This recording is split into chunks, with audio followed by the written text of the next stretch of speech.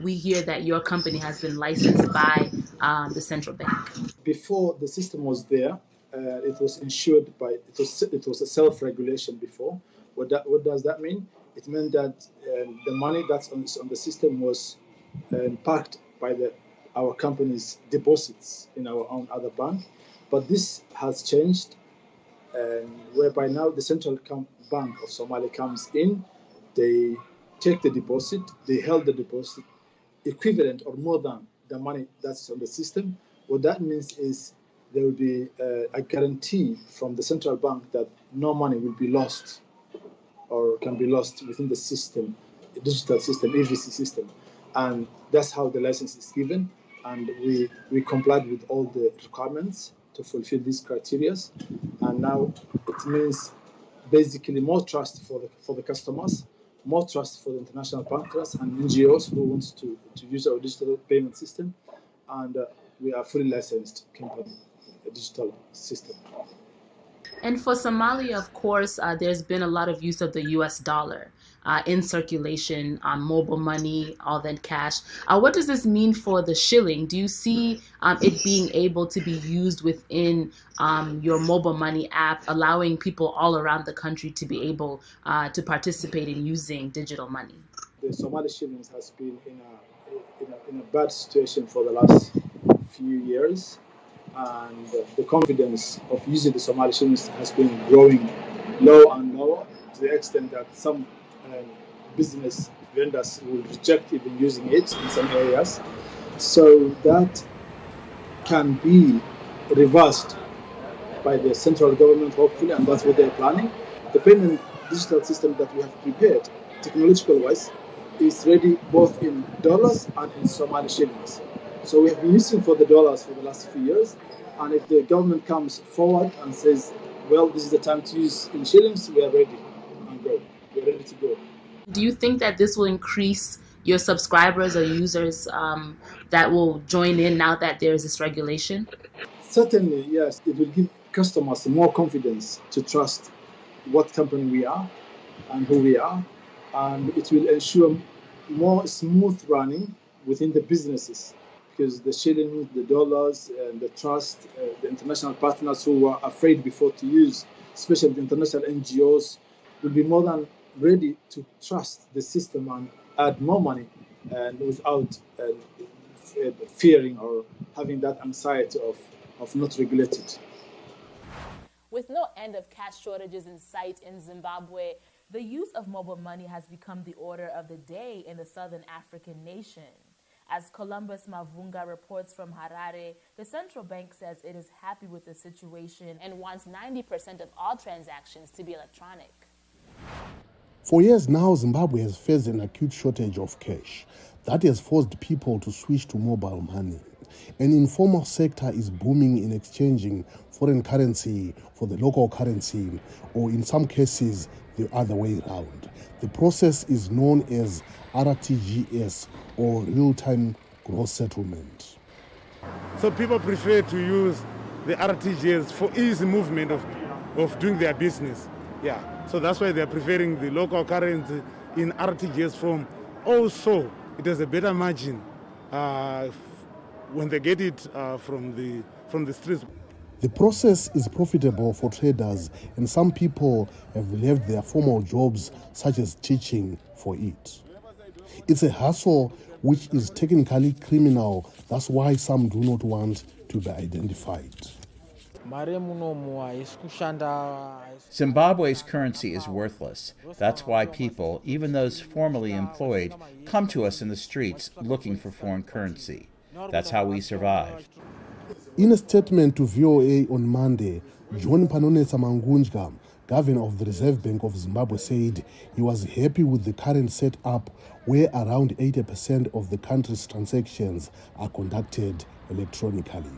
He said, our goal is to see Zimbabwe becoming a cash-light society where at least 90% of the monetary transactions are conducted through electronic products that include plastic money, mobile banking, internet banking, and electronic transfer, he said. But not everyone agrees with him. In this era, you want to go 100%. cashless. But you need to be very careful when you look at statistics. What we are celebrating at 80 and hoping to get to 90 may not actually be a success story. So people still need cash to the extent the electronic money itself is not yet fully acceptable to the transacting public. Chundu said that's why people often take their local currency the moment they have it and exchange it for US dollars or South African rand to preserve its value in case electronic cash becomes unworkable or is declared illegal. Columbus Mavunga for VOA News, Harare. Thanks a lot, Columbus. Now, coming up, we share a story of how one woman got creative providing a much-needed service for her community. Stay tuned.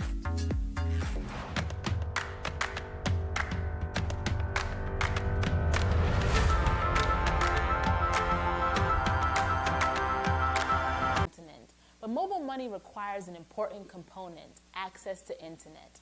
In Rwanda, an innovation firm, ARED, is working to connect the unconnected. Henry Nyakarundi, CEO and founder of ARED Group, spoke to VOA from Kigali on the importance of connecting more than 70% of the population. You know, what we're trying to do is connect the unconnected. You know, in Africa, statistically, 70% of the population are still not connected to the internet or still not using the internet. That's a huge number. If you look at business today, e-commerce, digital money needs internet. All these internet business are focusing on the 30%. And that's the challenge. Everybody's focusing on the 30% of the population that is connected. The middle class, you know, or lower middle class. But there's 70% of the population not connected. And that's where we're focusing on.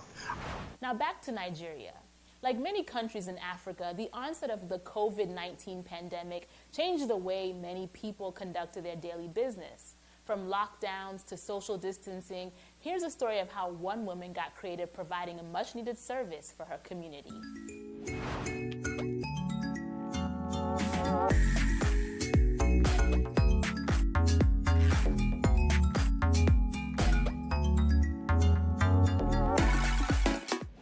Civil servant Ruth Oladimeji signed up with Money Point, a mobile money service on whose behalf she helps customers with services such as opening accounts and withdrawing cash.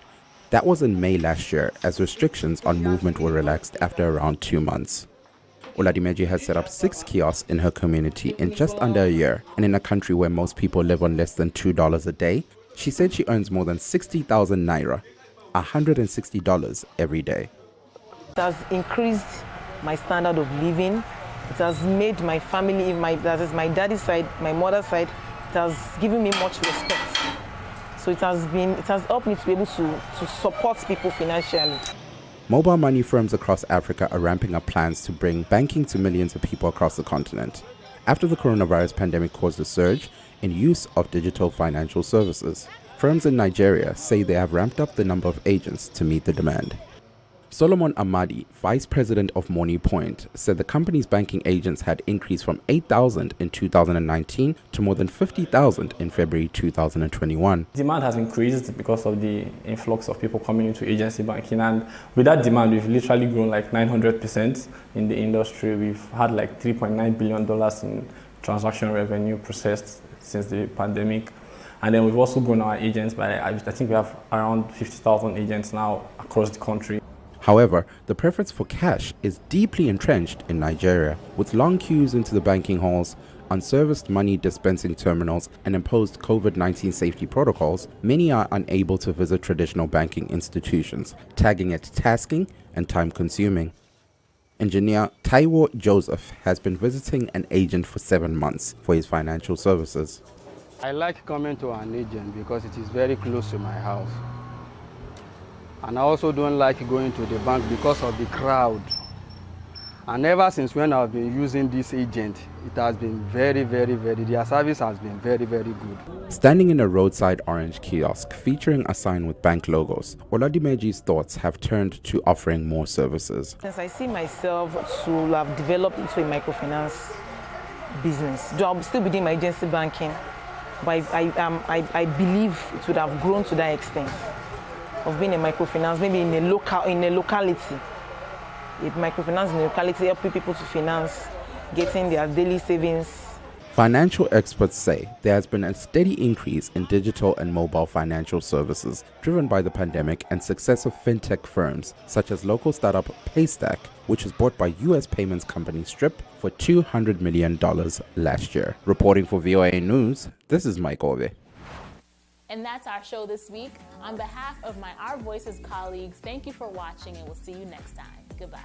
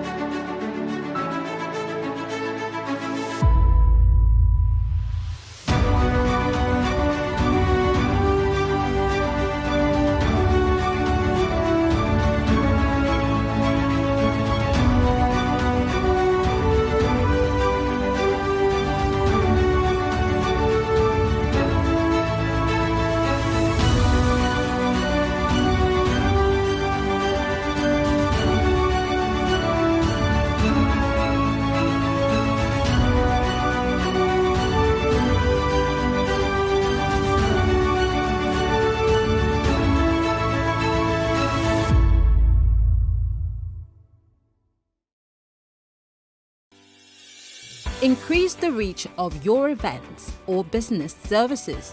To advertise on Plus TV Africa, please call 0906 000 5719 or 0909 040 8408, or send an email to marketing@plustvafrica.com. Plus TV Africa. Big stories live here.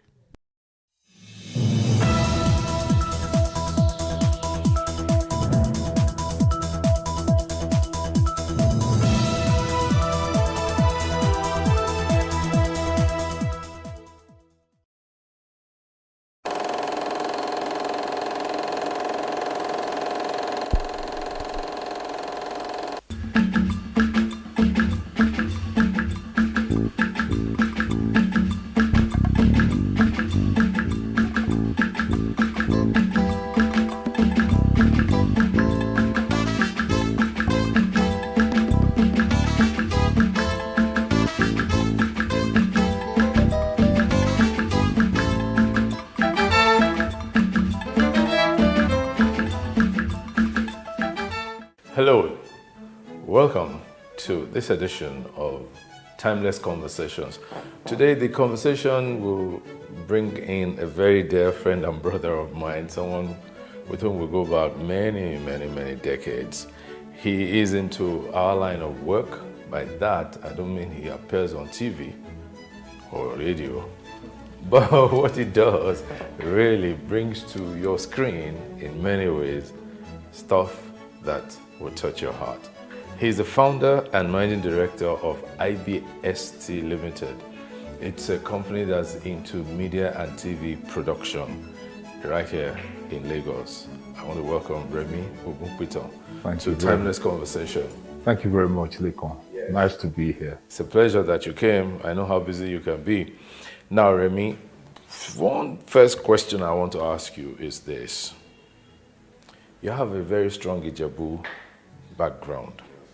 You also have a UK background, plus your Nigerian background. Tell me who Remy Ogunpito is.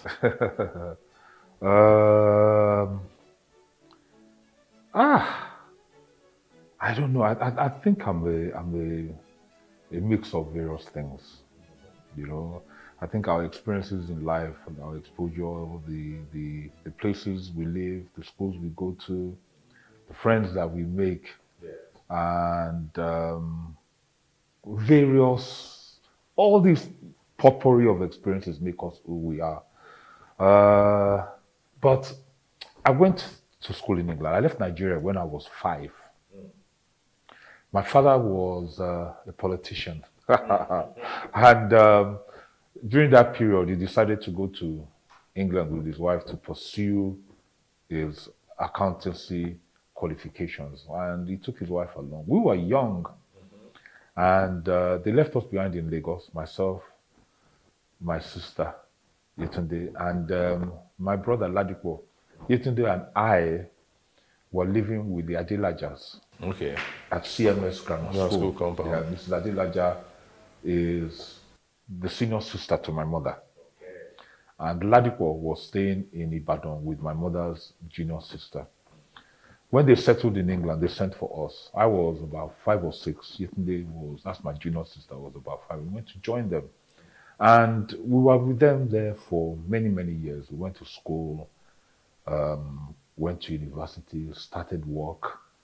My father qualified, worked in various companies and organizations, and at a period in time, he decided that he was coming back to Nigeria.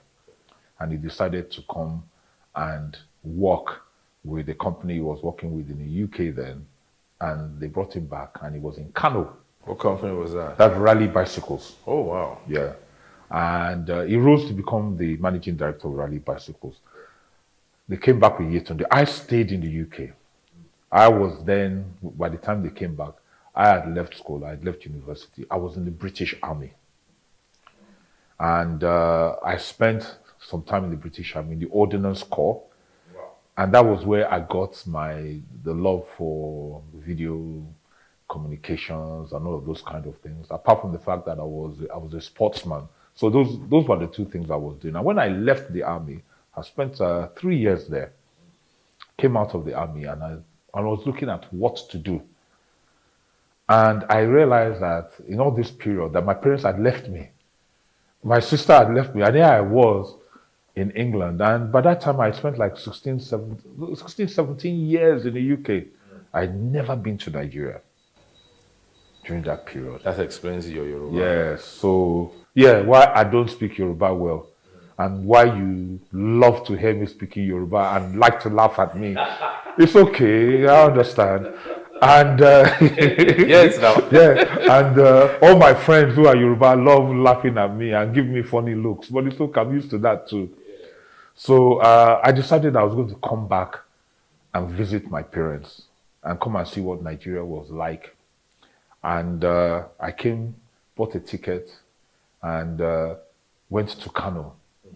And I want to tell you a funny story, because when I was coming back to Nigeria to visit, I decided I was going to look, amazing. That when I arrived at the airport, everybody know that this guy just landed from England, and that there was going to be, everything was going to be there. I'll just pick up the phone, I'll go to the public telephone, I'll call my mom. I said, guess what? Because it was meant to be a surprise. I'm in Nigeria, yeah, and all of that. So that's what I did, and I landed at Kano Airport, and I asked them, I said, please, I need a public telephone to call my parents. This is like 1980.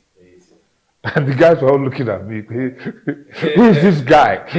public telephone, what? And I didn't have the address where they were living. All I knew as of that time was my father was the financial director of Raleigh Bicycles. That's all I knew when I landed in Kano. So I came out with my stuff. I called a taxi driver and I said, look, this is where I'm going. I want to go and look for this man. I want to go to the factory. And it was funny because that was the same man when my parents arrived in Nigeria. The same man? Yes, that took them to their home in Alu Avenue. In Kano? Yes. So the man said, don't worry. I know who you are. I know where they live. And then he took me straight there. Of course, my father at that time wasn't back from work. He had gone to pick up my mother, who then was teaching, and there was no lights. Culture shock. No light. So he dropped me. He said I shouldn't worry about the money, that we'll come back and collect the money. And I sat there for 2-3 hours in darkness, waiting for my parents to arrive. That would be They real drove in surprise. with their 504 Peugeot, they turned the light, they just saw me like this. They just ran out of the car. So, and I was in the north. I worked for some time in the north. I'm very familiar with the north. I worked in Kano, I worked in Zaria, I worked in Kaduna. I used to play rugby. We used to travel around together. I have a lot of amazing friends that I made in the north. When I came back to Nigeria, that period, it was peaceful. There was cohesion. There wasn't a lot of all this religious, dissonance and all of that. It didn't exist. The only thing that I witnessed during that period that was anything like that was the Maitassini riots. Maitassini riots. That was in 1980 or 81. Yeah, that was the only thing. But Igbos, Yorubas, Hausa people, we mixed together. It didn't matter whether you had money or you didn't have money. We were all one. She always used to tease my father when he used to misbehave that, look, don't talk to me anyhow. I'm from a royal family. My father is the Daguri of Idowa. So my mother was from a royal family. But Idowa is also Ijebu now. Yeah, Ijebu, yes. And my father too, you tell her that, look, my father was one of the richest men in Ijebu. And that's how they used to banter. And I just used to laugh. But that's my Ijebu origin. Yes. That's my Oyibo UK origin. UK origin. To Nigeria, where I've been since 1980. Yeah, yes. You see, I was going to ask you the question, but you alluded to it, so I'll just expand it now. But what attracted you to media and TV production? You said it started from the UK, when the I was British in the Army. army, yes. Yeah. We used to make, in those days, making career films, training films was a big thing. And I wasn't really doing that, but I was working in the department that used to do that. More like a production secretary. Yeah, okay. And I liked it, and I got interested in it. And when I applied to go to uni, which was Leeds University, to study film and television, it was the army that actually... Okay, so it was like a hop, step, and jump thing for you. Yes, and I got into it. Then when I finished, I worked a bit in the UK, CBS Records. Okay. I was doing what they call new release coordination, which is a big name for a runt job. Yeah, and it was during that period of doing that job I decided to come back. And and that's when I started getting into TV production. I went back to Unilag, I did Mascom again, I met Jimmy Odumosu, worked on some of his projects, Fiery Force, and that was how I started getting into the industry. Into the industry. Yeah. But you must have seen something that made you say, this is the line I was going to stay with. It was, some things are fortuitous in the sense that it's destiny. I went through a lot of different things. I worked with, when I finished at Unilag, Jimmy Odumosu was doing a project then called Fiery Force. Fiery Force, yes, I remember that. And I ended up being the production manager on that. Yeah. And I've met a whole lot of people. That was where I met Doyin Jaisimi and quite a lot of other people. Doyin is my cousin. Yeah, and Doyin Jaisimi played a significant role in my life. Yes, because things were not easy then. My father was a bit of the disciplinarian. The way you make your bed is the way you lie in it, and at times we just leave you to sort yourself out. Yeah. And Doyin, after school, Doyin took me in, and I lived with him and his wife, Lucy. Yeah, Lucy, yeah. And I was with Doyin for almost a year. And if you you might not remember, but the commercial that we did together. Yeah, I remember we did the Sheraton Hotel. Yes. It was Doyin that took me to you. That's true. That's true. Yeah, you see life. That's true. That's true. That's the circle true. of life and that Doyin is my cousin, like I said. Doyin So was at LTV. Said, no, let's go to Lekonkan. Yes, can do this for you. That was, so I went through that phase. I went through that phase of with Doyin thinking that we were going to start an amazing TV production company doing commercials. We did that commercial and then didn't get another commercial for a while. For a long while. So I had to go back and look for work. For work, okay. And that was when I now ran into Doyin Osasoni Adun. Okay. And I started working at DBN. At DBN, yes, that's true. In fact, the interview for that job was myself and Sheye Kehinde. Really? Yes. Sheye Kehinde looked dapper that day. If you see the suit that he wore, the shoes, I said, lie, I cannot get this job with this guy looking like this. But we did that interview together. I think he had just come back from England or something. England too. Yes. And I got the job. But I remember it was me and Sheye. We sat down to each other. We sat down next to each other. Wow. So I worked with Osa. Osa was one that really opened up my eyes. Good. He gave me a lot of responsibility. And he gave me a lot of opportunity. I was in charge of production. I was able to travel to around the world. Osa paid for it. Yeah. I'll go to NAB. I'll go to IBC. Yeah. I'll go to Cannes. All those places. I think he had a lot of faith in me. Yeah. And I was also able to challenge him in terms of, intellectually and in terms of vision and direction and everything. And I think he liked that. Yeah. Because he had just come back from America and he had set up DBN. He had DAS network and everything. Yes. And we got on really well. And also had a lot of arguments. But what was important was that it was somebody that was always able to accommodate and listen.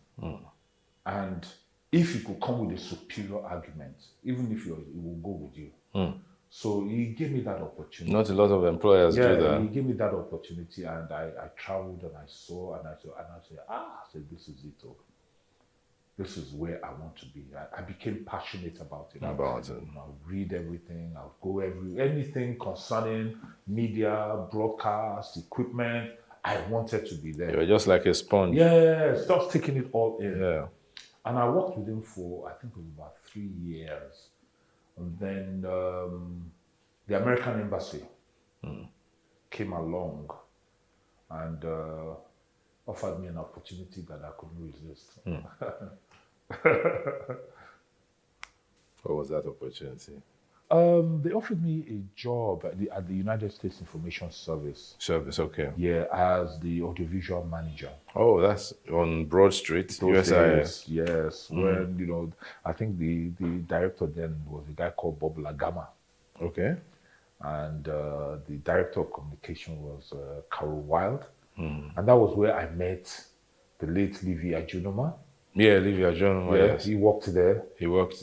And there was an amazing Hausa guy, Kabir Dangogo. Okay, yes, I know that. You know Kabir Dangogo too, Yes. So, but what was amazing about it was that was where I really got introduced to technology. Because even as of that time, this would be like about 1987, 86, 87, everything was computerized. And I'd never been exposed to a computer before then. Computers. It was a new thing. Everybody also start shouting about, I've got a 286, I've got a 386 computer, Yes. I've got a 486. Yes. And that was where I got introduced to computers and technology and everything. And I just soaked it all in. And it was the same time too that I started talking to my cousin, Wega Adelaja, about, he was then the managing director at a television company called Nationwide Television, yes, I remember that. Which I think was set up with the late Mike Enauro. Mike Enauro, yes. Yes. And he was also running it with a guy then called Felix Egbanumo. Yes. So we started talking, blah, blah, blah. We're interested, can't continue working for people all our lives. This thing, we know it, let's do it. How are we going to do it? We don't have money.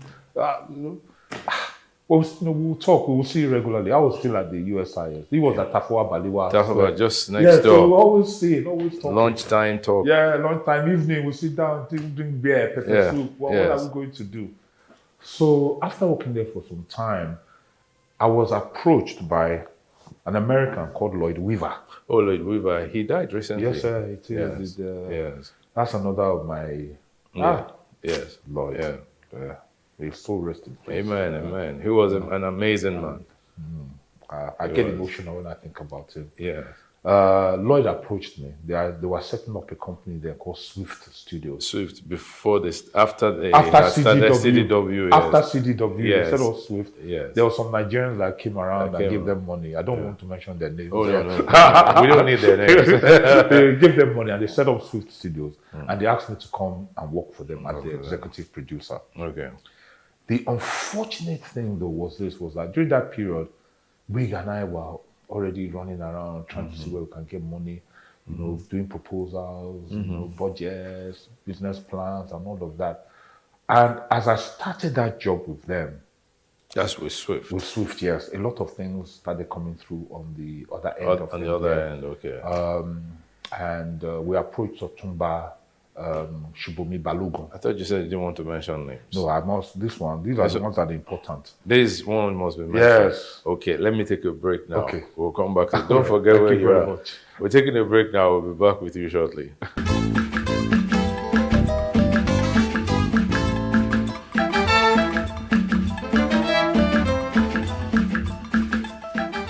It's still Timeless Conversations, and I'm talking with my friend and brother, Remy Ogunpiton. So you were going to mention names of, or the name of someone who stood by you in that quest. We approached, when we decided we wanted to set up a production company, we approached Shubomi Balogun, or Otumba Shubomi Balogun, who then, FCMB. But then he had a finance and security firm called City Securities. Yeah, City Securities, yeah, that's true. And he believed in the dream, and he gave us money, a lot of money, hundreds and hundreds of thousands of pounds then in 1989. That was a lot of money. Yeah, and we took the money, and I think we did well. We set up a company called Solar Productions. Solar Productions, it was in Lupeju. Yes. Town planning way. Yeah, we had people like Olumide Ofere, Mike Afigo, Unwosu, plenty of, the big company. I know all of those guys. Yeah. Yes. You know them now. Yes. Moses Ebere. Yes. All of them. They were all, and we had an amazing business, and we quickly established ourselves in the marketplace and did a lot of work and started to make money. But things fell apart. How? It's simple, and I think everybody can relate to it. If a business partnership is a marriage. Yes. And this was not even a ordinary business marriage. This was a business marriage of family. Yeah. Everybody on the board was family. Yeah. In fact, City Securities Limited then was represented by Bolaji Balogun. My father was on the board. Mega's father was on the board. But the directors, they're not involved in the day-to-day running. It's their running, sure. You see, when two people who are meant to act as one have a different vision, the center can never hold. It can't. Whether it's in a business, whether it's in a home, whether it's any public institution, whether it's the president and the vice president. Sure. Once the vision diverts, it can't hold. And that's basically what happened. And apart from differences also, because division comes because of differences. Differences in approach, differences in ability, differences in skill, differences in the ability to manage funds. Even in style. Everything, yeah. And even differences in terms of who the clients prefer to work with. Maybe they prefer working with this person to this person. And all those things become convoluted. Jealousies come in, all kinds of things come in, and it becomes difficult for the center to hold. So after 5 years, I left. And for quite a period of time, almost like a year, I didn't know what to do. I knew that, I'm going to do work in production. I knew that. Yeah. And then I was again, God continues to send people along. And then I was again rescued by two gentlemen called, who then were running an advertising agency called Concept Unit. Larry Awukoya and Kaide Ido, yes. who basically came to me and said, well, look, we've been working with you for a long time. We like the way you work. Da-di-da-di-da. We've noticed that you're no longer with Bega. What do you want to do? And I said, I want to set up a production company. And they said, fine. They're interested. And they put some money up, a substantial amount of money. And I looked at the whole thing. And of course, you tell your family, look, this is what I want to do now. I want to put money up, I want to start a new business. And I remember my father saying, no way, that you're not going to take their money without any of your own money in there. How much do you have? I told him, he said, no. He said, we're going to match them penny for penny. So that this time around, we have a hold. And that's what we did. So I was able to use some money I had. My father gave me a substantial amount of money and added it to what they put in. And we started Schaff-Weisberg Media, Studio 77. I remember that. I just wanted to hit you a little bit. Your disciplinarian father. Yes. Supported you. Yes, he did. I'm underlining it because we'll come back to it. Yes, he supported me. Yes. And that was how we started getting services. Yeah, I remember that. Which was, it was used. So by the time I decided I wanted to go on my own 100%, when I sold my shares, it was a juicy bit of money. Very good. And with some other businesses that I had done at that time, like the All Africa Games and everything, I started IBST till today. What does IBST mean? Integrated Broadcast Services and Technologies. And Technologies, okay. Yeah. All right. So congratulations on that roller coaster of a movement. Now, because that's the space you operate in, the production sector of the Nigerian media space appears to be growing, interestingly, at both a fast and slow pace. Fast because technology is moving fast, but slow because of peculiar Nigerian challenges. What do you think can bring us to par with other clients? And by other clients, I mean even other African countries, like South Africa, for instance. What do you think can bring us to par with that? That's an interesting question because our sector is made up of various and very, very, very, very diverse ingredients that make it a whole. If you look at our film sector, everybody will think that it's growing, that we're seeing a lot more of our movies on Netflix. Yeah. There's a whole lot more commissioning going on and things like that, which makes sense. Yeah. Because that's the perception. Yes. In our TV industry, broadcast, terrestrial, cable, OTT, and online, things are not moving so rapidly in terms of revenue. Yes. There are revenue challenges there. There are challenges in technology. And if you look at where we are and how broadcasting is done today, a lot of it is still it's all IP based. Yes. So we're dealing with the issues of technology. We're dealing with issues of how do we improve our quality. And to improve your quality, you need to access revenues.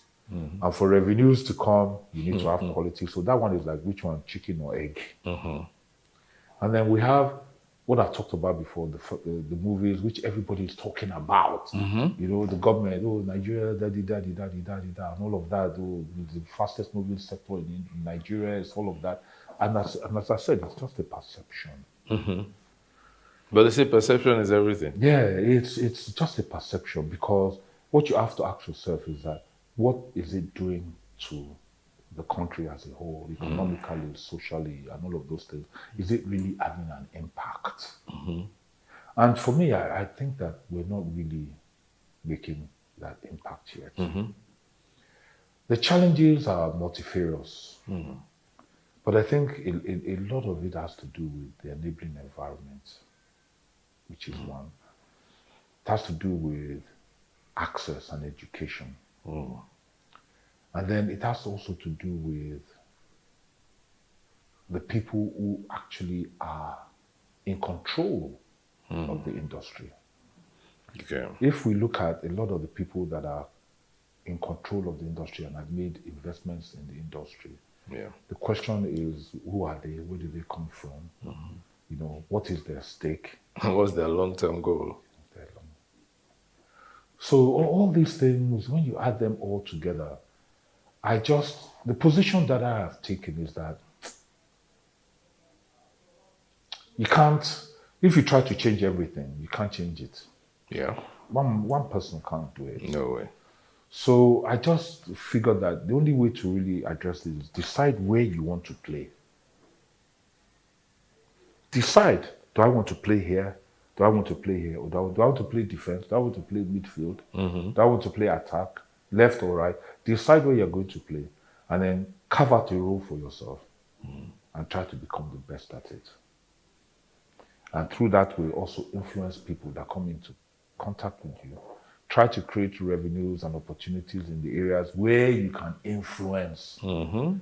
Because, Nico, I'll be honest with you, I get confused a lot about Nigeria and the direction, especially even in our own industry. Yes. Because, you know, we can't isolate ourselves from everything that's going on around us. So that worries me. So that question is something that is an ongoing discussion in my mind. Yes.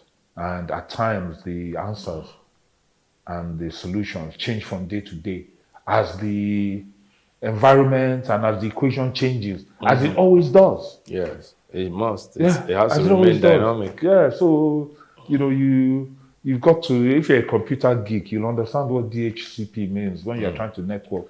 DHCP means that it's on a dynamic frequency. So if it goes up, you go up with it. If it comes down, you come down with it. But then you must remain consistent. Yeah, but as long as there's a throughput, as long as there's data coming through, if it is good, it will be fast. If it is slow, you'll still be able to access, but it will be. But then you see, the consistency I even mean is, I know this is not to patronize you. I know that your love for technology and innovation has been always at the forefront and the background of your engagements. So in your company, in your productions, we see a lot of that. Yes. And that love, for me, is the consistency. Yeah, okay. That can drive the engagement. So for you...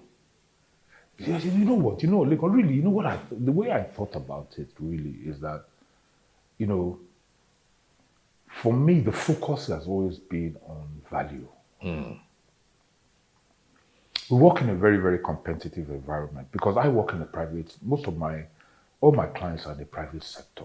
And a lot of those clients are driven by institutional values in terms of quality, excellence, what they want for themselves, how they want their brands to be perceived and all of those things. So a lot of things that one does is focused on value. So the equipment, the personnel, the manner you run your business, the style and all of those things are just a means to an end. Yeah. So technology is just one of the legs of ensuring that you deliver value. But whatever is required to deliver value is something that I always try to ensure is contained in our offering, in our product offering, because a lot of people say Nigerian business, man no man. Yeah, fine. But when man no dey nko, when the man has gone, yes, what are you going to do? So the only thing that is sustainable is value. Is value. So that's just the way I look at it. Thank you, Remy. We'll take another break and resume our conversation. Wow. Please stay tuned.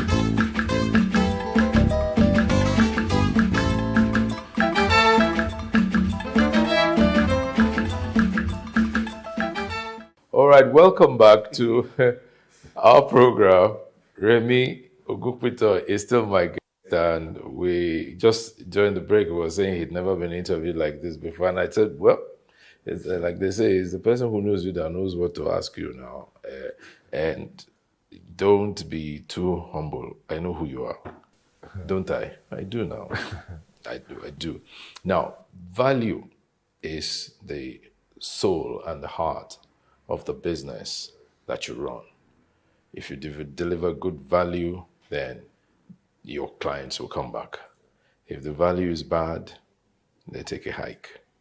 Now, you don't want them to take a hike. However, in rating the media industry in the country, what would you like to place your finger on as what can improve our industry?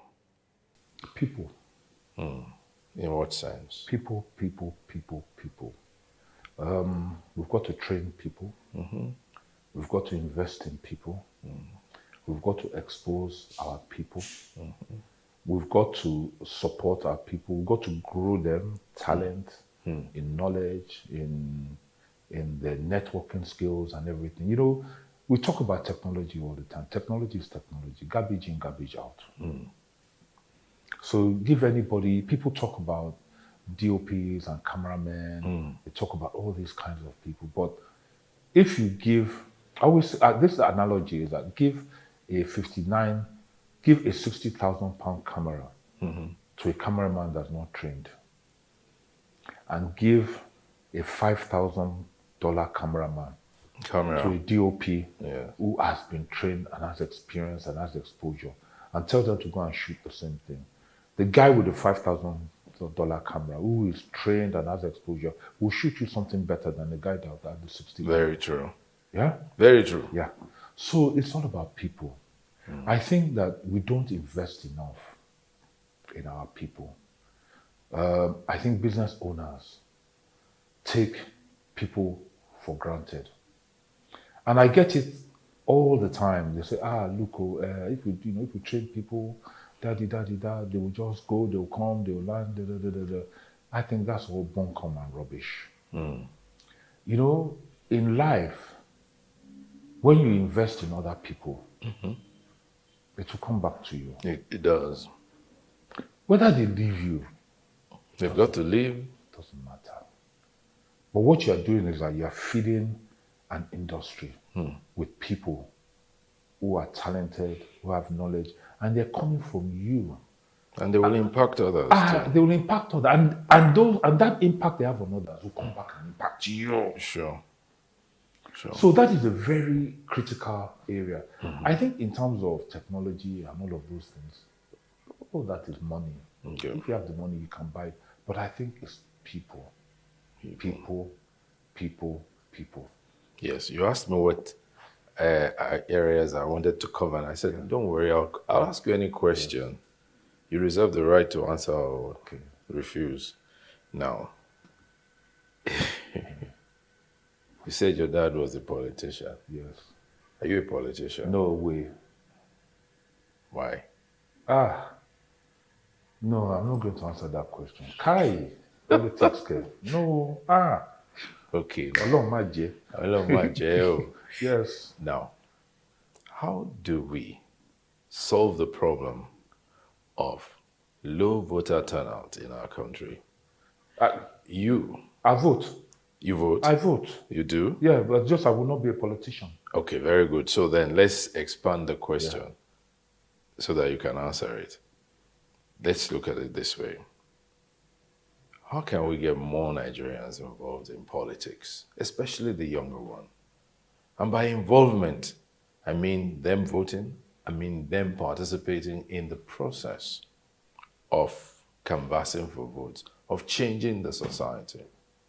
That sounds like a complex question, but it's Yeah. actually very, very simple. Until we show that our people have a stake in government, in the decisions that are made by government, that those things are done in their own interest, you will always continue to have low public turnout during voting because there is no trust and there's no belief and there's no validity in the minds of Nigerians about the system being operated in their interest. How do we show that? By ensuring that the things that matter will start to change it, by showing that there's actually, truly, there's justice in the system. By showing that everybody is accountable to the law, that nobody is above the law. By showing that it's only the best people that will run this country. Merit. Yes. By ensuring that if you are running government, you are accountable. Those are the things. They're very, very simple, actually. By showing that that government cares about the education of the child of somebody who is poor, the hospitals that they go to. As it is now, the majority of Nigerians don't believe they have a stake in the country. The people that are fighting for a stake in the country are the politicians and the people that identify with them. And of course, the elite ruling class who have invested money and are working to try to keep their businesses going, their manufacturing plants, their banks, the retail shops, the restaurants. Yeah. They're the people that have that seem to have a stake because things that happen around them impact them. But the average Nigerian believes that no matter what impacts them, they can't change it. They can't change it. So that's why they don't bother to vote. How do we achieve that change? Lincoln, it's a very interesting question, but I used to be very idealistic about all these things, and I used to be very vocal. And I came to the conclusion that we're in a big ocean of, can I say, rishi. And that I, as Remi Ogunpiton, the only way I can impact and do anything is within my sphere of influence, within the people that I relate with, that I do business with. Spot on. We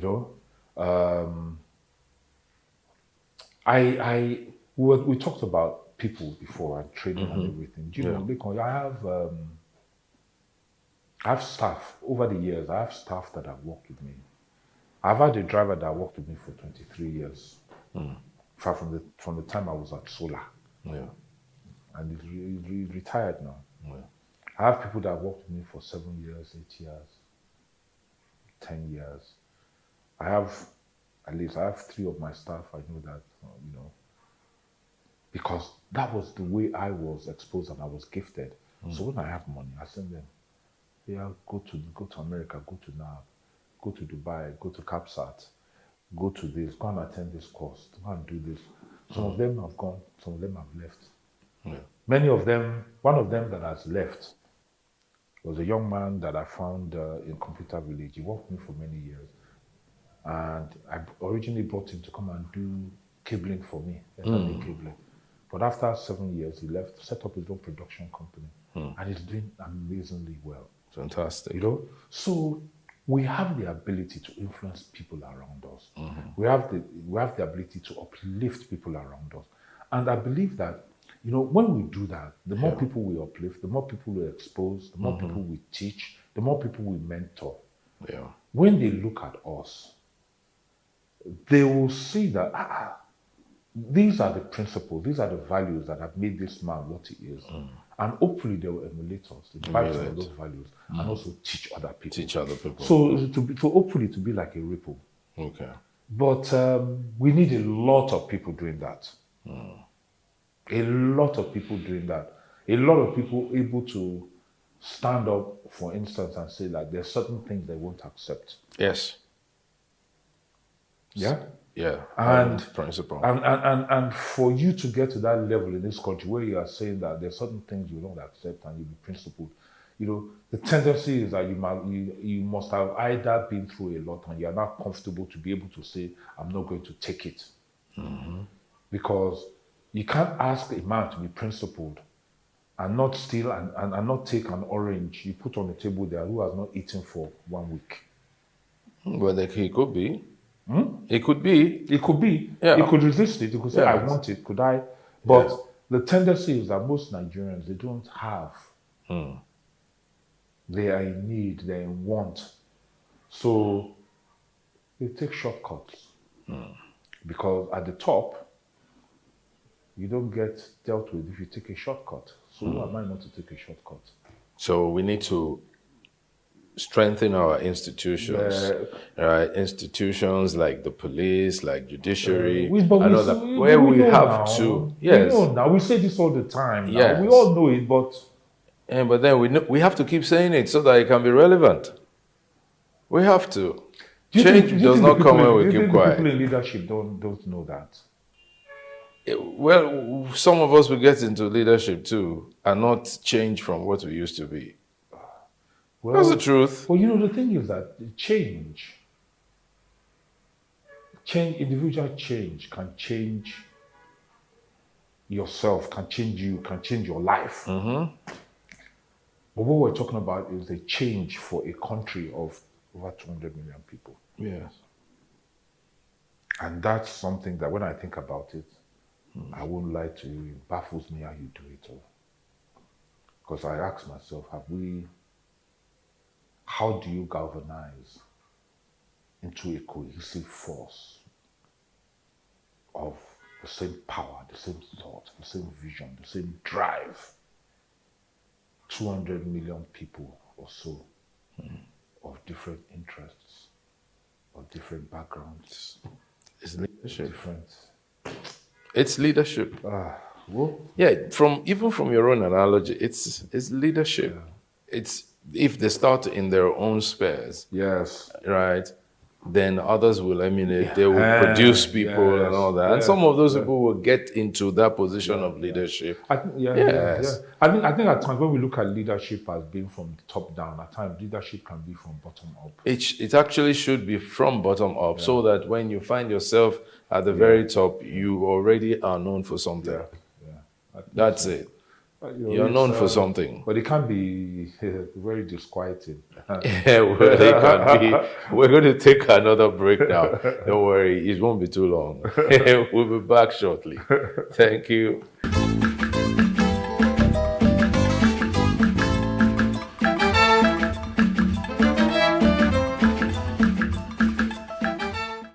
Welcome back to the program, where we're talking to none other than Remy Ogunpitan. Now, Remy, in the last 3 or 4 decades, about 4 decades now, almost 4 decades, you've been doing business in Nigeria, you've worked in this same industry, you've led or headed, and then you have founded, right, companies that deal with production. What's that experience been like for you?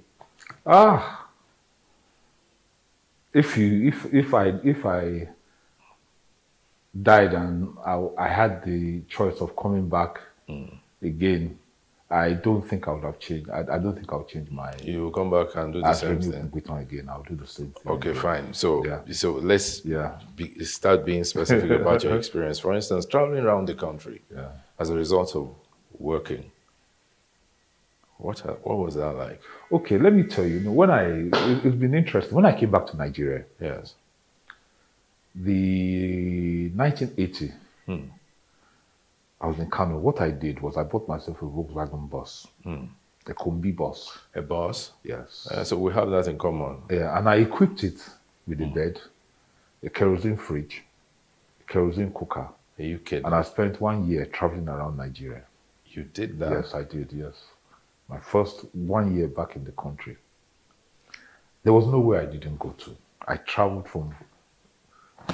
There was nowhere I didn't go to. And in some places, I would spend a week or 2 weeks. I remember I spent 2 weeks in Boko. Really? Yeah, because I met this girl and I thought I was in love with her, but I had to move. But there was nowhere I didn't go to. From Sokoto so to you left the love back in Boko. I moved, from Sokoto to Potiskum to Nguru to Biu to Daura, Dambata, Adeja, just driving. Yola, Guzo, Mubi, yes. All right down to Miduyo, Kafancha, Funtwa, Adeja, Guzo, Kafancha, Kontagora, all by Shendam, Jos, yeah. And I did that for about 11 years, almost a year. And it was amazing. And your parents left you to do that? Yes, now. There was no... Yeah, well, you were a full-grown and apart from that, Nigeria wasn't stressed now.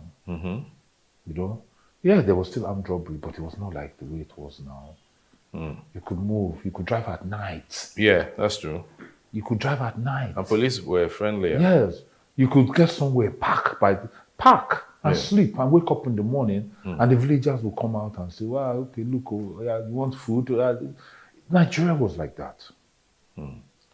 Now, it's not so much like that. Yeah. We travel a lot now. Our production crews today in Nigeria, when we travel to locations outside of, let's just say Ibadan, Abeokuta, but the minute we're going to Ilorin, Akure, Benin, all those places we normally go by road. We go with police escort. No. Yes, we do. But you didn't need that in 1980? No, you didn't. Even when we were doing productions where we were traveling on the road with things like Benson and Edge's Golden Tones, the road shows, when we were doing Rothman's Groove, the road shows and things like that, Peak Talent Show, Blue Soccer Academy, all of those things. We used to travel by road. We didn't used to go with police now. But now you do. You do. Some of the clients will not even allow you to travel without them. I mean, we work for flour mills, we work for a lot of the oil companies. You can't go anywhere without security. Without police? Yeah, you can't. These days? Yes, you can't. It's impossible. Yeah. What's that like for you? Someone who's traveled all by himself. Yeah. And now needing police escort to it's just part of the... It's part of the mix now. These things, they become normalized. So you don't see, what happens is that over a period of time, things that you're not used to, you now have to start putting them in place. And after a while, they become normalized. So you don't even see it as being unusual. You see it as being just part of. Just part of. Yeah. Like our international clients that we work with. Yes.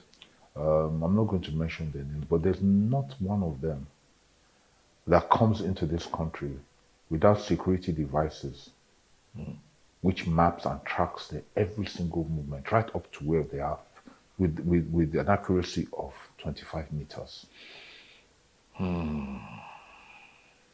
They carry it. It's not a phone, it's not anything, but a lot of people don't know it, but it will be on them. So that if anything happens, they can be tracked. So that is there. In terms of work, liaison with Nigerians and getting things done, it's a bit more challenging because Nigerians are wiser. They know that a lot of these things that people do, you want to use a place, you want to use somebody's shop, you want to shoot in a location, they understand that what we're doing, we're being paid for it and we make money from it.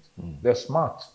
Social media, live TV, cable TV has made everybody understand. Made them aware. Yeah. So, they will cooperate with you, but, these days you need to drop something. We're shooting something in the market on the 3rd of February.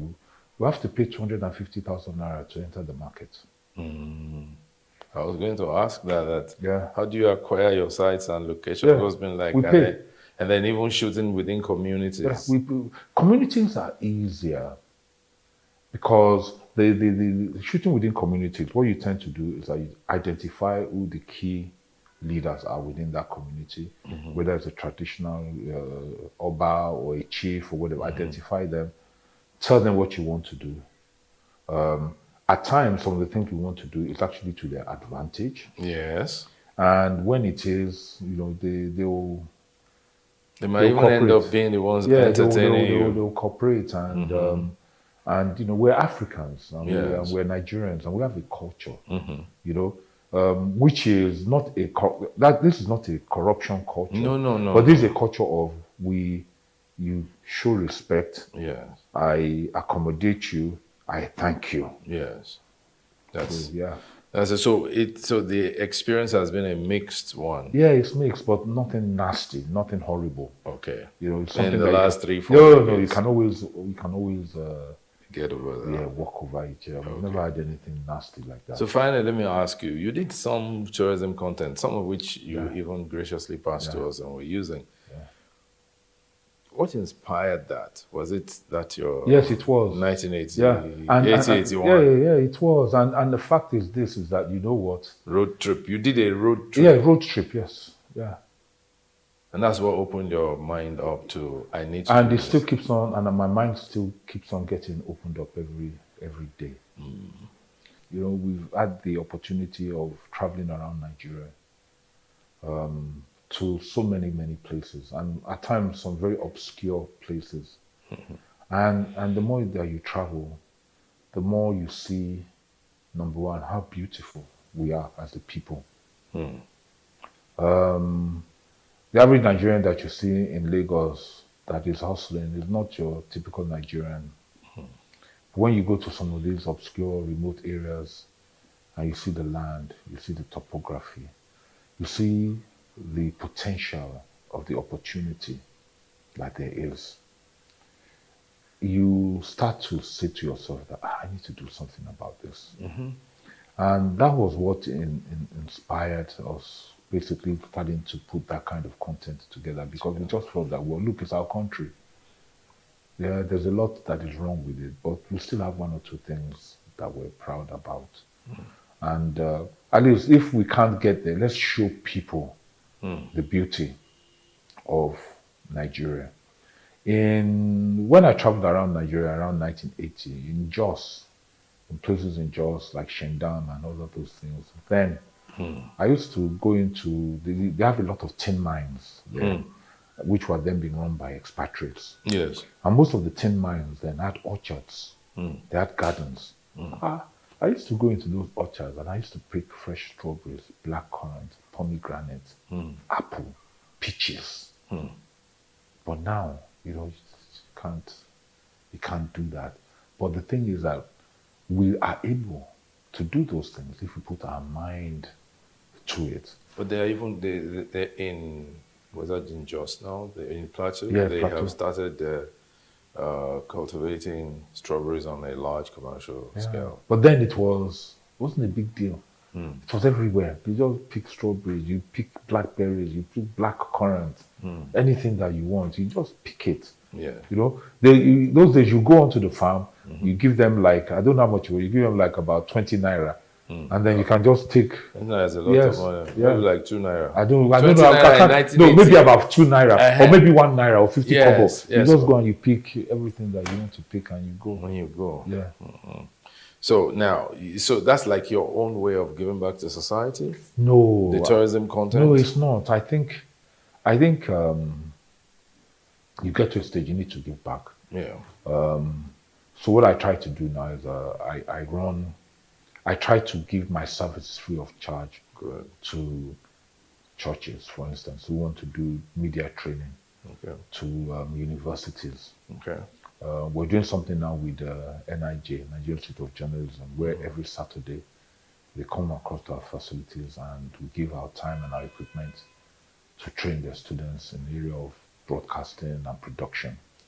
There are other things that one is doing, but what I found is that the only way I can give back, and I feel very, very satisfied about it, is to try and improve what is going on in our industry, because there's so much, there's still so much to do. I want you to give back to us. Okay. Let's work together Okay. on a documentary. Okay. You know, on the bridge, when you are coming towards the island, Yeah. you know, Okobaba, Makoko. the timber. Yes. I'd like us to do You know the funny a thing? documentary on that, because you know there's a period that they will bring so much of the timber. We discussed this. And it will be all over the place. We discussed this in a meeting. Yeah. About 2 weeks ago in our office. And we'll go all the way to Ondo. Ondo, Kitipupa. Where they now build the raft. Exactly. And then ship it down. And if possible, follow the raft. Who's going to follow them? Me and you? No, follow. We don't have to be the ones. We have big belly now. So yes, we can't. And we have underlying. We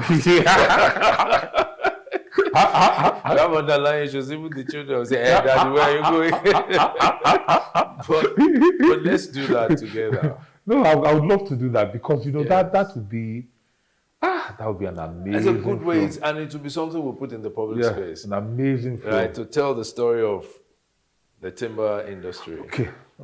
I'll take your offer up on that. Yes, we'll do it as a joint production. Yes, let's do it together. Okay. Let's merge forces. Yeah. Right, write scripts and all that. I can voice. We can put all those young boys to. You can go get this our young guy on the camera. Yes. To shoot and all that. You live on the raft for 2 weeks, because that's how long it takes for them to. It takes 2 weeks. Yes, I know. You'll be eating on the raft, sleeping on the raft. Yes. Just take plenty of mosquito repellent. Yes, that's it. It will be good. It will be an experience for them. And worst case scenario, we can train somebody on the raft that can position the camera and all that. No, they have to go with them. Exactly. That's it. Anyway, it's been nice talking to Remy. Remy, we know each other. We know how far we've been together. And I'm just so amazed at your accomplishment. I'm not any way flattering you. You know that. We don't flatter. But just commending your great work. And thank you so much for coming. Thank you very much. Right. Yeah. Thank you so much. And we thank God too. Yes. So today we have another episode of Timeless Conversations. It's been Remy Ogunpitan as my guest today. Thank you all for watching.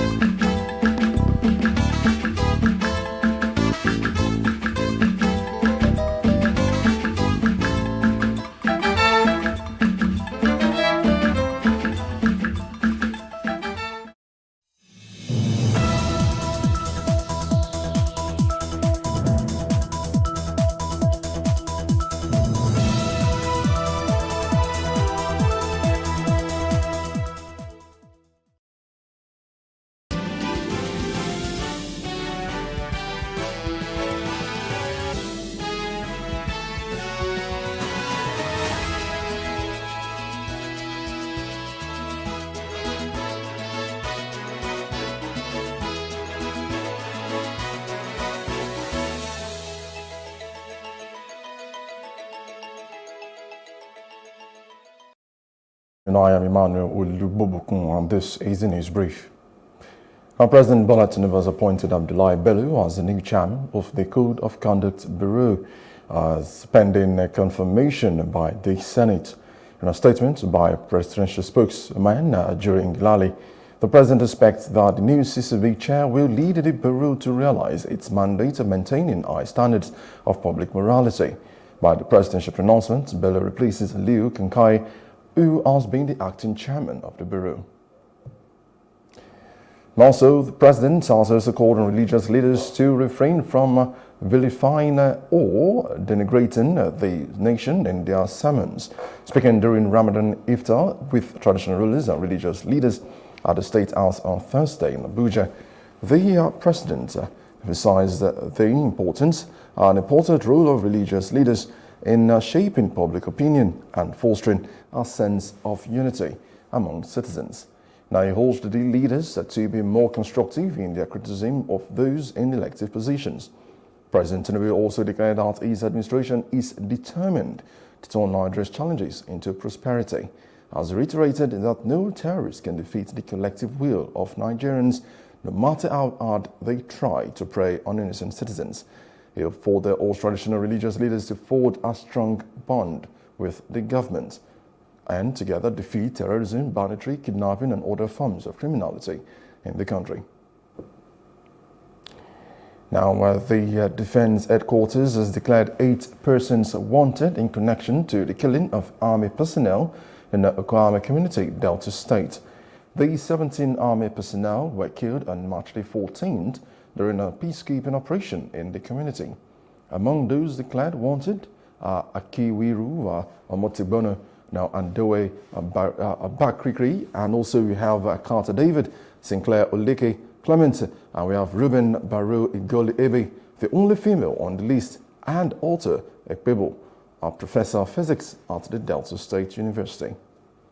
We must never allow what happened in Delta State that resulted in the killing of 17 soldiers that were buried yesterday to ever repeat itself in this country again. We must never allow it to happen again. When you look at our armed forces is a force for good. We are deployed across the country for a reason. And it is for that reason that we have put out this banner of 8 persons, including a woman, as wanted persons. We will do whatever it takes to get these people. If we need to put a bounty on their head, we will do that. Meanwhile, the Federal Court in Borno has ordered the release of no fewer than 313 suspected terrorists arrested by the military. The court ordered their release for lack of evidence to nail the suspects after the investigation, of which the Director, Defense Media Operations, Major General Buba Edward, disclosed this during a briefing of military operations across the country in Abuja. He assured that all the military would comply with the court order and release the suspected terrorists to the state government. Court in Maiduguri has ordered the release of 313 persons that have been in detention for terrorist-related offenses. And the release was ordered on the 5th of March, and the reason was for want of evidence. Like I did mention earlier, it's not the first time that this is happening. It has been happening over time. And what the military is doing about it is stressed for us to recognize that these operations are complex operations. So we will improve our battlefield evidence collection if that will help in ensuring that the prosecutions. Now, the Nigeria Guild of Editors, the NUJ, and the International Press Institute have condemned the continued harassment of the press by military institutions. The bodies made joint condemnations in Abuja while explaining the ordeal Olusegun Olatunji went through in the hands of the Defense Intelligence Agency, the DIA, shortly after his release. Segun Olatunji, the editor of First News, has been in the custody of the DIA since March the 15th. They called on the President and Commander-in-Chief of the Armed Forces to ensure that the military surrenders to democratic authorities. We do not think this kind of attitude should be condoned by President Bola Ahmed Tinubu, particularly and Nigerians in general. If officers in a military institution like DIA could hack a journalist's telephone, mishandle his wife, abduct him, detain him secretly for 14 days, and disobey senior officials of the federal government, then our democracy cannot be said to be safe. Although our colleague has been released, we are calling on President Tinubu to ensure that these officers are punished for their bad behavior. By our standards, the action of the DIA, General Musa and General Ndiaye are against the provision of the Nigerian 1999 Constitution and other international instruments to which Nigeria is a signatory, which forbid the detention of any citizen or resident beyond 48 hours except with a valid court order. More so, the DIA action is a direct attack on press freedom. One of the core missions of the press freedom is to serve as a watchdog on power. The press, we all know, is the connection between the people and the government. If the press is not allowed to carry out its social and constitutional responsibility, but instead obligated to power, it simply serves as an extension. The journalist explained that the actions of the military were unlawful and anti-democratic. A situation where a journalist is abducted and nobody could really ascertain where he was kept for 14 days. It speaks volumes. And like I said earlier on, it's so concerning, you know. And it is therefore very, very important that Mr. President Bola Ahmed Tinubu must call these officials to order. The only other thing that I would say is that journalists must learn to come together to protect themselves. We want to thank all of you for the report that you've done on this matter. We have to be more vigilant going forward. You can see that there are still lots of anti-democratic forces in our country, even though we're a democracy, 24-year-old democracy now, but there are still lots of people who are uncomfortable with the media and the kind of work the media does. Meanwhile, the Minister of Information and National Orientation, Mohammed Idris, has reiterated the government's commitment to upholding the principle of press freedom, while urging media professionals to exercise their freedom with the utmost sense of responsibility. Idris made the remarks in Abuja when he received senior executives of the Center for Media and Society on a courtesy visit to his office. The minister said press freedom is the cornerstone of a thriving democracy, and the government fully recognizes the importance of a vibrant media landscape in fostering democracy. Idris said it is wrong to internationally disseminate misinformation and inflammatory reports aimed at sowing discord and promoting anarchy within the society under the guise of press freedom. Information management is not about propaganda. It's not about saying things that are not untrue. It's about projecting the image of government while also protecting rights of citizens to information. And this is what we intend to keep. The issue of press freedom, yes, the media industry in this country, I still insist, the media is largely free in this country. We may have one or two infringements sometimes, but the media is largely free. The President Bola Ahmed Tinubu intends to make it even freer. There is no way democracy can thrive if the media is not free. The media has to be free for democracy to thrive, and government is pursuing that vigorously. We must emphasize that the government of President Bola Ahmed Tinubu, because he himself is a product of press freedom, and he cannot in any way attempt to stifle that freedom that he himself has enjoyed. His message consistently to Nigerians is that everyone will breathe. The poor, the rich, everyone will have to breathe. And it is the media that will create that environment for that freedom to occur. Now, after 17 days in captivity, they abducted the school children from Kuriga have departed Kaduna for the community in Chekan local government council of the state. The state governor Vasani, who met with the children before their departure, acknowledged their resilience and pledged to support their education through his foundation. Also, the government has donated the sum of 10 million naira to the family of the head teacher who lost his life in captivity. And that is the reason why the state government have decided to support the family, and all the children of Mala Abakar will be given scholarship by the state government to finish. But also support the family, because of what they went through. So that is the song. You can see his father died in his presence. The father died because of medical complications. That was why he lost his life. May his soul peace. Now that we have yesterday, they were all happy. Some of them were crying, licking their toes for the first time after almost 16 or 17 days. They will go back home today by the grace of God. But what I will say here is that all the 137, like I told you, they will be the children by the grace of God.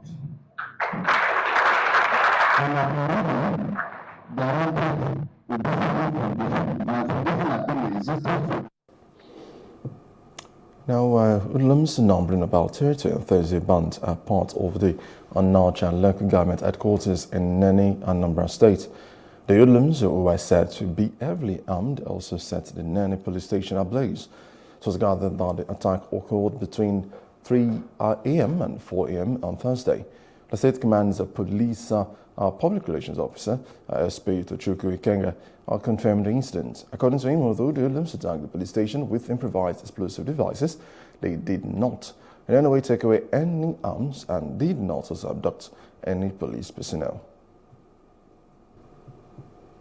Now moving on the news, detained Binance executive Tegren Kambayan has initiated legal action against the National Security Advisor NSA Nuhu Ribadu under the Economic Financial Crimes Commission (EFCC). Now Kambayan sued Ribadu and the EFCC for the alleged violation of his fundamental rights. And the originated a motion dated and filed on March 18 by his lawyer Olujoke Aliu. From Aluko and Uyibode law firm, the Binance executive sought 5 leaves before Justice Enyang Eko. Also, Nadem Anjewala, the Binance Africa regional manager who escaped from lawful custody on March the 22nd, filed a separate right enforcement suit before Justice Eko. Now, it was reported that Gambayan and Anjewala had also sued the Office of NSA and EFCC as first and second respondents. They sought the same relief as Gambaya, a U.S. citizen overseeing financial crime compliance at a crypto exchange platform. In his application, sought a declaration that his detention and seizure of his international travel passport contravened Section 35, subsection 1 and subsection 4 of the 1999 Constitution as amended. Now, moving on, Justice Abubakar Kutigayu of the FCT High Court has dismissed the charges of fraud, bribery and conspiracy filed against the former Attorney General of the Federation, Mohammed Bello Adoke, by the Economic and Financial Crimes Commission, EFCC. Ruling on the no-case submission made by Adoke, Kutige said the EFCC failed to prove its charges of fraud, bribery and money laundering, and ruled that the defendant has no case to answer. He discharged and acquitted the former minister on all counts. The judge said allegation and illegal tax waivers granted to Shell and Eni was not corroborated by the Federal Inland Revenue Service or any authority. On alleged 300 million naira bribe said to have been given to Adoke by Ali Abubakar, the court ruled that the EFCC did not provide necessary evidence to prove its case. Nigeria has now lost virtually all the OPL 245 cases it's filed or joined in Italy, the UK and Nigeria. It is expected to finally bring litigation over the OPL 245 saga to a close. Now, members of the Rivers State Chapter of People's Democratic Party PDP Presidential Campaign Council and other members of the party have publicly declared their support for President Bola Tinubu and the Governor of Rivers State, Sir Siminalayi Fubara. This is as the council allotted the president at the immediate past governor of Rivers State and the Minister of Federal Capital Territory. Nyesom Wike ran a kleptocratic government throughout his tenure in Rivers State as governor, urging the president to give close attention to the minister so as not to cause an embarrassment to his administration. Now, at a press conference held in Port Harcourt and attended by members of the council and other prominent members of the PDP in Rivers State, the council declares it stands. Now, it stated that with the elections concluded and the Supreme Court affirming the victories of President Tinubu and Governor Fubara, it was time to unite and support them in delivering quality governance to the people of the country and Rivers State. We recognize the elected president of our country and pledge our full support for the success of his administration for the benefit of all Nigerians. In effect, we subscribe to the president's efforts at strengthening our economy, fighting insecurity, and promoting peace and harmony in our dear country, Nigeria. In the same vein, His Excellency Amoku Senebo Sir Siminalayi Fubara was elected democratically as governor of Rivers State and also affirmed by the Supreme Court. As indigenous and critical stakeholders of Rivers State, we give our dear governor our total loyalty and support for the progress of our state, and through him, support the President of the Federal Republic of Nigeria, as we believe that working together, the good and interest of Rivers State will be protected. With the elections over, now is the time for real governance, for the progress of our state and nation.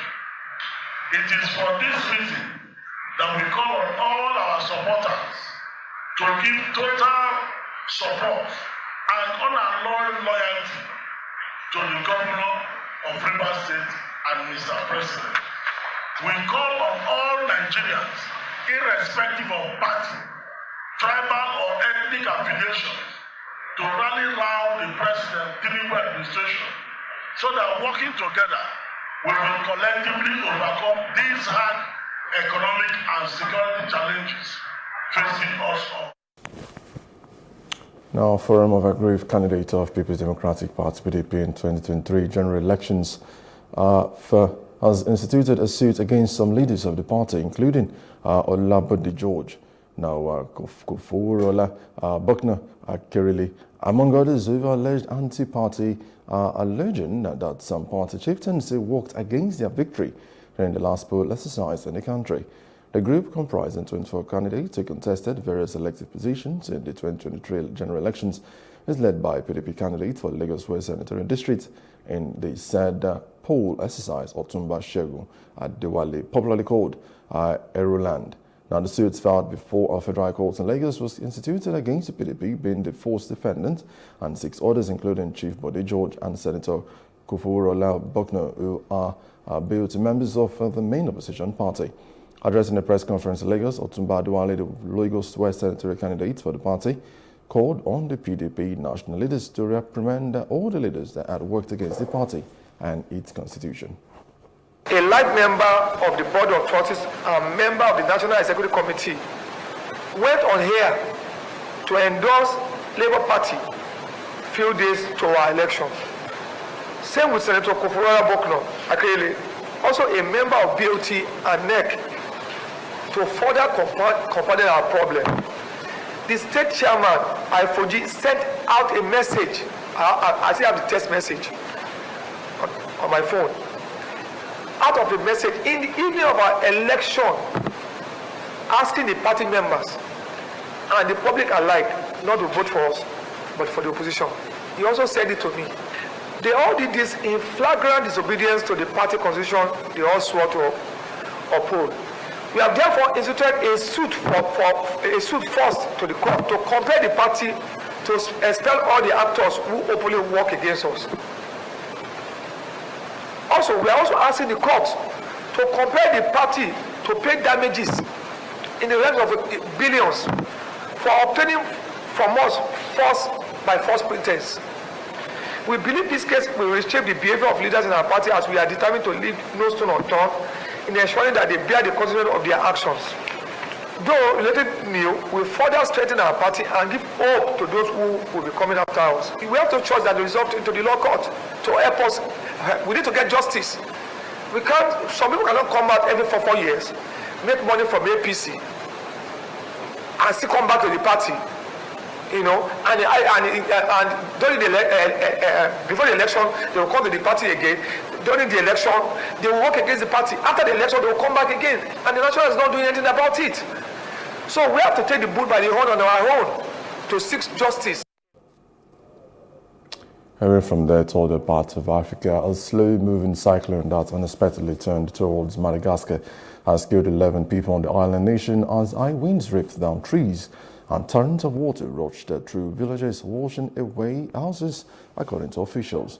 Cyclone Gumane was projected to skim the island that sits in the Indian Ocean east of southern Africa, but changed course and made landfall in the north on Wednesday.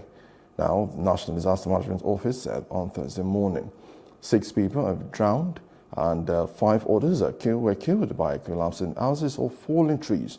Authorities said adding that some 7,000 people on the island were affected by the storm. The cyclone moved slowly, amplifying its destructive effect, as video images showed torrent of water rushing through villages and also people making human chains in waist-deep water trying to help those trapped in the houses escape the deluge. And now South Africa, Russian military plane has crashed into the sea off Ukraine's annexed Crimean Peninsula. The Moscow-installed governor of the city of Sevastopol said footage on social media showed a plane and flames are falling out of the sky.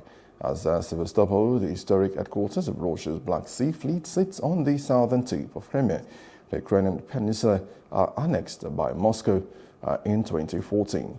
The region has come under frequent Ukrainian attack during the 2-year conflict. Audio videos appear to show the pilot drifting down in a parachute after ejecting. And on to business. Barely 48 hours after restating the need to increase the capital base of deposit money banks for improved productivity, the Central Bank of Nigeria has announced new guidelines on its recapitalization policy for banks in the country. The new guidelines were disclosed in a statement signed by its acting director, Corporate Commissions Sidi Ali in Abuja. She said the Apex Bank had directed commercial banks with international authorization to increase their capital base to 500 billion naira and national banks to 200 billion naira. According to the acting CBN director, commercial banks with national licenses must meet a 200 billion naira threshold, while those with regional authorization are expected to achieve a 50 billion naira capital floor. Similarly, non-interest banks with national regional authorizations will need to increase their capital to 20 billion naira and 10 billion naira respectively. The CBN's move came 2 days after the Monetary Policy Committee said that it will change the capital base of the nation's banks. And that's the much can have for the news to this hour. For more stories, please follow us on Facebook, Instagram, and Twitter.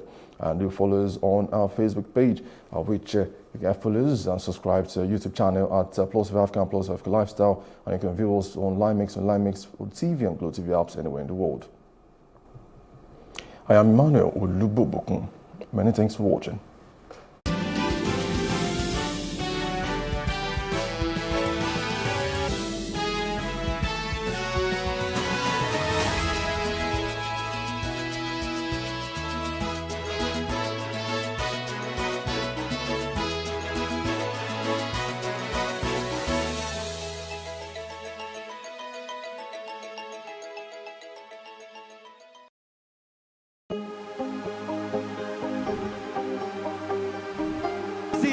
I will take you through this amazingness today.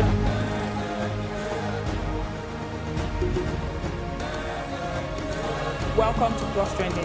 I am Bukky November, your host, saying thank you for joining us on today's episode. Welcome back. It's tea time on Plus TV Africa. Practice makes perfect. I'm not perfect yet, but I'm a lot better than I used to be. He's a king. He's entitled to marry 100 if he wants to.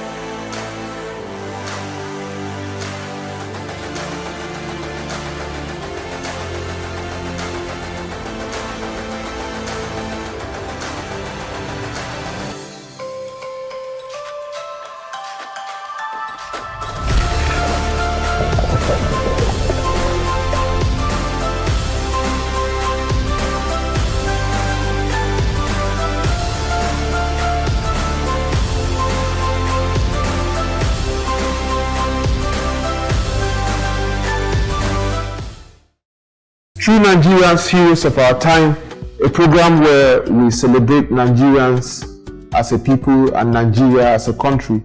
It's uniquely different from every other TV program. Why? Because it's a celebration of Nigerians, both at home and in diaspora, who have achieved in their various fields. A celebration of patriotism, hard work, role models. It's all about Nigerians as a people and Nigeria as a country. My name is Zaki Adze. Join me every Thursday, 9 p.m. and a repeat broadcast every Sunday, 12:30 p.m. on this station to celebrate true Nigerians, heroes of our time.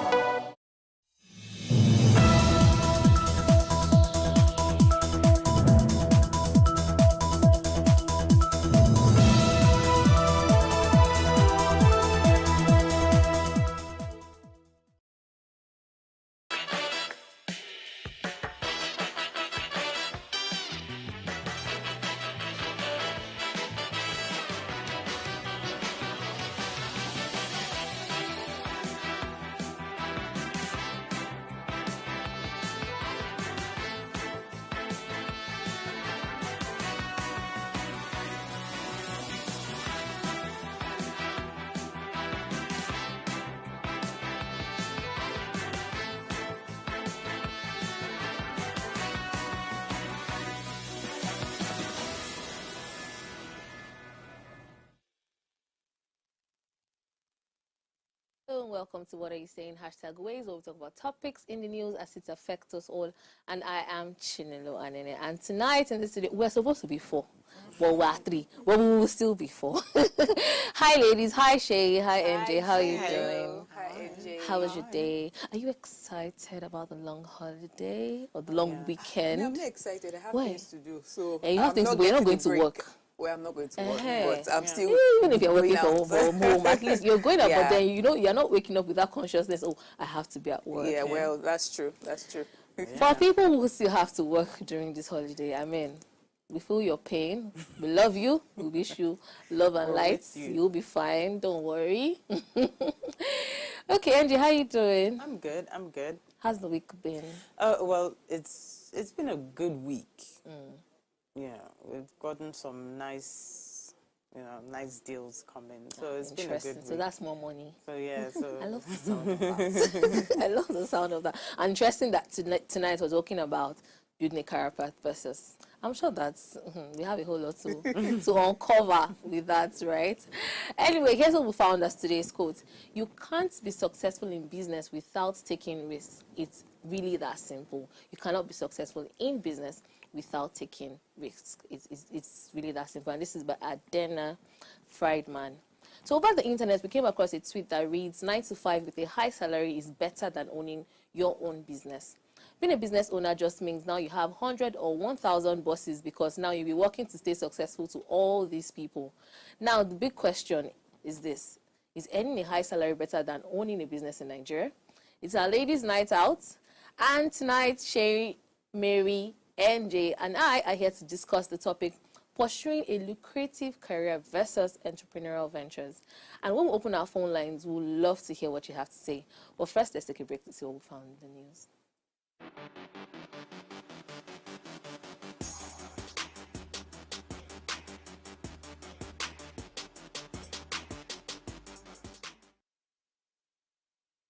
You're still watching Ways. While women have shown to have as much musical talent as men, the musical world is one of the many arenas where women have often been held back or undercut.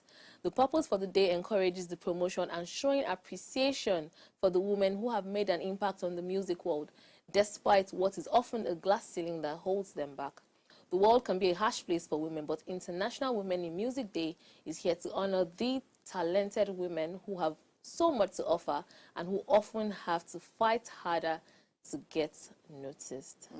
I'm sure if you ask the ladies on this table who their favorite musicians are, I'm sure that you would first mention like 2 women. Am I wrong? No, you're not. Okay. Okay. So yes, International Women in Music Day. I think the month of March is all about women. It's Women History celebrating Month all women. through, yeah? Absolutely. The entire month. I know. We deserve it. We actually deserve it. Give us our accolades that we deserve, you know. Sorry to the men out there, don't worry. I know there's International Men's Day, exactly. Yes, so. We'll celebrate but when the truth is that the men actually get a lot more recognition than the women do. I remember one of the episodes we had in, I think, December or November with the lady who had just come into Nigeria. I don't remember what her name is for the life of me now. And she was talking about how promoting women in music is a lot harder than promoting men because women are objectified, you know, they look at them as, a sexual object, and they expect you to dress a certain type of way, look a certain type of way because you are in that industry and all of that. So, I mean, it's a good thing that we're celebrating. The likes of Angelique Kidjo, the likes of T.Y. Bello, these are women who have actually made a name for themselves in different genres of music in the world today. So yeah, kudos. Kudos, women. Okay, I'll start with, let me see, Shay, I'll start with you. What do you find for us in the news tonight? Okay, so rain washes away Onitsha Road 1 week after inauguration. Yes, you heard me right. An alarm has been raised by residents of Onitsha, the commercial nerve center of Anambra State, over the washing away of 1 week-old road by a 20-minute rain on Monday. A 20-minute rain, just for emphasis. The rainfall lasted about 20 minutes, reportedly washed away newly laid asphalt at Ochanja Market in Onitsha South local government area. The road lasted barely 1 week before it was washed away by the rain torrents. There are various reasons why this would have happened. Budget constraints, poor planning, corruption, and incompetence. Because tell me why, I know it's not a major road, right? But even though 20 minutes rain, that means it was shabbily done. Definitely. And because it's not a major road, so I mean, they didn't put too much effort into that. But I really want to appeal to the Anambra government to do something about it. I mean, these are basic amenities that the government should provide to the people.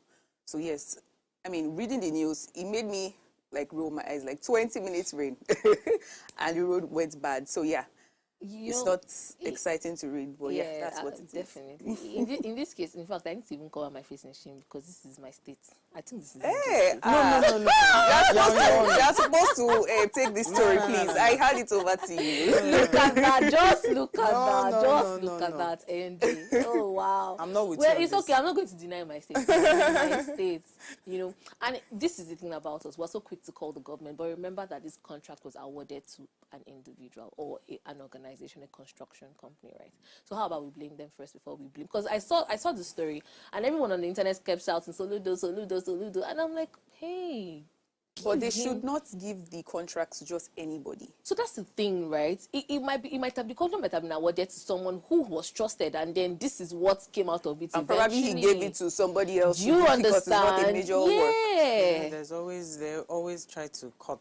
They will give a budget for the year and for the completion of the entire project. But what they do after they've gotten the finance is totally different. They might end up giving it to someone else, another contractor.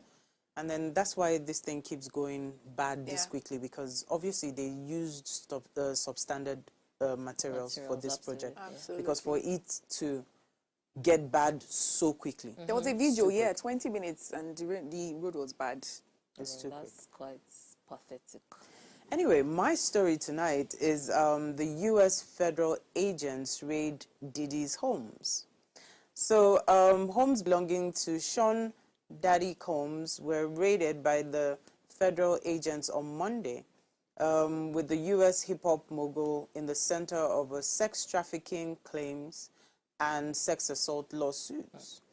Armed agents from the Department of Homeland Security entered luxury properties on both the east and west coast of the United States, with video footage showing helicopters circling overhead and a huge law enforcement presence on the ground. Earlier today, Homeland Security, HSI, New York executed law enforcement actions as a part of an ongoing interrogation with assistance from HSI Los Angeles and HSI Miami and our local law enforcement partners. So, this has been the story trending, It's been trending you for a know, while on now. the international, you know, front for days and weeks. In short, I think this story became a thing when, after his last girlfriend, Cassie sued him, and the lawsuit was settled within 24 hours. I think that's, at that point, it raised a lot of eyebrows. And everyone started wondering, there were comments here and there. Why would you, settle out of court, within 24 hours? That's too quick. That's like I think that's the shortest I've heard. I don't know. I'm sure there have been other shows, but in the history of celebrity lifestyle, I think it's the shortest I've heard. And it's, it raised a lot of eyebrows. And then soon after, weeks later, 2 other ladies came out and also, sued him on sexual assault and, sex trafficking. Yeah. And, for it to get to the point where, the FBI, I saw the footage of the raid and the amount of police presence or military presence, because they had armored tanks, they had, vests, they had... So, to me, it was as if they were going to go and raid, they were going to Mexico to go and raid Pablo Escobar, that kind of thing. It was quite, I literally sat down and watched the whole footage and now started going back to see some of the previous, accusations that had been brought on someone like this, someone with this kind of high, level in the music industry. He's a mogul. He's been there for years. He's been there since the days of Big Daddy, Tupac. He's been in the industry for He's been in the industry He's even had like several transitions from P. Diddy to Diddy to Bob Daddy. The funny part about this thing, so I started doing some, just doing some research, just trying to find out the background story behind it. And then it opened my eyes to a whole lot of things. Apparently, the lawsuit and sexual charges, the whole thing is going to, apparently, is going to expose a whole lot of things. It's going to expose a whole lot of high-profile people in the entertainment and music and movie industry. Yeah. So the entertainment industry. And even I see that it goes beyond the entertainment industry, but there has been a lot of news, and this thing has been going on for years. A lot of people have been coming out for years, to say different things about P. Diddy, about how he handles his business, about his personal life, about his sexual orientation and all that, and his preferences. And, there have been so many stories. A lot of people have been called, the likes of Justin Bieber, Usher, Jermaine Dupri from years ago, even his managers, his business partners, all of them, and a wide range of people, Jay-Z, the Beyonce, a lot of people have been called, and the kind of caliber of people that would be called in this kind of lawsuit as witnesses or as whatever is going to uncover a lot. And already I hear that because of what is currently happening, he is going to have to release a few of this information because he wouldn't want to, in order for him to not to get into trouble, he would have to release some information or help the FBI with some ongoing investigation before, something like a backdoor deal or something like that. So it's crazy what is happening. Yeah. It's just like the day that we heard about, R. Kelly and then, Bill Cosby. To be honest, I won't say I'm surprised, honestly, because for a very long time, we're not hearing these stories. They just started to unfold about maybe 5 years, 6 years, 7 years back, right? Because imagine someone coming all the way from 2003, coming out in 2023 to say that she was gang raped by P. Diddy and somewhat 2 other people, as a matter of fact. I mean, it just goes to show that it's been happening for a very long, but no one was saying anything. Same thing with R. Kelly as well, but no one was saying anything. As a matter of fact, even a guy came out, I think that was last month, saying that Rob, there were 2 other people. His producer, is the one filing a current lawsuit apart from these ladies who just came out. So the one that is making the rounds, because he is now coming out and saying that he has video, pictures, evidence, audio.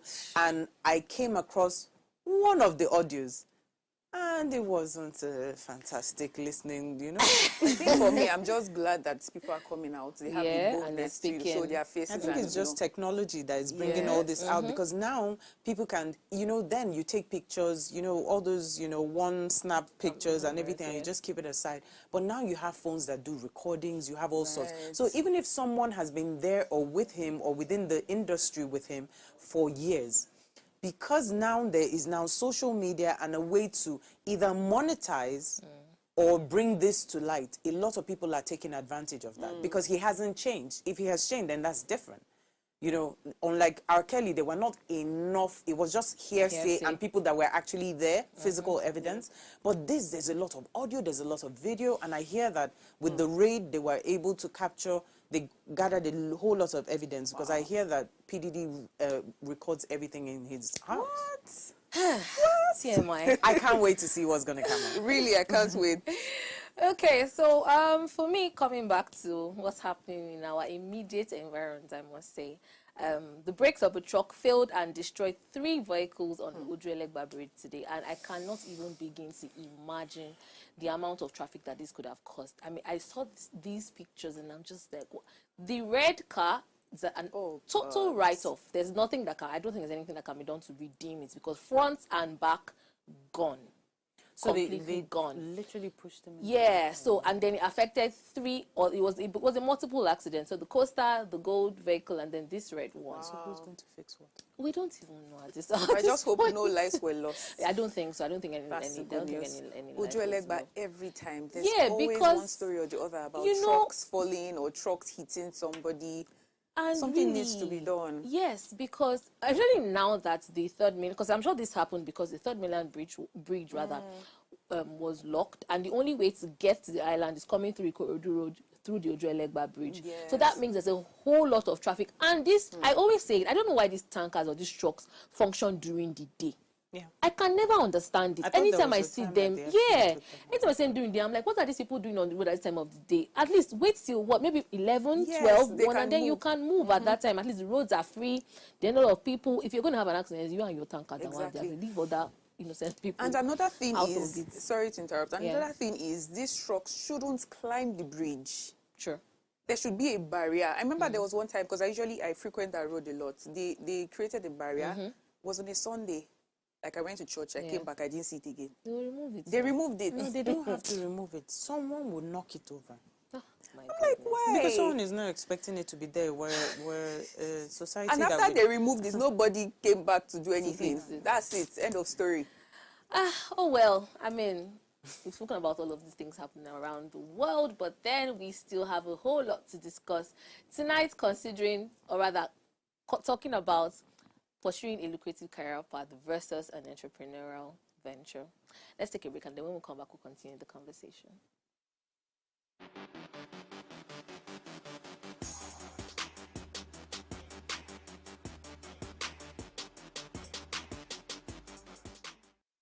You're not just taught the normal education curriculum. Leadership is part of it. It's not just about saying they don't empower us enough. Are you ready to take what it means to be a leader? We have spaces, we have associations, we have organizations, we have companies. How about we start seeing youth as board of directors? It's not a crime to say a 22, a 23, a 25-year-old as a board of director. For you to even say you want to come up to that space of leadership, right? How ready are you? What are the processes you have put in place? What foundation have you laid upon yourself? Are you empathy enough? Are you one that listens enough? Or you're just one that mainly you're here and you're rapidly just getting into it, you're bombing. Hey, we know go. It's not about we know go green or we know go green. No, at times you need to draw back. You need to sit back and rethink, okay, this thing that is happening, why is it happening like that? What better solutions can I prefer to this? It starts little by there. This topic actually cannot be overemphasized. You know, I actually feel like it's not just a youth lack of interest. I understand that somehow most of us are actually we've actually just, you know what, let's just drop this. We can't do this thing anymore. Yeah. I mean, the 2020 should even give us a lesson. Yeah. What happened last year? What happened last year? Yeah. Bro, the whole LP 24 and all of those things, and see where it got us. You know, it's discouraging. But at the same time, we don't have to be discouraged. Yeah. You know, if you're working towards something, if you know that you want to actually achieve a particular goal, regardless of the storms, regardless of the rainfalls, you have to make sure that you're there. You know, so regardless of what happens, we've not started seeing the shege. We'll continue working, right? Yeah. We'll leave the hope and lack of interest one place, and we'll just make sure that, okay, this is our goal to make Nigeria better, and we'll always work towards it. That really we could do is try to show them with our actions, which I think we're already doing. Like, there's youth rallies, there's things like that. That's what I spoke about. You know, I feel like we're already doing as much as we can. The people at the top need to care enough about nurturing the next generation to push them through into these positions for it to go anywhere.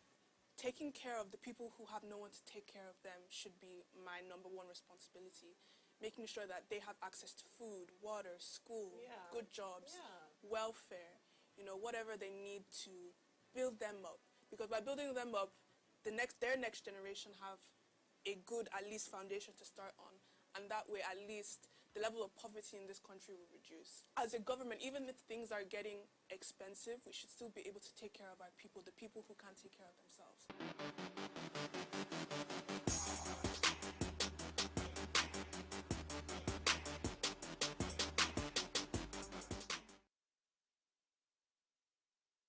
Between running a business and earning a high salary is a very personal decision that is influenced by personal circumstances, values, and goals.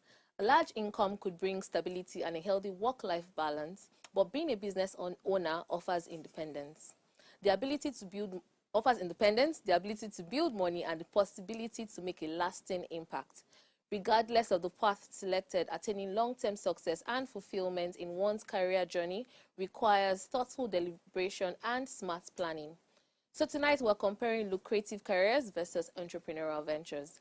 Please let's hear what you have to say. Remember, you can join the conversation. Send us an SMS or WhatsApp to 08180384663. The number again to SMS or send a WhatsApp message to is 08180384663. Okay. It's about to go down. Ta-da-da! We have 4 ladies right here. And I think that to start with, we would have a very interesting perspective, because I know that at least everybody on this table has a 9 to 5, right? By the way, Mary, welcome. We missed you at the beginning of the show, but we're glad that you made it, and we're happy that you are here. Thank you. Okay, so I think I would actually start with Mary. Let me hear what your perspective is. So let me ask this question first. I think that's what I would do first. So would you rather run a lucrative career, or would you run a business? In every honesty, I would say a lucrative career. I think growing up, that's always the part I saw myself, like, of rising up as a career woman, you know, and it's another part of me as well is saying that because maybe fear of the unknown for entrepreneurship. Entrepreneurship throws you into the ocean without any, you know, life jackets. Yeah, you know, so it's very dicey. If you can, depending on what you want to do, what I would really love to do, like, with my life, I'm realizing now is not in the 9 to 5. So, you know, is deciding, okay, but the 9 to 5 is going to give you a base, it's going to cushion some things. Do you understand? Like, so while you're at it, it's nice to do it and do it well, you know, gradually before you transition into entrepreneurship. Some people are very bold, they can start out at first and, you know, just hit it off if it works for them. But me, I would say, even the background, the training that 9 to 5 gives you, you will need it in entrepreneurship. So yeah. But then let me say, so you're afraid of risk, right? I mean, but from our post today, it was said that you can't be successful in business without risk. Right. You definitely have to take a risk. So even in career, there's risk. Absolutely. Exactly. Yeah. So if I'm saying, do you understand? There's a fear of that. So I mean, but I will still say, Kara. Okay. I'll come back to you. Next question, Shay. What would you rather do? Okay, for me, I love the convenience that comes with 9 to 5. Stability. You know that at the end of the month, something is going to enter my account, no matter the situation. Except the person, no, you will not get laid off. Well, except the person gets laid off. Yeah. I also love that there are so many benefits. I mean, there's HMO. You can access healthcare without taking money out of your pocket. There's leave allowance. For organizations that have structure, though. Oh, well, we're talking about lucrative, so it's not anyhow. Thank you for correcting. Yes, so it's not anyhow. So I love the end of year bonus, the rice, bag of rice, chicken, the oil, all of that. I love it. However, it can be limiting financially. Whatever except you are in an industry where they promote you regularly, and you can't go. For instance, now as a 9 to 5 person, you cannot go past your boss's grade. So even if you are doing fantastically well, you cannot go above, except you get promoted or somebody poaches you or something. It's harder. But when you own your own business, there's that freedom, there's autonomy, there is freedom to do anything you want, you can relax, you can rest. But of course, I'm not saying it does not come with stress, risk, and a whole lot of things. But personally, I think I like the convenience that comes with 9 to 5. But of course, I mean, also have a side hustle by the side, just in case, just have something extra. To me, Shay has said everything. There's a difference. Like, I think all of us work a 9 to 5. Yeah. But yeah, I'm sure we all have like everyone, in order to survive in Nigeria, you kind of need a side hustle. Unless you're like, you've gotten to the point, or unless you're a trust fund kid, or you've gotten to the point of a senior exec. But yeah. Do you what? Do you actually have to have a side hustle? You don't. Oh, so I mean, I think the thing that's why I said unless you're working a fantastic job that pays really well in order to even at that, or you have investments that are giving you passive income. Yeah, or you have investments or things like that. Yeah, so you could do investments, but then I don't think everybody. Investment is also a side hustle. Yeah, it is. So I don't mean like a side business. Not everyone owns a side business, but some people own side businesses, like they trade on products. Some people trade on different services. They have a service delivery company. Some people they trade online. Some people just earn commissions from doing deals and procurement and all that. Okay, so, that makes sense.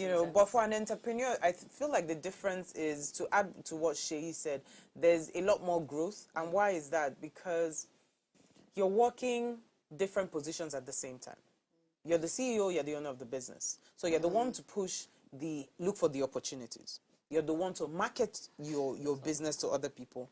You're the one to employ the people that would help market your business to other people or to your potential clients. You're the one that would ensure the growth of your business. So nobody's going to do it for you. Yeah. Even when you have employees, now your employees depend on the entrepreneur. So when it even comes to income, if you look at it, no matter how much the highest manager or the highest executive in any organization is, the CEO is, the owner of the company is always earning more. Chairman, CEO, whatever you may call him, but the guy at the top, who is the brains behind the idea or the business, is always earning more. So there's always more income potential for an entrepreneur, because if you're a sole proprietorship in terms of you run your own business by yourself, and you're not a limited liability where you can employ people and all that. So all your income is coming to you. Is when you decide to employ other people. Irrespective of that, the major income still comes to you, and you decide how that income trickles down along the ranks. So there's always more, and then there's more risk as an entrepreneur. So that opens you up to a lot more learning. So yeah, I think I don't know where to be now. Okay, so I mean, what I'm hearing on this table is financial security and risk. That's what we're literally talking about. So we're delving more into the trade-offs between the stability of getting a steady paycheck as opposed to, you know, that financial uncertainty of running your own business at the end of the month, right? Okay, no one has said anything about the lifestyle consequences, the work-life balance. Work-life balance. Running your own business, you know, I don't have to be awake at 6 Yes, so that's the thing. No one is but there's saying, a bad I side got... to that, in my opinion. I get you, NJ. I understand you. I understand you 100%, right? But at the same time, guess what? If you run your own business, I mean, if you get tired and you have something to do and you don't do it, it's your business, right? But at the same time, you can take a break when you want. True. Isn't it? True, very But if true. you work for someone, you cannot do that. You Can take literally- leave. If they approve it. If, again, I must say, that clause is very necessary. I know. Because, so let me give an example of an organization that I know of, right? It's a government-established organization. It's not individually owned. So you're entitled to, every month, as a matter of fact, you can take 2 days off work. Oh, okay. Apart from your normal annual leave, right? And even when you don't take if you don't complete your annual leave, they pay you for the days you have left. So for example, you're supposed to take 21 days and you take only 10 days. Of course, HR, don't look at me like that.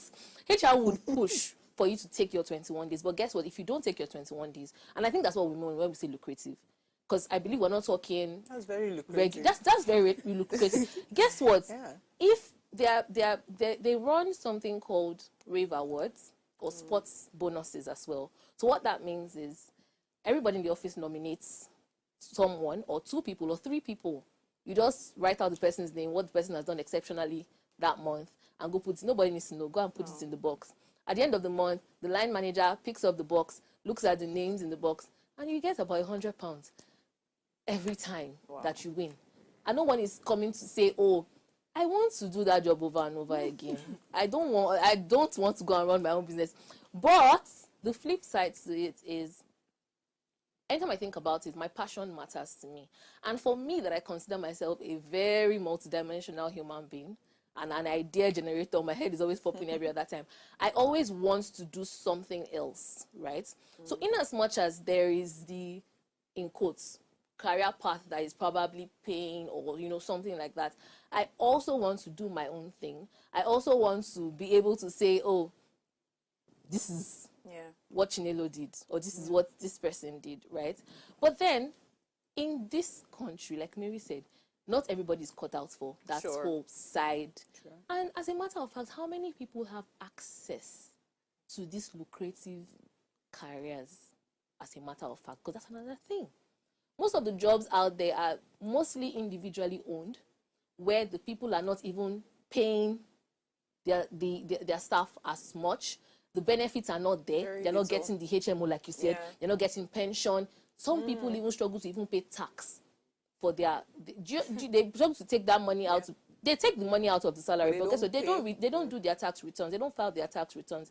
So it's I think that our environment constrains us to, you know, pick or choose whatever it is that we would. I'm sure if you leave NJ to it, NJ will probably do her own thing, because I mean, from people's personalities, some people are just cut out, but because, okay, it's just safer for me to work for this company, and then you are there pouring out all of yourself into somebody's business, and at the end of the day, you work there 5 years, 6 years, 7 years, you want to move on to something better. Like you rightly said, there's no career growth. You get to a point and you're just like, past your boss. What else?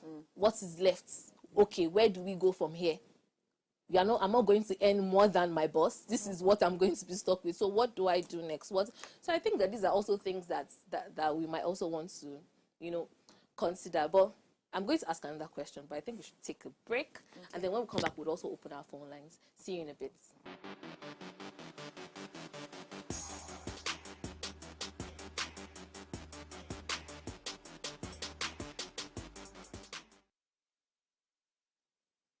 If you're just tuned into our Ladies' Night Out and we're discussing the topic, pursuing a lucrative career path versus entrepreneurial ventures? Please let's hear what you have to say. Remember, you can join the conversation. Send us an SMS or WhatsApp to 08180381663. Also, our phone lines are now open, and you can call us on 0702500774, and I would actually love to hear what your perspective is on running a lucrative career or an entrepreneurial venture. So before we went on a break, I was saying that, I mean, sometimes you have to also consider work-life balance or your lifestyle choices. These are also determinants as to know if you actually want to continue on that lucrative career path or if you want to choose an entrepreneurial venture. But then, NJ, let me ask you now, what do you think that passion particularly plays any role in these choices? And if you do, what are your thoughts on this? I think passion is very, very important, because passion is a driver, is a motivator. So at some point in time, passion is what drives you when you're going down. You know, it's like a sloping. Yeah. So it goes up and down. So when it's going down, is your passion and your, what you have goes back to your part. Let me just, that's what's motivating you, and that what's driving you, and that is what keeps you going. So yes, I feel like passion is very, very important, and it plays a major role when it comes to making the decision if you should go for, a lucrative career or go in, become an entrepreneur and look into the business line. I think it's quite important. Yeah. Okay. Yeah, sorry, let me just mention. So, you mentioned that some people prefer to be business owners, entrepreneurs, but they probably cannot afford, to do that full time. I would say they can use their 9 to 5 to fuel their passion, and also just test the waters and say, okay, can I, as I'm with this my 9 to 5, let me see. So in case, sometimes your passion can just be passion without giving you the life you want. Exactly. So you can use it to test the waters and know, okay, is this what I'm supposed to do? Yeah, I just wanted to mention that. Okay. Just to add. Absolutely. That's very important, because I think there's this guy on Instagram that does these videos for his get ready to work. And in one of the episodes, like, he's so good at it. He, all the corporate terms, or, when you're in office lounging, he gets everything, and his Instagram, like, has so many followers. And one of the posts, he said, because obviously people be like, oh, why don't you just quit and, do this thing? And he said, I actually like the corporate world. And besides, if I quit, this is the content. The work is the content. So actually, the work is the content. So what content am I going to give you if actually leave? I was like, oh, wow. Yeah. So I think. True. Okay, let's talk about societal expectations and perceptions. Because there's that, right? Most times, people like that CEO, CEO. They're like, okay, she looks. She's a boss. Do you understand? Boss lady. And see, that's one problem that we actually have in Nigeria right now, because there are too many CEOs. CEOs. There are a lot of CEOs. There are a lot of CEOs right now. There's some that I see and I'm like, excuse me, from where? What exactly do you do? What is your work? And you see these people at conferences, see them at seminars, see them at, and they are coming, they are wearing one Nkasu suit. Okay. No shade to me. No shade. I'm just saying. So let's look at that. What are your thoughts, Mary? Let me start with you. What are your thoughts on societal perceptions? To be honest, I think how it's an individual thing. Like, how you carry yourself is how you'll be addressed. Obviously, I think there's a maybe social media era, and because an entrepreneurial era, every body wants to show that under 5 years, I own a business. It's a thing of pride. It is actually a thing of pride. But I would say everybody is CEO in their own little corner. Absolutely. Do you understand? Yeah. When you get home to your gateman, or you are madam, nobody knows what you're doing. And there have been times when, like, personally in the office, I would dress up because actually like suits and I actually like to look like CEO. I'm not there, but I like to look like it. And sometimes people come into the store and say, "Oh, like so, like is this your place?" You know, like, oh, so that's the vibe you give.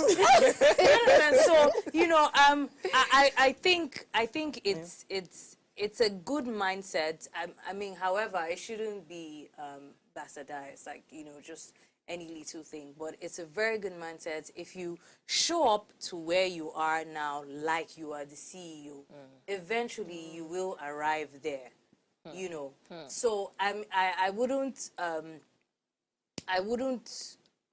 blame some people who do that. Another example I'll give is motivational talks and everything. When I hear some people give speech that I know that even they themselves cannot, especially all these salespeople, it irritates me. But at the same time, I pinch myself to say, you think what this person is saying is stupid because it doesn't resonate with you, and you have better ways that has at least worked for you. You know that you want to be a motivational speaker, but then because it sounds so cliche and every other person is doing it, so you're just like, oh yeah, I don't want to be part of the bandwagon. Auntie, you start your own now. Start your own talk and talk to people. And before you know it, you are actually the CEO that you want. So I don't think it's a bad perception or perspective per se. You know, I mean, sometimes it gets a bit rampant because we know that truly and truly it's not your business that is funding your lifestyle. But hey, who are we to judge? Do you have any contrary thoughts? Well, I wouldn't say contrary, but yes, like she said, let me use the word, there's a craze for, you know, oh, I want to be a business owner. And you know this thing that they say, no 9-to-5 person has become a billionaire or something like that. Is what is making a lot of people just want to jump at anything. They've not done their market research. They've not seen whether this business is profitable. Everybody just wants to be CEO, posh. What I need to say is posh lady. Please, I'm sorry if you are listening. Your business name is posh lady. But yes, so there is that craze to want to just jump on it. Oh, I'm a business owner, CEO. I mean, you shouldn't be. Don't let people pressure you. If your 9-to-5 is giving you the satisfaction you want, if you can invest, like NJ said, investment is a form of side hustle. So if it's that you want to do to sustain yourself, I mean, by all means do it. Absolutely. I mean, there's this comment that we got from Facebook, and this is actually stemming to what I was just going to ask Angie next. It says, I'll prefer to run a business. By so doing, you go to the extent of creating room for job opportunities, and at the same time, you don't have to wait to be paid. You're the CEO of yourself, and you get yourself paid. My brother, it sounds very easy. But, you know, in most times, or rather in most cases, when you start off a business, it's widely said that you don't make money in almost like the first year of your business, you have to go through it. Because you have a whole lot of, you know, bills to pay, running costs, and especially if depending on the industry that you're working in, especially, right? But I was going to say something about job creation. I mean, we understand that the more privately owned businesses that we have, or the more, let's say SMEs or entrepreneurs that we have, the more job creation it is, especially for an economy like ours, NJ. What are your thoughts on that? Well, like you said, it's what is happening. That's where we find ourselves now. And the thing is that there are a lot of younger people who have become CEOs. And to an extent, I think it will go, in the future, it will go a long way in helping the economy. But that is only if they take it seriously. And by taking it seriously, it's not just, you know, going to CAC to get a business name and all that. And NJ, thank you for mentioning that. See, some of them don't even have CAC documents. What? But they've been running businesses. Some of them don't pay tax. So at the end of the day, it's detrimental to the economy. Yeah? But if you're able to follow the guidelines of running a normal business, or running the kind of business you want to run, which is a well-established business, you go through the guidelines of registering the company, trying to establish some level of structure, employment for, you know, there's you help in job creation through employment, whether it be permanent employment or contract based on contract and all that. So you have the opportunity to do that. So it opens up a lot for everyone because, you know, it has the where we're going to, there's a lot of new routes technology just came in how many years ago, and see how fast it's booming. A lot of people are making so much money, and initially it used to be just you maybe just doing either forex trading or something online, but now people have schools, academies, they even have institutions where they train and everything, and so that in itself is job creation, because you're providing jobs for the teachers, the people, the lecturers or the tutors. You're providing jobs for a whole lot of other people, especially if you have a ground presence. Do you understand? Yes. So yes, there's a lot of job creation in that, and I think it's very, very important for us to look more into establishing companies that would outlive us. I think that's another issue that we have in Nigeria. Sustainability. So very we important. establish companies, you know, is almost like, let me go back to my people, Emeka and Sons Limited. But the difference between Emeka and Sons Limited and what we currently have now is that Emeka and Sons Limited is actually doing it for his sons. That's the plan. The plan is to pass it on to the next generation and to keep the business rolling. But the kind of businesses we establish now and in today's world is like me, myself and I, just, you know, 1, 2, 3 people. So eventually if something happens, there's no business continuity. So there's nobody that knows about your business, because you can't even travel. Most people who own businesses can't even leave, a lot of them can't even leave their businesses in trusted hands to travel. So when you say freedom, the freedom is limited, actually, because at the end of the day, you're stuck doing your business. I remember there was a period of time I wasn't working, and I went back to my business, which is an events management company. And I realized that I was working almost round the clock, because during the day, most of the organizations that you want to meet for meetings are meeting other business people, because your own is entertainment, so it's a bit social. So most of the meetings were after hours. So you see yourself during the day, you're working on paperwork and everything, and running around, going to the bank, doing all sorts of things, going to venues and going to go and seek for maybe pricing or something. And at night, you are in meetings till really late.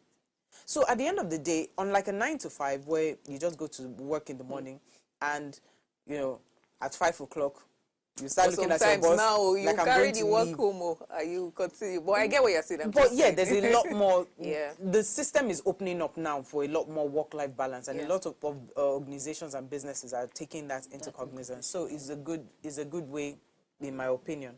But yeah, it has all these things. It has its downsides. I like that you touched on long-term sustainability, right? Because the truth is, a whole lot of people start off this entrepreneurial journey without actually putting down their plans into proper consideration. Right. So you see someone who gets up and leaves their job and says they're going to start their own thing, and then in 2 years, 3 years, they're no longer anywhere to be found, because before they got up, they did not plan. Because the thing is, running your own business is quite hectic. It will tell on you financially, it will tell on your mental health, it will tell on your... You see this work-life balance that we're talking about, that we are saying, oh, you have the freedom to do your own thing. Like NJ said, you will not, because you are then, if you fail for your pocket too. You know, if you're working for a 9 to 5 and you fail, they will still pay your salary. After they remove something from it, but you will still get some money at the end of the day. But if you fail in your business, guy, there's no money for you that month. You're going to be broke. You're back to square one. Yeah. So I think this is that's actually one advice that people should actually pick up. We're not all called to work in 9 to 5. Some people are called to do their own things, because how then are we going to, like we've rightly said, how are we going to create more job opportunities, how are we going to boost the economy and all of that. But before you do that, you need to act. And another thing, they now employ other people's children, and they make these people suffer for their own mistakes.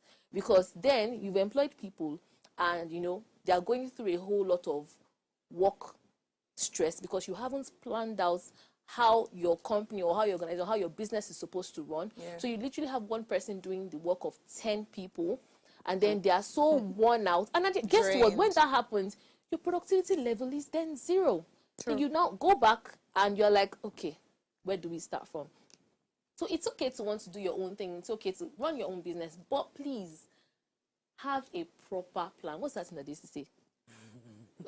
Proper preparation prevents poor performance. Oh, you got it now. Proper preparation prevents poor performance. So as I was saying, long-term sustainability, right? There's a place of the economic downturn. There's a place of technological advancements. Because there's that as well. You can't, if for example, you set off a factory, you're into manufacturing, for example, I bet that most organizations, I saw a video on Instagram today about some guy who makes garments. He runs a clothing factory in Aba, in Nigeria. And he's a strong Igbo guy, by the way. And then he went to China to visit. And he said he was very ashamed of this. Is this guy that owns one of the biggest garment factories in Nigeria. So when he went to China, that he realized that what he's doing in his factory is play. Wow. And to think that he has the kind of space that he has, like he thought he was doing a fantastic job. And I guess what, these people have these same machines that he has, but their productivity level is way higher because of their technological advancements. He said he saw that and he was like, no, I have to come back home and do better because I thought I was there, but apparently I am not. So if you're going to run a business, you also need to consider the place of technological advancements as well, because that would also help sustainability in the business. But then, I mean, having said all of this, I mean, I think the ladies have even said what they would actually prefer. Everybody else says, no, Mary said, no, I don't want that financial risk. You know, I'd rather stay there and get my money, get my commission. No, but then I think the 9 to 5 is not really glorified enough, and maybe because people at the top as well don't also want to show the amount of, you know, it's corporate. I'll take banking for example.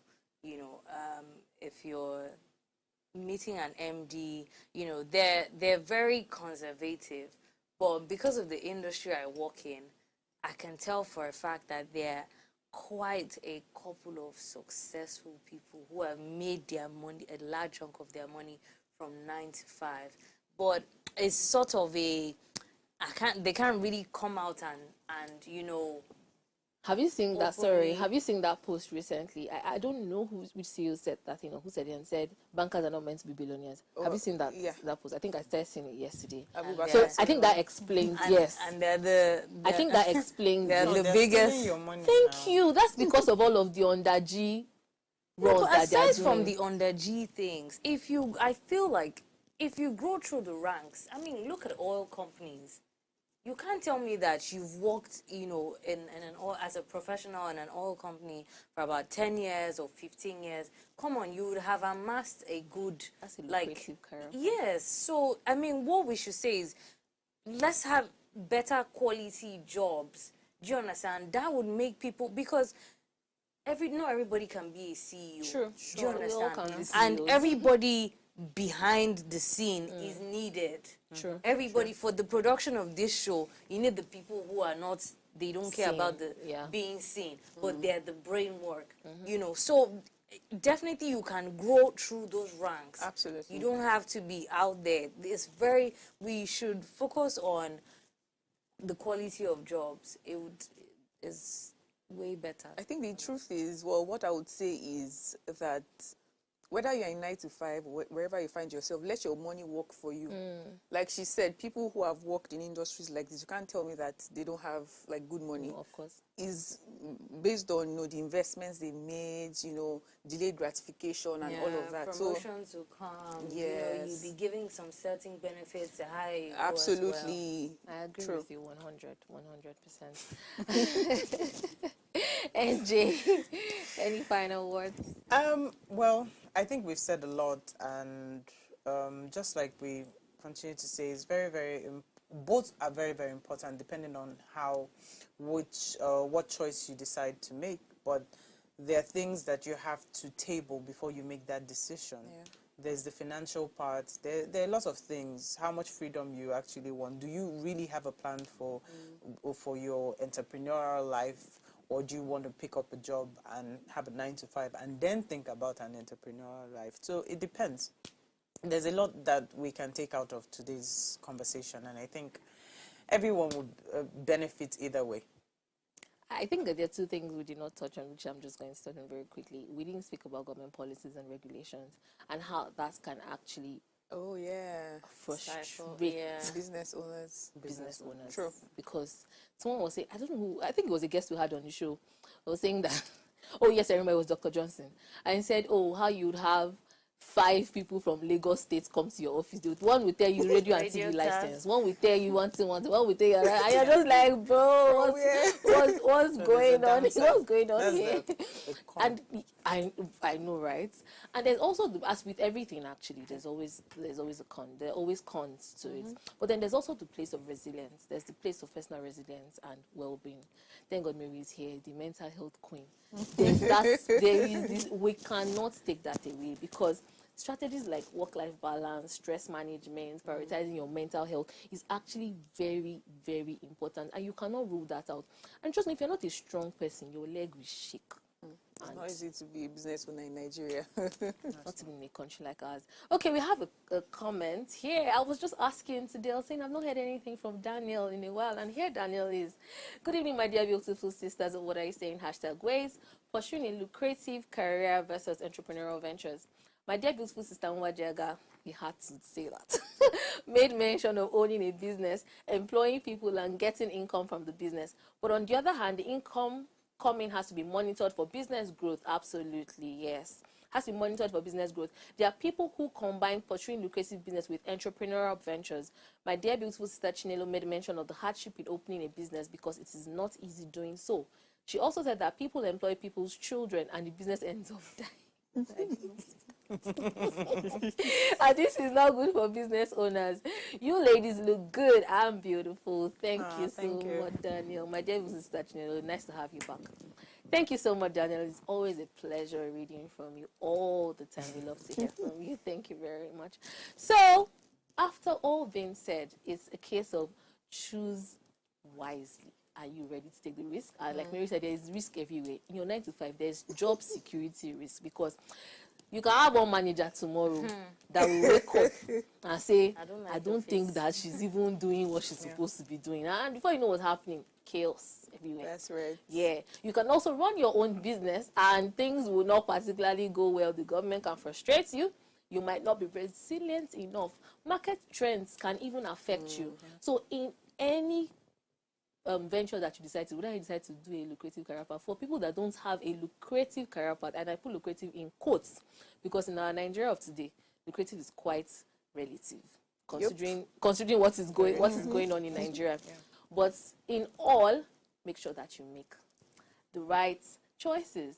But before we go, do ensure you follow us on Instagram at Wayshow Africa. You can interact with us further, drop a comment, and most importantly, follow all our social media engagements. And remember to like, share, comment, and invite your friends and family to watch us and follow us. If you missed today's quote, here it is again. You can't be successful in business without taking risk. It's really that simple, and that's by Adina Friedman. See you tomorrow at 8 p.m. as we bring another great conversation to your screen.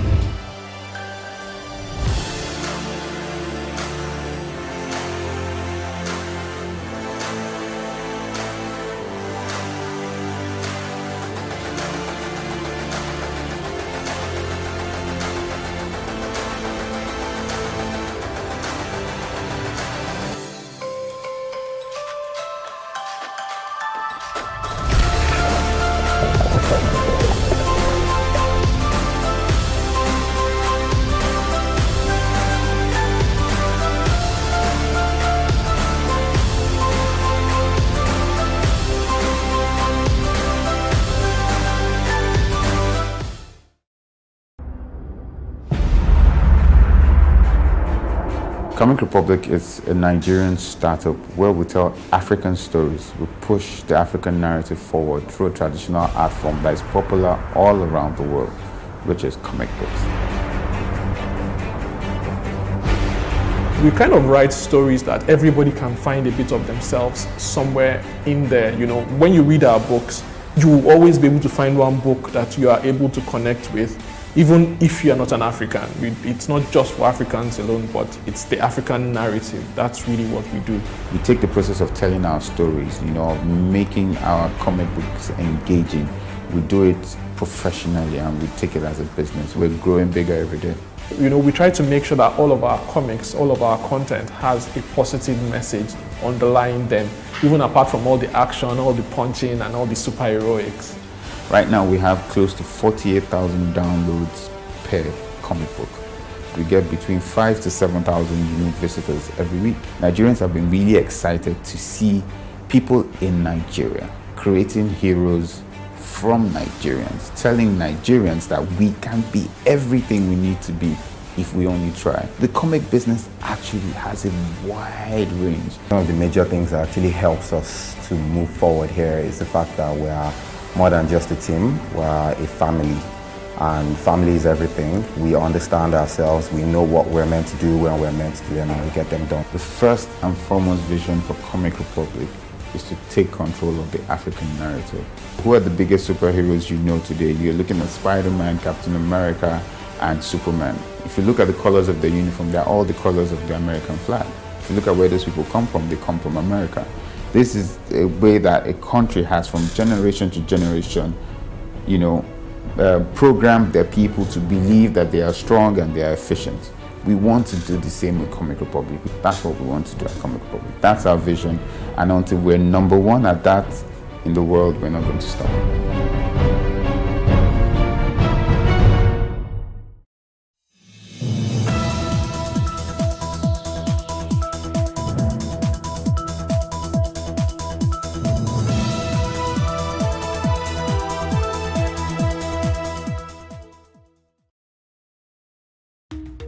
Today, on the Justice Court, the litigants are back to verify the paternity of 2 children from their marriage.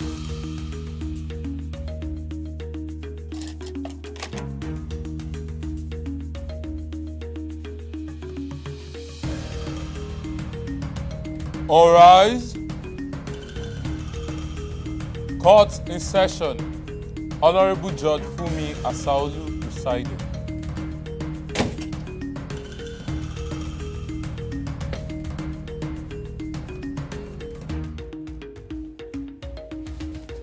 Please be seated. Your Honor, this case is between Oyeleye Oluwatoyin and Oyeleye Moses. Parties for now. Thank you. You're welcome. I'm reading all this out so that you'll be able to respond to it. And then lastly, before he left home, he sent you out of the house twice. Yes, ma'am. And beat you up at night in the rain. Yes, ma'am. Your 2 daughters, ages 13 and 7 years, were with you in the rain. Yes, ma'am. Throughout. Yeah. Then after the rain, one of your neighbors came and persuaded him to allow you to come in. You had to go and sleep in their house. Yes, ma'am. With your 2 children. Yes. And that made it the second time you slept outside your home. Yes, Your Honor. He said the 4 children I have for him are bastards. Yes. Right? Yeah. That then you should continue doing everything as you've been doing it before, taking care of their needs. Please help me call him to prove it medically that they are not bastards. Are you denying their paternity? Your Honor, Are you? They are your with children. condition. Are they your children or not? Do you believe are they are my your children. They are your biological children? Yes. Okay, all right then. You've been married for 18 years. And you want me to ask him whether you've ever been wayward. Has she ever been wayward? Yes. Also, he said he wants to sell a house, 3-bedroom flat in Ibadan. That's true. No. That's okay. He said we will share the money. I want to inform the court that I did not abandon my house, but I left the house in order to avoid violence after a series of mediation from our pastors and some community elders. I've not been beaten her as alleged, even with her massive verbal abuses and curses, also physical attack. I also wish this honorable court to know that I have been doing my responsibility towards my children in my own ability and have witnesses and evidence to support my claim. So I want to crave your indulgence to please restrain her when at least I should be able to enter my house anytime I want. She should stop recording me with video, sending to her ex-boyfriend. That was what broke this home. Anyway, another you've heard one, that. Don't do that. Another. Do any of this. She did. In fact, she I've told her not to do it. confessed. Say something else. She I've confessed to the cautioned pastors. her. You can't prove it. We have cautioned that. She confessed to the pastors. Everything. Are the pastors? But they said I should erase everything just to make everything go. I've told you the position of the law. If you like, say several things. I caught her on a man on top of her. You can't prove. There's nothing the law can do. Well, before we married, I got them together on themselves. Why did you marry me? So forget about that. More women. And Stephen, you're back in court. Yes.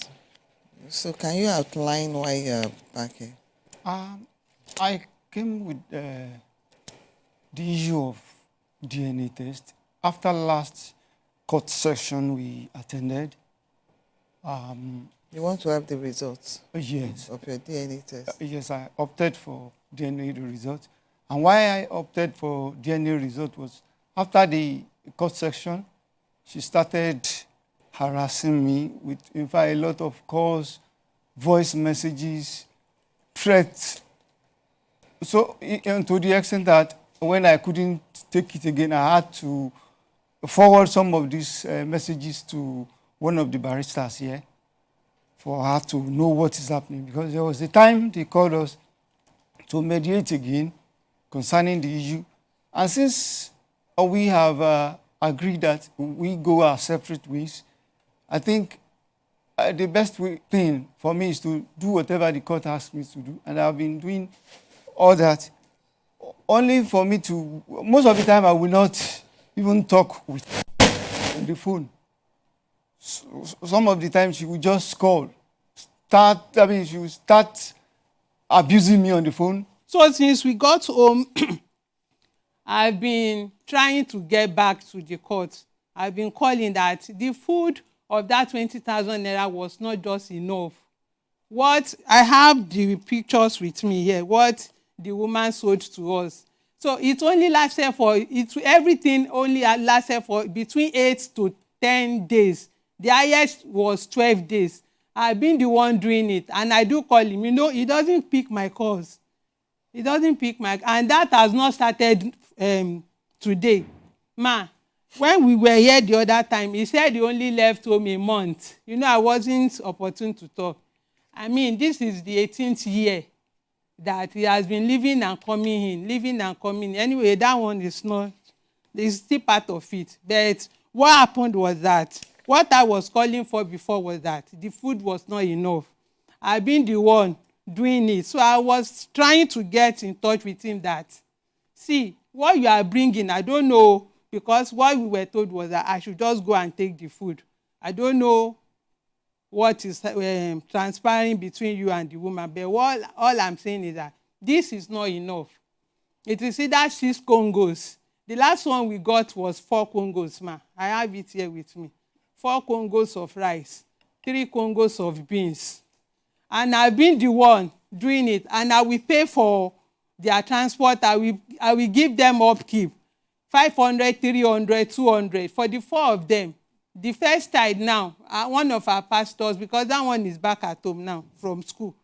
The one he said I did not know anything about him going to Polytechnic.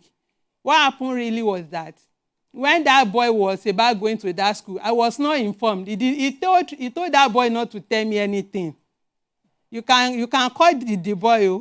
His phone number is with us, our first child. Ma? In school. He's no more in school. He came back home. What happened? Yes, ma'am. So what happened was that when I did not know anything about him going to that school, that polytechnic. What happened? He's back in school. So what happened was that day that I saw him at home, I went to do my identification letter for him. So I was even calling him that he should call one of his daddy's relative and ask what was their address, as in their hometown address. So, and he was telling me everything on phone. So, and I said I'm going to come to him tomorrow and bring that identification. You know, he works in local government. He said he doesn't want to do anything with that boy again. He works in local government, ma. He's supposed to be the one that will do it for him. In fact, he gave that boy his passport pictures back that he's not doing anything. You can call him now. You can call him, ma. So I now took it upon myself to go to that local government. I did everything. So I was thinking of going to that boy in school the following day. So immediately I got to our street. We both entered together. He was on a bike, I was on another bike. I said, Lalu, what happened? The plaintiff, Oyeleye Toyin, alleges that the defendant has not been complying fully with the court order in respect of making provision for the family. The defendant, Oyeleye Moses, claims that Toyin launched a series of harassment and verbal attacks on him since after their last session in court. Both parties are in court today to resolve the paternity dispute over 2 of their children. Judge Fumi wades into this matter. Let her address that. Yes, I told you we met on the street together. So I said, why did you come home? He said, Mommy, I'm not going again. Wait, we've passed that. So I'm telling you, ma. Where I am now is the boy is at home. Yes, ma. You have the certificate. I have the certificate. What is keeping him at home? I don't know, ma. I don't know, because I asked him. He said those guys he was staying with were giving him attitude, that they will not allow him in. And also the food stuff that he brought. Tell the dad that put him there. Ask him, ma, if he takes my call before you and God, ma. Your son, did he complain to the dad? Yes, ma. Tell the dad those are the challenges. Yes, ma. As well. Yes, ma. He did. You were not told. He did. He was told. What's the mean? Your Honor, ma. She didn't tell me anytime. She didn't say she told you. I'm asking you whether your son complained to you about the challenges he did not complain. Well, you are not. What he said was, the mom said he should come back home. I said, why? Anyway, you know what? Why? Wait, on this issue, the certificate, according to you, have the certificate. Yes, ma, and I gave it to him. The boy is at home now. Find out, talk to him. Do you understand? Yes, ma'am. Get to the root of the matter. Yes, ma'am. Get to the root of the matter. Whatever it tells you, investigate it very, very well. Yes, ma'am. This is your son, remember. Do you understand what I'm saying? Yes, ma'am. I know why I'm saying this. I've seen a lot of things. I know someone whose child was running away just like this because the people he was living with were into drugs. And because they were family friends, he could not tell his own parents because according to him, he was telling on the others. Do you understand what I'm... So at times they go through other challenges. Ma. Beyond, don't interrupt me, please. Yes, ma. So I want you to find out whatever is stopping him. Now what do you have to say? Because you are shaking. So when he came in, ma, I saw incision on his wrist. Incision from school, incision. You need to find out. Your Honor, ma. You need to. You are a father. Your Honor, ma. No complaint. I did a lot of research concerning that. You have to go there. Ma. How did you research? On phone? On phone, I left. You went there? I went there. Wow. I went there. Because she will not know anything. You know what I want you to do? Wait. You know what I want you to do on this? Your son is at home right now. He's not back in school. Yes, I pleaded with him to go back. He said, because... There is a reason. There's something keeping him away from the school. This is the same person that has been staying there before matric. Yes. You just told me. Yes. So if there's a turning point, there must be a reason. Identify the reason. Then the result of the DNA, please, can I have it? Your Honor, ma, before... No, wait. You can't say anything now. Let me have the result of on the the test. issue of food that he said I Let me have result of DNA. Are you the one presiding now? So just keep quiet. Can I have that, please? Yes, ma'am.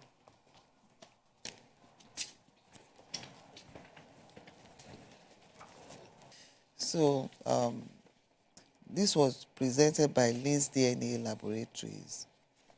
DNA Diagnostic Center, DDC test results, certificate of analysis.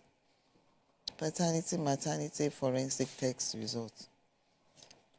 This is to certify that the result of DNA test conducted for Toyeshi, Moses Oyeleye, and the minor child, Imisioluwa, Enoch Oyeleye, has been perfectly analyzed as concisely summarized below.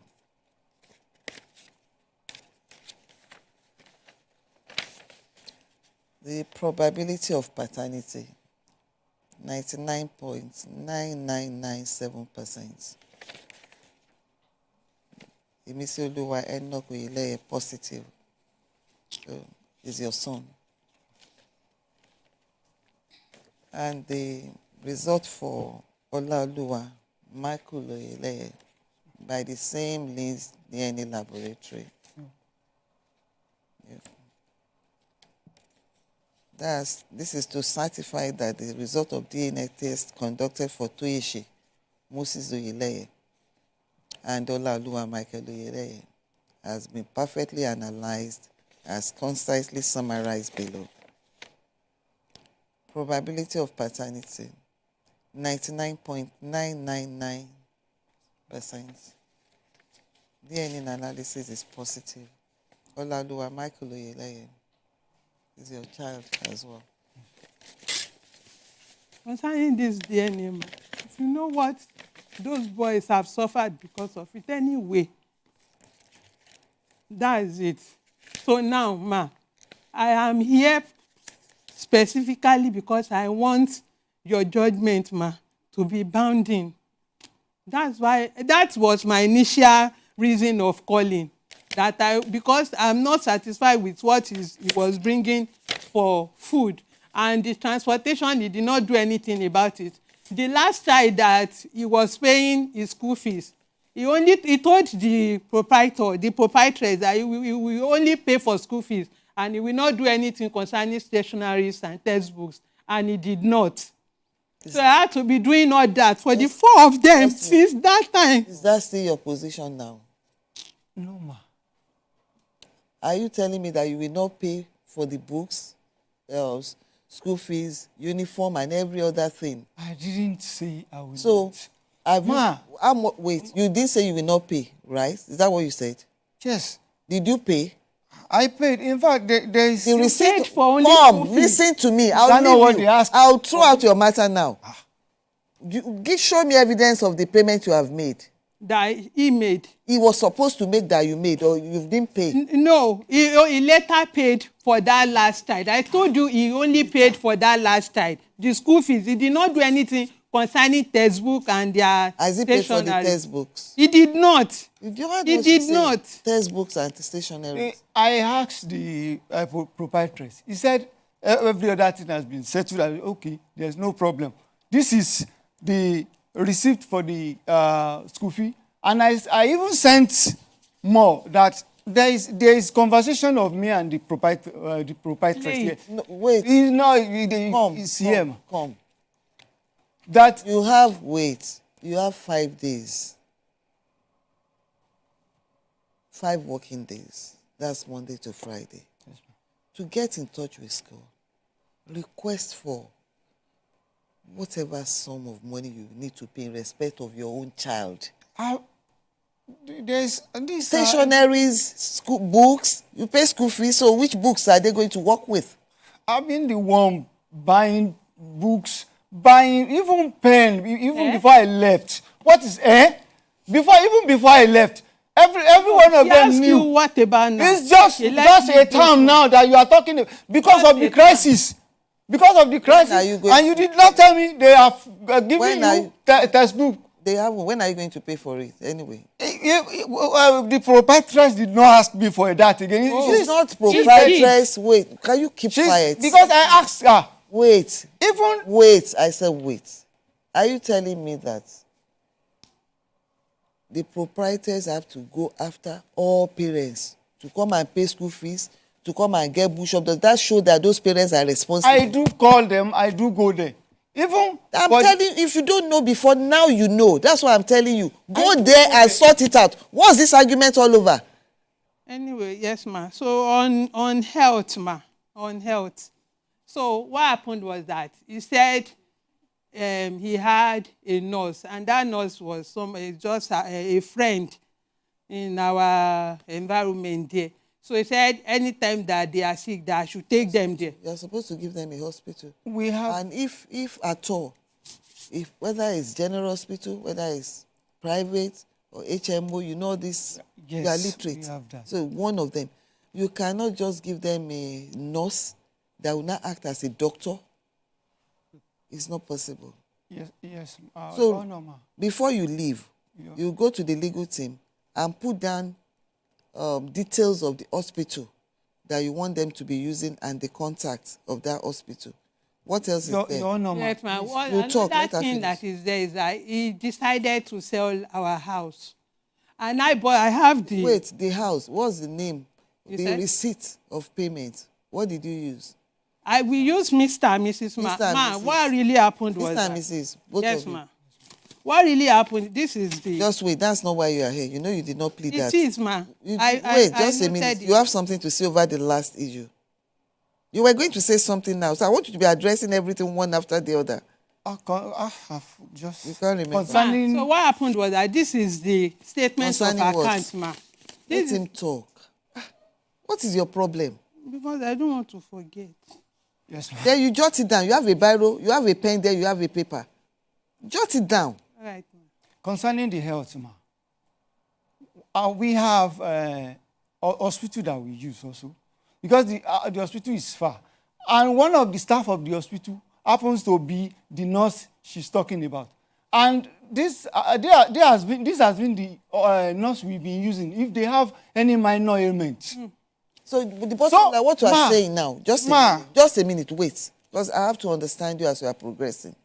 What you are saying now is the hospital you recommended, a nurse that works there lives within the neighborhood. Yes. So it's like contact this lady, but at the same time, if she takes them to that hospital, you will pick the bill. Yes. So what's the problem? Yes, with that ma. one? No, Your Honor, ma. Your Honor, ma. Said. Your Now Honor, that's ma. the position. Yes, okay. That's now, the I position agree. That now. should be the So let him position. finish. Your Honor, ma. Where's what? Even of recent, they said Olaoluwa told me he was sick. I said, okay. No, we are concluded with the medical. What's the next thing? Okay, the next thing is Because I about paid housing, there. ma. What? Housing, the house we are living. The last You time want we came to sell? here, ma? Let me tell you, that property, have a look at the agreement. If it's Mr. and Mrs., the two of you have to sign. Whoever buys litigation. Yes, no, So if I'm you are- just let me trying have to- it, Aki. Let No, me no, see. this is just a statement.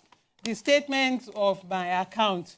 Because I just want peace at home. That was why I included his name. It's not as if we both contributed money together to buy that land. Anyway, because of my sister. Stephen, is it true?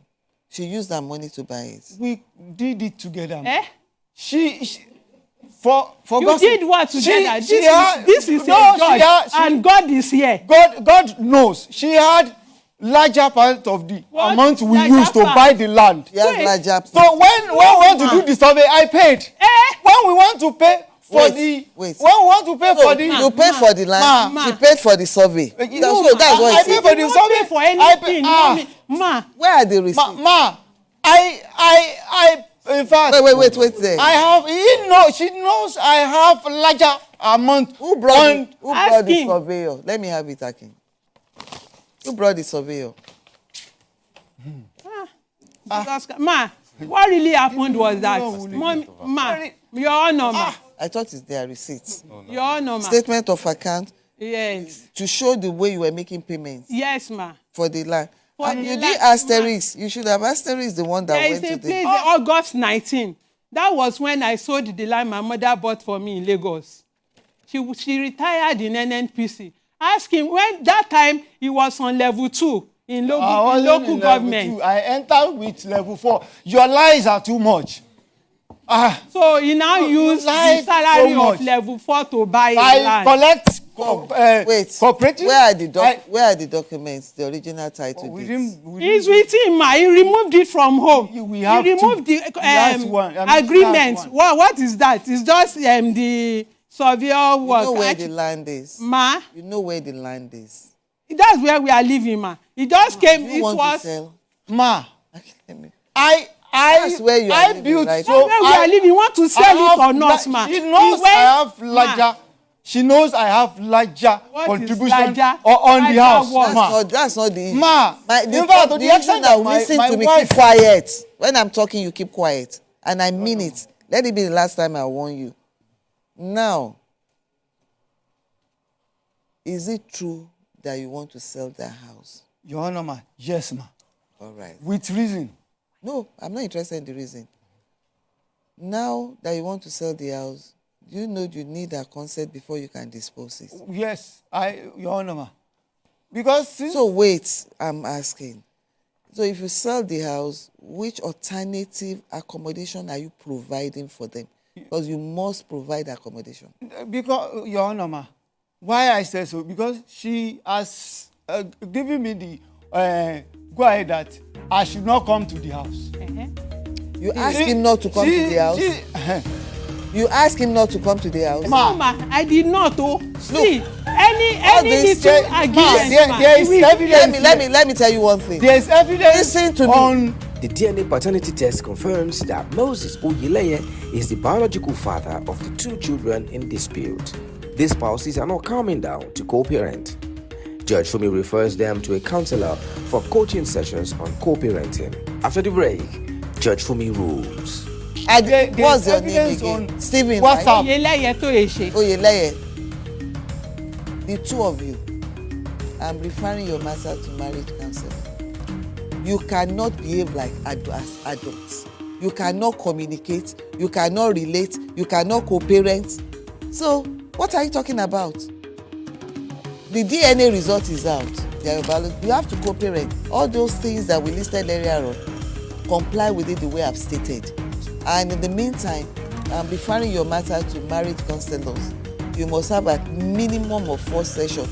If the counselor believes that you need more to be able to co-parent reasonably, then so be it. That's my judgment.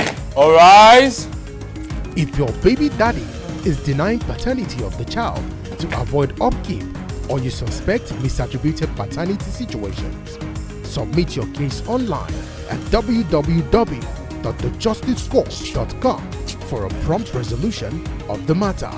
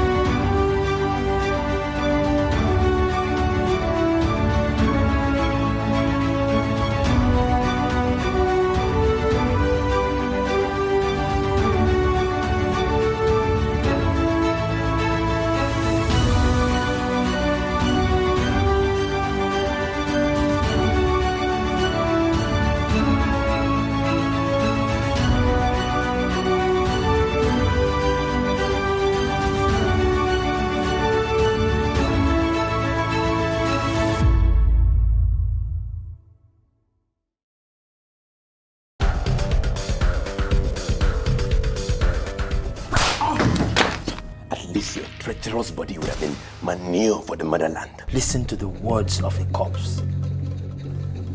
You cannot win this war. my production career started off practically by some form of divine intervention. I work in TV production, and I've done that in advertising for over 20 years. I do storytelling as well. I do narrative. I've done films, TV series, etc. I taught myself to draw, and that meant 4 hours of sketching every day, minutely competent, where people will say, this doesn't suck. You actually had to practice. For God's sakes, Emeka, we don't even have enough guns or food. What were you thinking? If you and Uzogu had not unleashed your unique brand of madness last January, we wouldn't be swimming in beers and blood. It was a revolution! I was with one of my uncles, and he got me a job in, then it was Vanguard newspapers in Apapa. And I got to meet all my heroes because in those days, I knew every cartoonist of every Nigerian publication by name because I would always look for the signature. Advertising was obviously the way to go. English then, if you're doing English, you're either going to be a teacher or something. I was like, no, this is a cool industry. This industry is really cool. It's really being paid to be creative. I was sent around the agency to learn every aspect of advertising. And when I got to TV production, the then head of TV production of ESO and U, then Mr. Greg Odutayo, said to me, okay, I want him. So he just made a request. There are many highlights. I've won awards for films I've made, TV series I've done. But let me just jump forward. The most recent thing I've done I'm extremely proud of is being one of the 3 directors on MTV Sugar, Niger. Then you have to learn. So when I came into production, I was always asking questions. So I was on the quest to know why this visual image was better than this visual image. And that got me into studying and learning about production. It helps to be always focused on what will make you win. There's a very healthy sense of motivating yourself to always get things right. Make sure your work is up to standard. It resembles anything else across any other platform across the world. The second thing is it must have your identity. It must have your strong cultural identity.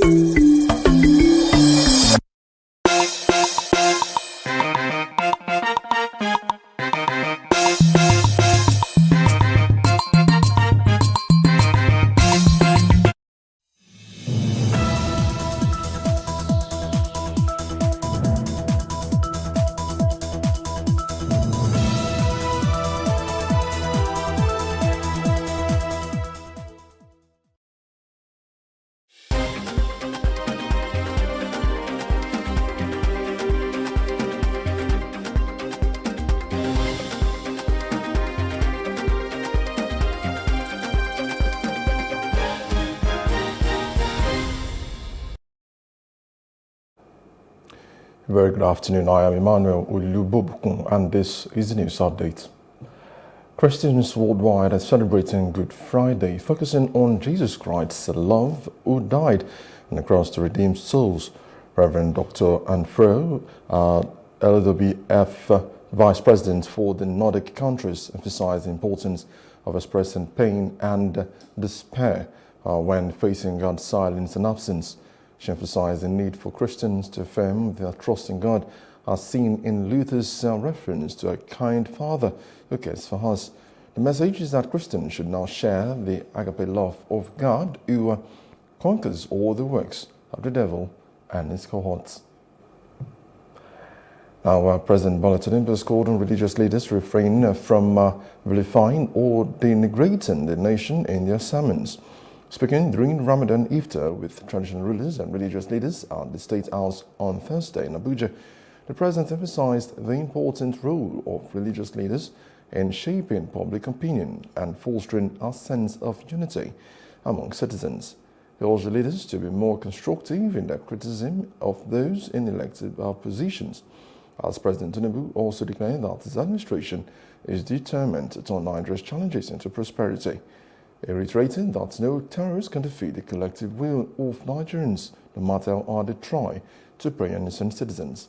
Now, traditional and religious leaders to forge a strong bond with the country government to defeat terrorism, banditry, kidnapping, and other forms of criminality in the country. No terrorist can defeat our spirit. No matter how bad they target the soft targets, going to the backyard of a school in Kuriga and evacuating some children and giving the wrong figures, it doesn't defeat us. It doesn't.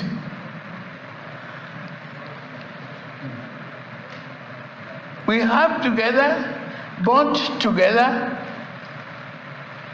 and deal with them. The love of the nation is in your hand. The prayer is in your mind. Pray for our country. Educate our children. All the members of our church and mosque, the sermon we give to them is important. We don't condemn your own nation. Don't curse Nigeria. It's a beautiful land, land of prosperity. Now, President Bola Tinubu has appointed Abdullahi Bello as the new chairman of the Code of Conduct Bureau, pending confirmation by the Senate. In a statement by presidential spokesman Ajuri Ngelale, the president expects that the new CCB chair will lead the bureau to realize its mandate of maintaining high standards of public morality. Now, by the presidential pronouncement, Bello replaces Aliu Kankoi, who has been the acting chairman of the bureau. The Minister of Information and National Orientation, Mohammed Idris, has now reiterated the government's commitment of upholding the principle of press freedom while urging media professionals to exercise their freedom with the utmost sense of responsibility. Idris made remarks in Abuja when he received senior executives of the Center for Media and Society on a courtesy visit to his office. The minister said press freedom is the cornerstone of the thriving democracy, and the government fully recognizes the importance of a vibrant media landscape in fostering democracy. Idris said it is wrong to intentionally disseminate misinformation and inflammatory reports aimed at sowing discord and promoting anarchy within the society under the guise of press freedom. Information management is not about propaganda. It's not about saying things that are not untrue. It's about projecting the image of government while also protecting rights of citizens to information. And this is what we intend to keep. The issue of press freedom, yes, the media industry in this country, I still insist, the media is largely free in this country. We may have one or two infringements sometimes, but the media is largely free. The President Bola Ahmed Tinubu intends to make it even freer. There is no way democracy can thrive if the media is not free. The media has to be free for democracy to thrive, and government is pursuing that vigorously. We must emphasize that the government of President Bola Ahmed Tinubu, because he himself is a product of press freedom, and he cannot in any way attempt to stifle that freedom that he himself has enjoyed.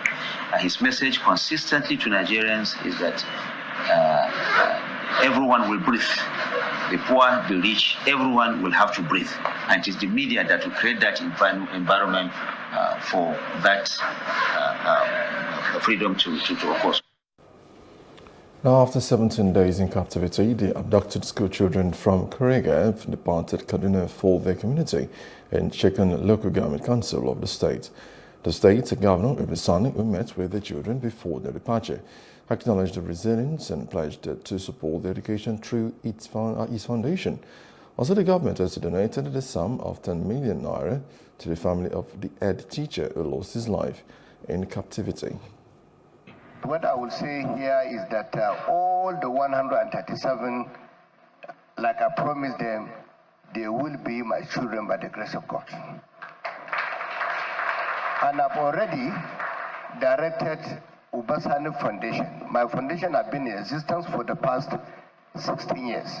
And our focus is on education and healthcare. So I'm not using Kaduna State government money, but I will use Ubasani Foundation to look after their education, and I will try as much as possible to support them. Already taking the decision collectively to support the family of Malan Abubakar with 10 million naira. And we believe he has very young children, and those children also, Kaduna State government will take care of them and give them scholarships until they finish secondary school or university. Members of the River State chapter of the People's Democratic Party (PDP) Presidential Campaign Council and other members of the party have publicly declared their support for President Bola Tinubu and the Governor of River State, Siminalayi Fubara. This is as the council alerted the President that the immediate past Governor of River State and Minister of Federal Capital Territory, Nyesom Wike, ran a kleptocratic government throughout his tenure in River State as governor, ordering the president to give close attention to the minister so as not to cause an embarrassment to his administration. At the press conference held in Port Harcourt and attended by members of the council and other prominent members of the PDP in River State, the council declared its stance. It stated that with the elections concluded and the Supreme Court affirming the victories of President Tinubu and Governor Fubara, it was time to unite and support them in delivering quality governance to the people of the country and River State. We recognize the elected president of our country and pledge our full support for the success of his administration for the benefit of all Nigerians. In effect, we subscribe to the president's efforts at strengthening our economy, fighting insecurity, and promoting peace and harmony in our dear country, Nigeria. In the same vein, His Excellency Amoku Senebo, Sir Siminalayi Fubara, was elected democratically as Governor of Rivers State and also affirmed by the Supreme Court.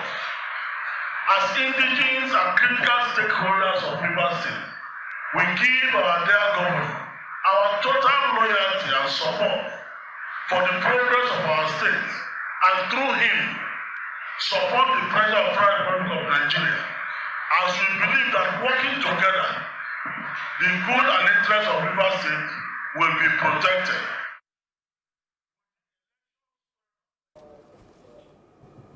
Now we'll go for a quick commercial break, and when we return, the news continues.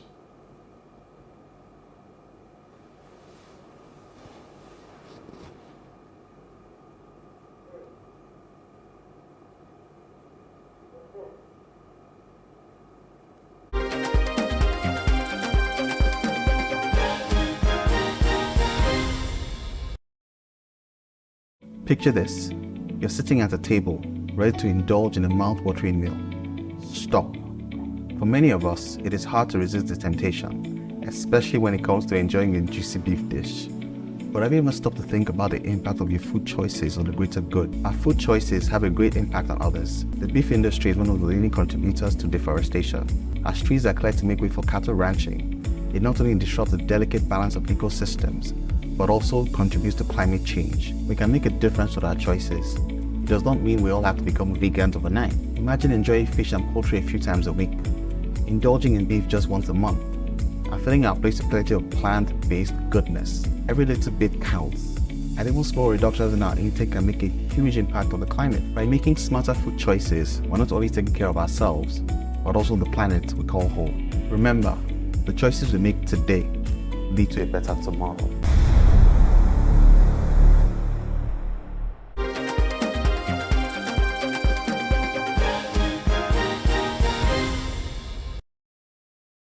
Other parts of Africa, a slowly moving cyclone that unexpectedly turned towards Madagascar has killed 11 people on the island nation as high winds ripped down trees and torrents of water rushed through villages, washing away houses.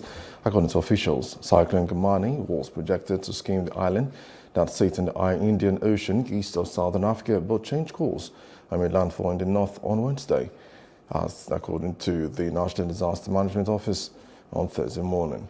Now, 6 people have drowned and 5 others were killed by collapsing houses or falling trees, as authorities said, adding that 7,000 people on the island were affected by the storm. The cyclone moved slowly, amplifying its destructive effects, as images showed torrents of water rushing through villages and people making human chains in the waist-deep water, trying to keep those trapped in their houses escape the deluge. And now, South Africa, a Russian military plane has crashed into the sea of Ukraine's annexed Crimean Peninsula, the Moscow installed the governor of the city of Sevastopol said.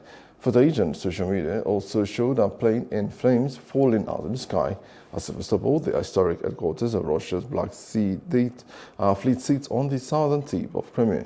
The Ukrainian peninsula annexed by Moscow in 2014. The region has now has come under frequent Ukrainian attack during the 2-year conflict. Other videos also appeared to show the pilots drifting down in a parachute after ejecting. To business, barely 48 hours after restating the need to increase the capital base of deposit money banks for improved productivity, the Central Bank of Nigeria has announced new guidelines in its recapitalization policy for banks in the country. Now, the new guidelines were disclosed in a statement signed by its acting director, Corporate Communications, Sidi Ali, in Abuja. She said the Apex Bank had directed commercial banks with international authorization to increase their capital base to 500 billion naira and the national banks to 200 billion naira. According to the acting CBN director, commercial banks with national licenses must meet a 200 billion naira threshold, where those with regional authorization are expected to achieve a 50 billion capital floor. Similarly, non-interest banks with national and regional authorizations will need to increase their capital to 20 billion naira and 10 billion naira, respectively. The CBN's move came 2 days after the Monetary Policy Committee intended that it would change the capital base of the nation's bank.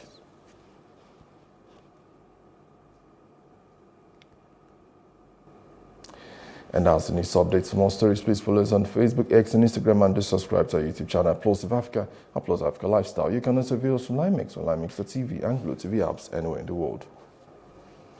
I am Emmanuel Olubobukun. Many thanks for watching.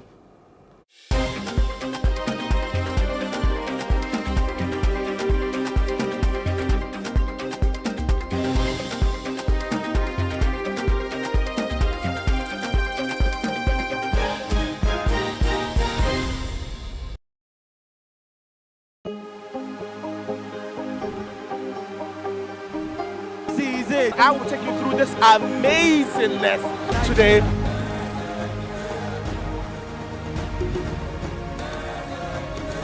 Welcome to Plus Trending.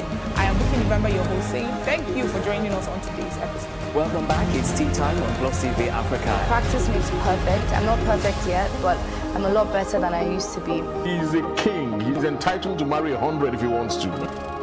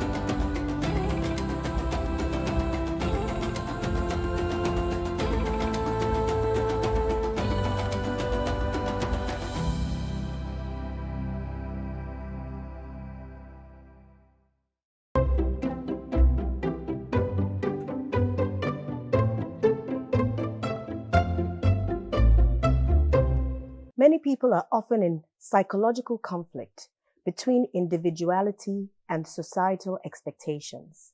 Thus, due to not knowing any better, or sometimes out of the audacity of thinking that they do, many tout these norms and expectations as the one single version of the truth. Oftentimes, we are judged by them, driving many to sacrifice the happiness they can attain as unique individuals for the rule of society that do not really matter in the grand scheme of things, and that many do not even sincerely follow themselves. Well, here's what I say. Flout their tout. A wise person once said, "Don't base your decisions on the advice of those who don't have to deal with your issues." The fact that you have remained single for a long time, especially if you're a woman, is often viewed as some kind of stigma in many parts of the world, even in the so-called liberal parts of society. But I'm here to tell you that regardless of what your relationship status is, and in fact, and now I'm ad-libbing, irrespective of what your status, your age, your phase of life is, you are in an enviable position because you have the opportunity to write a new script for yourself, to create a beautiful, wonderful, and fulfilling life. So no, do not keep your head down. That is the last thing that you should do. Do not compare your life to others. You have no idea what their journey is all about, Woody Hayes said. My name is Adefunke Adeyemi, or Funke for short. I'm an advocate and I'm the regional director for the International Air Transport Association in Africa, looking after external affairs and sustainability. So I have to confess that this was not the first book that I thought I had in me.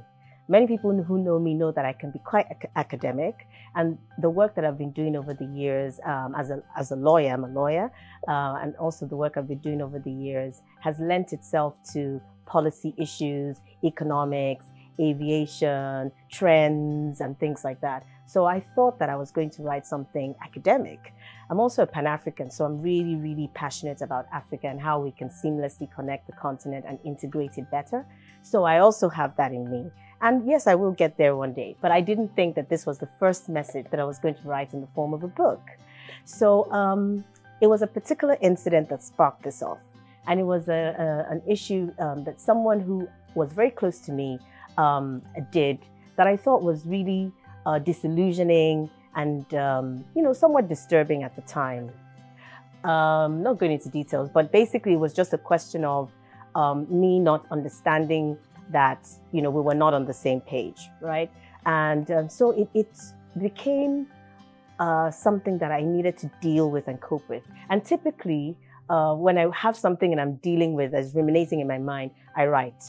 I've always loved words. I mean, I've been reading voraciously since the age of 5. I read everything in my father's library, including encyclopedias and things like that. So I've always loved words. I love the power of words. I love the way that they evoke emotion, the way that they can make you escape, the way they can transport you to different places. And so, the natural home for me to cope with the emotions I was dealing with from that incident was to write something down. It also coincided with the time that I was traveling on a business trip. And so once I got on the plane, I just started dumping my thoughts, just started putting stuff down on my laptop. So it started out as a dump, right? Just to cope with a particular incident. But then as I was on that business trip, I started to think about it more and more as a message that the world needed to hear. And so on that trip, within 36 hours, I had banged out the first 3 chapters of the book. Now that was in 2016. So this has been a 5-year journey.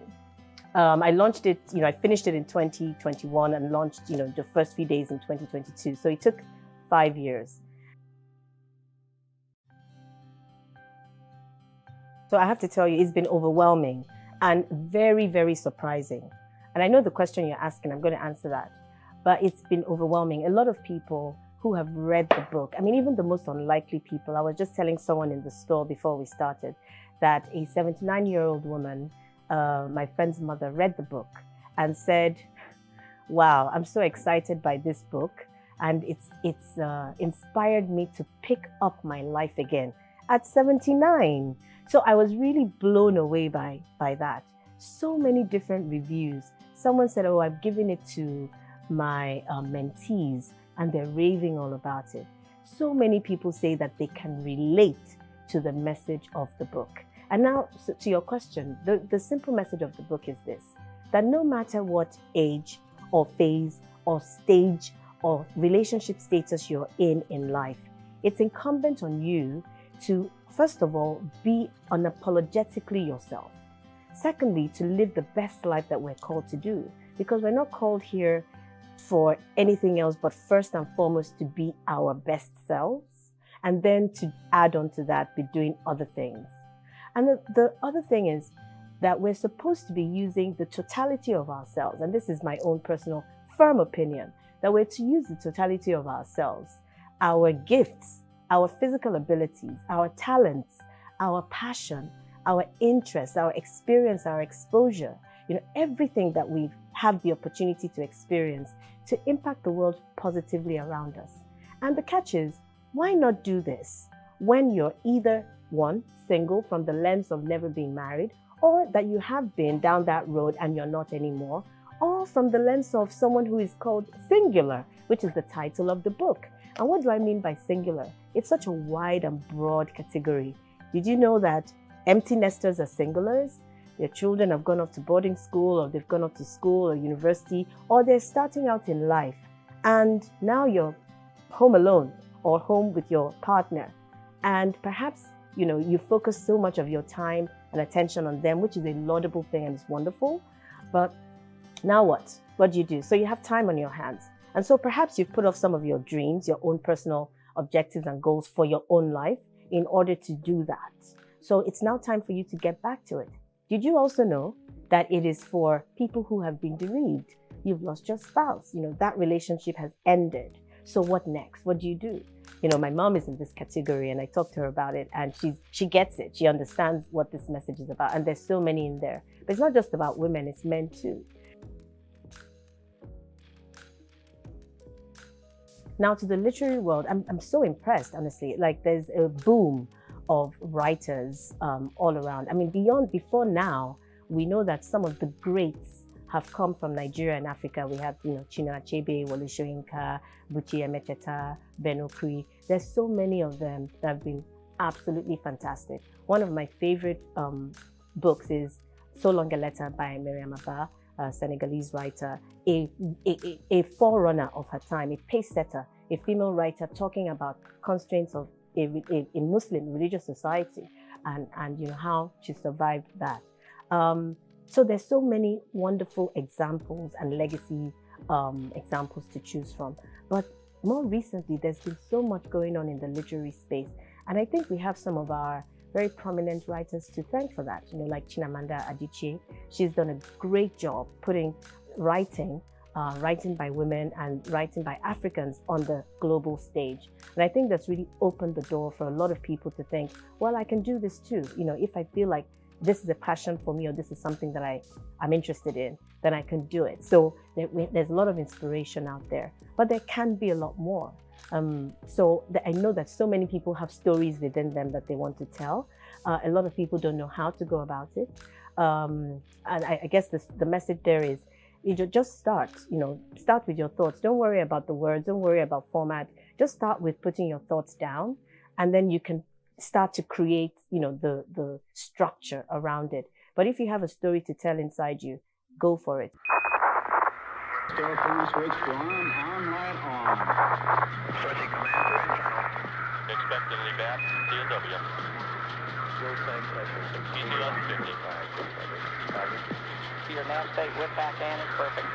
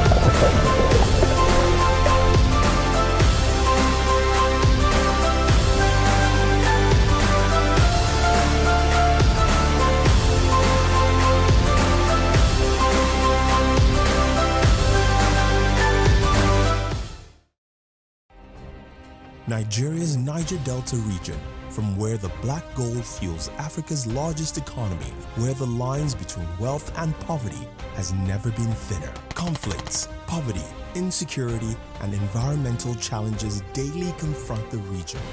How can the Niger Delta story be changed for the better? Join Mamode Akuga at 9 p.m. every Friday evening on Plus TV Africa as he probes deep in search of solutions. Inside the Niger Delta with Mamode Akuga, the authentic voice of Nigeria's oil-rich region.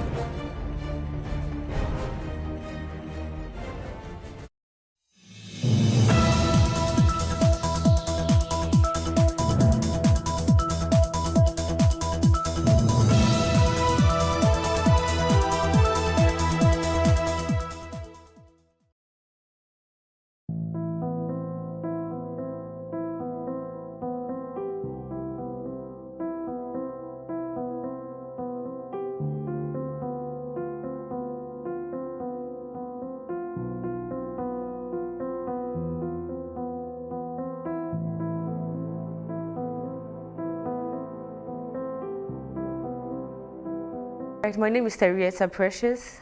I am an event planner, a cake specialist. I'm also a natural juice specialist as well. I deal with fruits and I try to make people live healthy lives. And business is just pretty starting up, like coming back, resuscitating after a very long break of like 5 years. And that happened because I got trafficked, and the connection came through my friend. So how it all started, so after school, I started baking even before I left secondary school. And so when admission was taking so long, and I was really eager to go back to school and all, so I started doing events, started serving at parties, following vendors to events, and I started liking the job because I'm kind of like talented in the arts. So everything event looked like fun and work for me. So I decided to build a career in that, irrespective of going back to school. And then I started training up. I naturally just have recipes in my head for cakes, and maybe when I wake up, I'll go write out what I saw either in my dream or what I thought about, and when I try it out, it always comes out nice. So my mom encouraged me to build up that career too, and that it was going to be a fruitful one. So at that point, there's this friend of mine that we kind of like, she's a bit older than I am, but we kind of like grew up together. She was always there for me because I had a child immediately after school. She was always there for me, always helping me out. So she said, since school wasn't working, then we should just venture into business. And looking at it that I was the first of 5 kids and I already had a child, school might be a little bit tight at that moment because my parents were really well to do, my mom actually, and because my parents are separated. So we used to make ice blocks and ice cubes together. We make ice blocks, we make ice. She was the one working there. So, but after her normal daily job, we now go in the evenings. So we had to take permission from her boss first.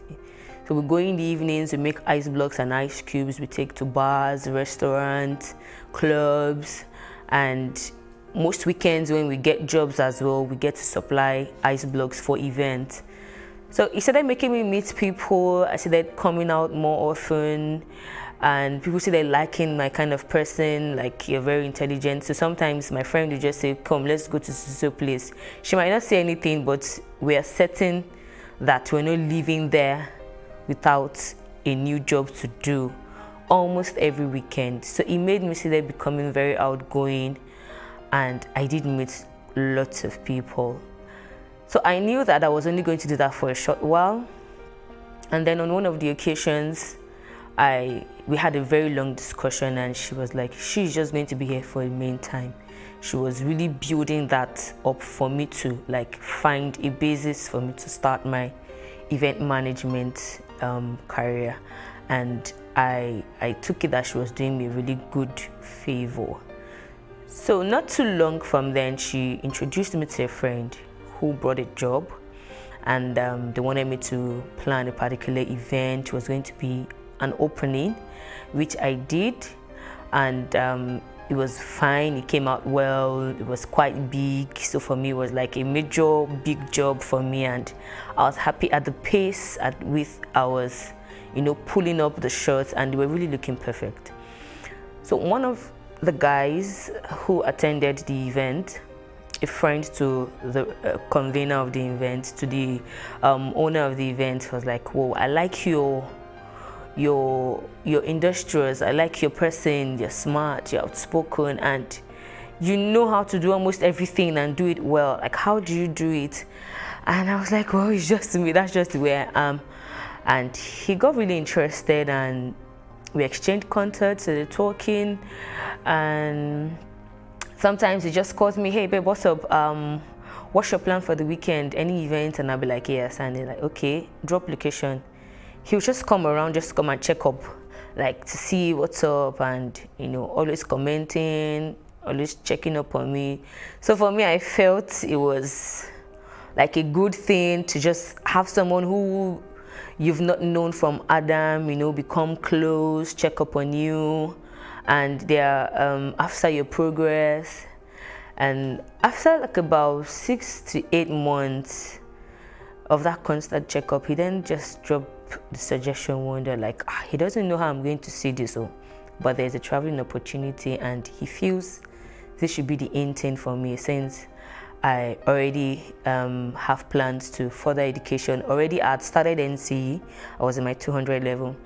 I started NCE, but it was a bit tight. So most times when it's like that, he's always like one of the people I call, like, "What's up? I'm having challenges with fees," or my friend and a couple of other friends will be like, every time you have to call me either for fees or for feeding or one thing or the other. I feel this is an opportunity for you. If you can take it up, you should go to Malaysia.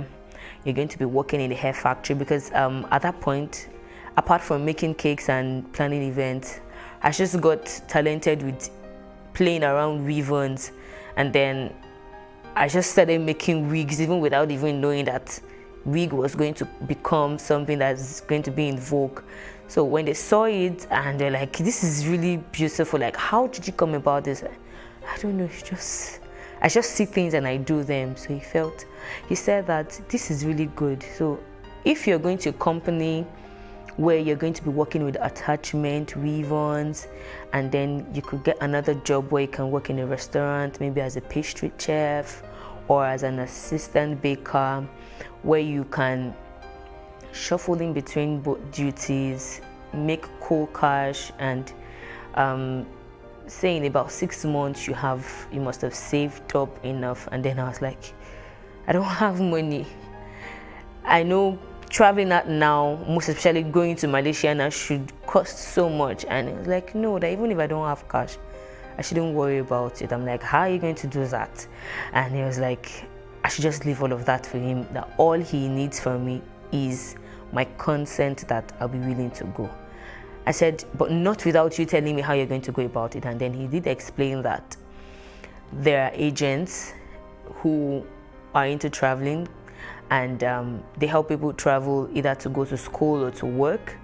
But then if you do not have money, there are people who are like investors, and what they do is to invest their money on you to travel. And then when you get to your post country, you start working, maybe like your first 3, 4, 5 months working, your salary will be used to pay them back whatever they have spent on you, but though it will be maybe either multiplied or there'll be an addition.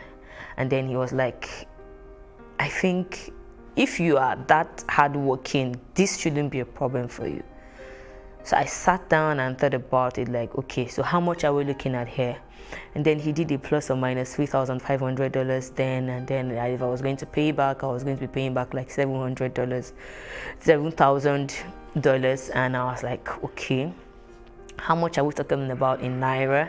He did the conversion, and then he did made me understand that I shouldn't even look at that money, that I'm going to be getting dinars, and that dinars is way higher than Naira. So, and he was like, don't worry, this is like the best opportunity for you. I know you're strong, I know you're hardworking, and you're very fun to be with. People love to be around you, so definitely you're going to make good friends who would even give you stipends, and you probably might not just have to pay back with all your hard-earned money. So the idea was to go work and come back to set up better or to finish up school so I can get a job. And I was like, okay, sounds good. And then he said he was going to, if I was ready, then he will now tell me the remaining processes. But then I have to look for like 4 extra people to make us 5. I was like, okay. And so these, my other friends, they also know this, my particular friend, Mary, that introduced me to the agent. So somehow, you know, there's no how now, friends, girls would definitely meet. And I really don't remember how my other friends got to know, but they also got to know about the traveling because he also became friends with them. But because anybody can meet anybody anywhere, I didn't really try to know exactly how they also met this same person. But then the other thing I remember was that we were all talking about this whole traveling thing, and my other friends were like, they were already 2 sisters and 2 of their friends, so we're 5 of us. And then we started talking about it, so they were like, we're going to get at least 50K first. The 50K was supposed to be for like our passport and some other little things that we would need right here before moving, but the traveling expenses was going to be covered by the investor, the invisible investor. So I for like a month we were on it, trying to get cash, running around, and several times they did say we're going to meet one person tomorrow. They could just call up today and say, okay, we're meeting the main travel agents tomorrow, we're meeting this tomorrow, and then we go. So they asked us to bring passports, pictures, so we should come for medical tests and all that.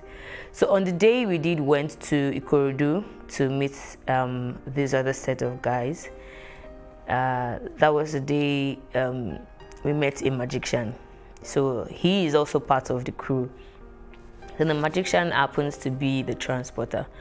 So he did mention that when it comes to things like this, that he normally advises young ladies not to tell anyone, and that the reason why he would tell them not to tell anyone is because they will definitely discourage you the moment you tell them someone is paying for your traveling. That families don't believe that somebody anywhere can just decide to pay for you to travel, go work and come back. So at some point he actually did some magic. So he said he was going to show us what he does for a living in Malaysia, and that he had just come back, but he has decided to rest. He wants to stay back in Nigeria to take care of his family, and that this is what he does for a living in Malaysia and some other countries where he goes to. And then he brought out stuff, sand, salt, handkerchief. Then he did turn the sand into, he did turn salt into sand, and then turned the salt again into a bird. So seeing that, we, you know, it just blew us out kind of. And he also said that if we wanted to really go and we were certain that we were not going to tell anyone, we needed to like swear an oath and all of that.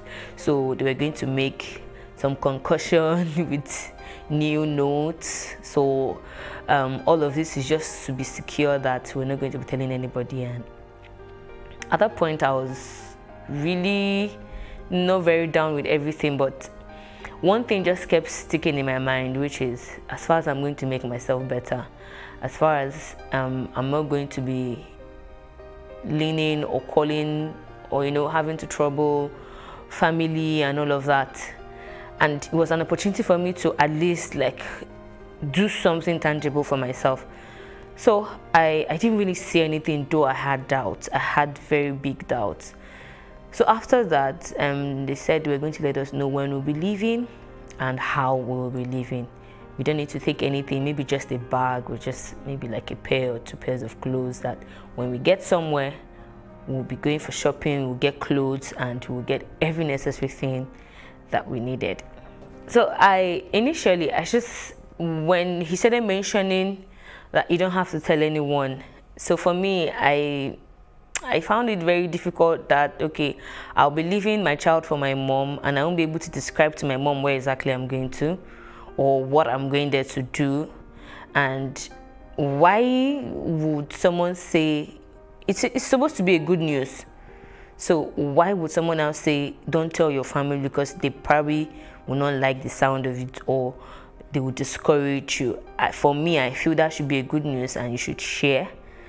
So, but he made us to believe that when you do that, they will discourage you and you might end up missing an opportunity of a lifetime. And another thing that got me thinking was the fact that he did mention that a lot of girls do go and they come back, they get to do big things for themselves. He also mentioned that apart from working in salons, restaurants, that some people go there to hustle. So when I heard the word hustle, I actually did ask, like, what's the meaning of hustle?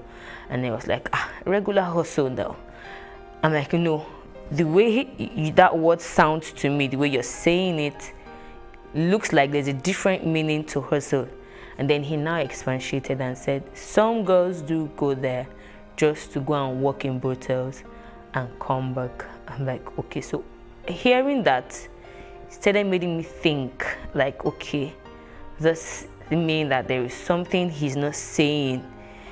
So then I now asked clearly, what exactly are you taking me to this country to go and do? He now asked, what did you tell your friend you want to do? I said, no, I didn't tell him. He suggested that since I am good in these areas, so I can work in a restaurant and then also work in a hair factory. And he was like, so that is what you are going to do? So I said, okay, and waited for the day they were going to call. So on the day he called, that's the initial guy that told me about the traveling opportunity. He called and said, okay, so get ready by next week. We are moving by next week Sunday. It was supposed to be a Sunday. I said, okay, no problem. And then on getting to Ikorodu, I found out that my other friends weren't there. So I asked, what's up, what happened with the other friends? And it was like, they couldn't come up with even money for their passports, which was 50K. I was like, oh, because I saw one of them that morning and I was like asking her, babe, how far? She was like, that she's not sure that she's going.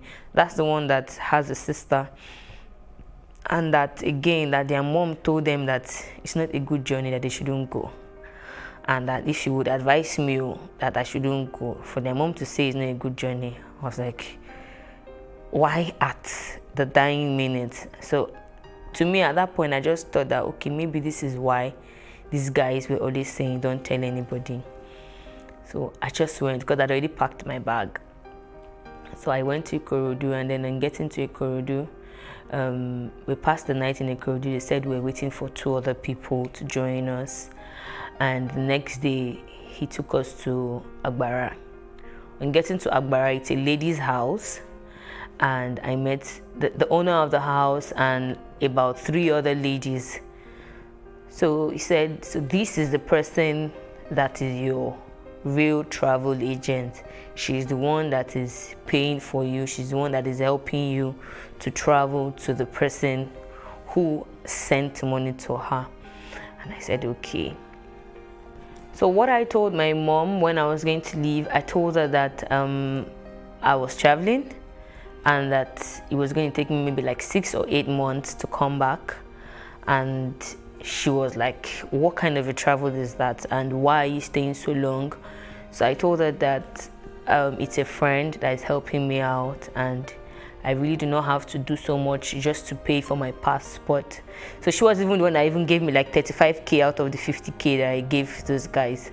And when I explained to her that it's a friend, and she already knows the guy, so the guy as in became very close. During one of our school parties, my mom's school party, he actually came around. He comes, like everybody now knew him. So when I mentioned his name and my mom, okay, she didn't see a reason to question, because this is someone that everybody has come to know very well. So she was like, okay. So that day I told her was the day she gave me the money, and she was like, okay, if you say that is what you want to do. But then she now asked what I was going to do about my school. So I said already I had missed exam for that semester, and I already had missing exams from the previous semester. So when I come back, I'll sort it out. So she was like, okay, if that is what you want. But then she wasn't really like okay with it. She kept asking questions upon questions and questions upon questions. I'm like, at least you know the person that is actually working on this for me. So if there is anything, you can always ask him. So that was the last conversation I had with my mom. And at that time, there was a very big issue in the house. I was not in good terms with my stepdad and my mom. We had issues. So for me, it was just, I had it to the truth, and I wanted to just leave the house. So, and that was it. And I left. So my mom asked, so how are we going to be feeding this child? How are we going to be doing this? How are we going to be doing that? I told her not to worry, that at each point, I would always know what to do. So she didn't really bother me so much about the child, because she was still little. She was just 5. At least she would be able to still feed her and do some other things.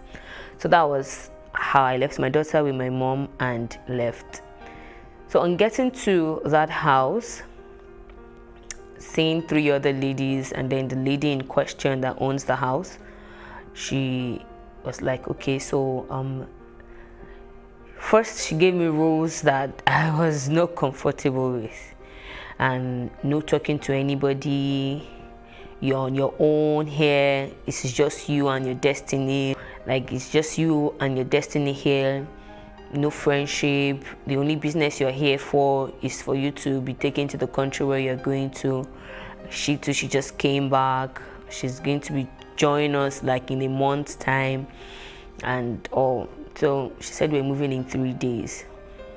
So in 3 days, nothing was happening, and then I was forced to ask questions. Like, I've been here for 3 days.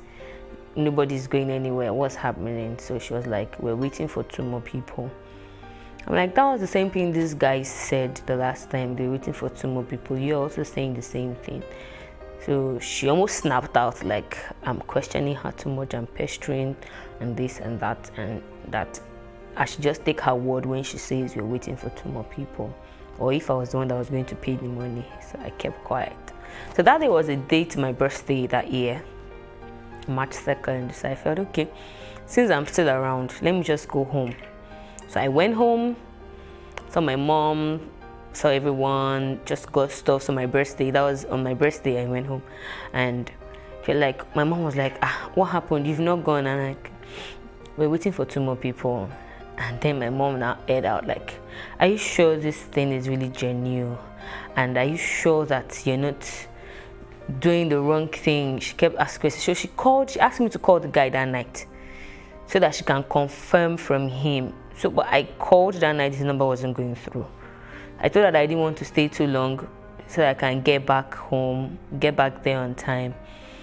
And that was how I left. So 2 days after, we were ready, and the lady asked her brother to take us to the park. So already, while the magician guy was talking to us a few days earlier, he had mentioned that we were going to go by road to an extent, and that the reason we're going by road to an extent is to avoid wahala from immigration and all of that. And to me, I was just wondering, but why are you trying to avoid these people if this is genuine? But I couldn't really ask too much questions. So he said we're going to go by road to a particular extent. So when the guy said we're going to the park, it took us to a park at Yanopaja, and then we entered Kano. So I now asked, why are we going to Kano? Then he said, that's the first place we are going to. That's where I will meet the people that will now take us to where we're going to. So at this point, we're 4 ladies and the guy. So he stayed with us at the park till the bus was full, and we moved. So right there at the park, there were two ladies in the same bus behind us, and I noticed they were murmuring to each other. I tried eavesdropping. At that point, my Yoruba wasn't really fluent, but I can understand little by little. So I tried eavesdropping to maybe just hear something, because I became very worried. Like, am I sure I really want to continue? I can't just go back home from here and just run away. So I started looking at a means at which I can maybe even just abscond from this guy's hand. But you know, he was seated right opposite us. So even if I come down from the bus now, he's definitely going to see me. So at a point, I acted like I wanted to go buy something, and then I noticed that he was walking behind me, and I was like, okay, so this guy is watching me, I can't run away. So at a point, I just waived the thought of running away and felt like, as far as I'm going for a good cause, let me just go and do what I got to do and come back home. So we left. Getting to Kano, I was on my phone at that point, and the lady did mention to me that when I get to Kano, she gave me a particular number. When I get to Kano, or if we are being stopped on the way, or maybe we're being arrested or hijacked on the way by any of the security officials, that we should call the particular number. So at the point where I think it was NDLEA that stopped us, and they were like, where are we going to? And to me, I just said, they said when they asked us, we should tell them we're going to Kano.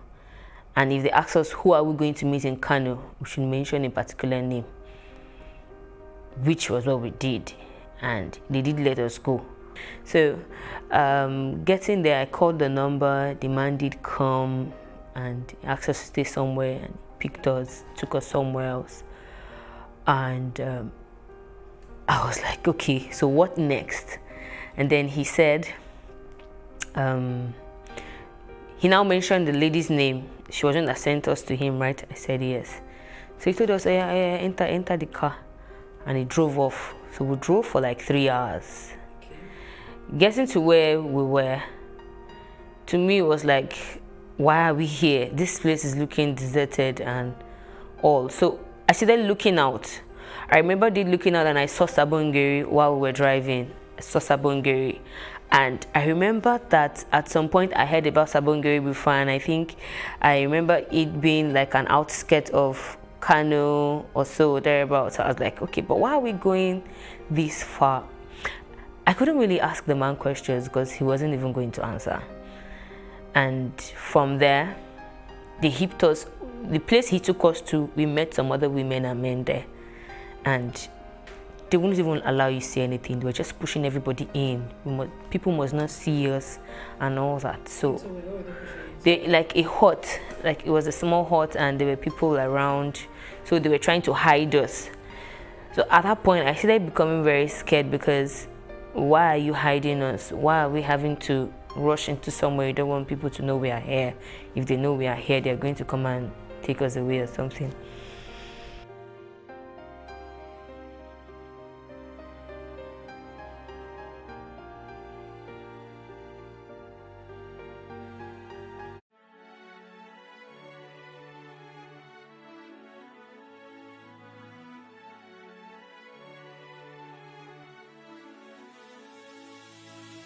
It is engagement we need to have. Those who suffer miscarriages are never taken into account. Members of the National Assembly are also influence peddlers.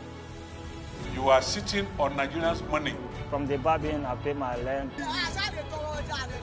From the barbing, I send my children to school. A consultative engagement. No any tangible notification before they ban us. It's one thing for people to be at your back and the heat of the moment, and another thing for them to still be with you when push comes to shove.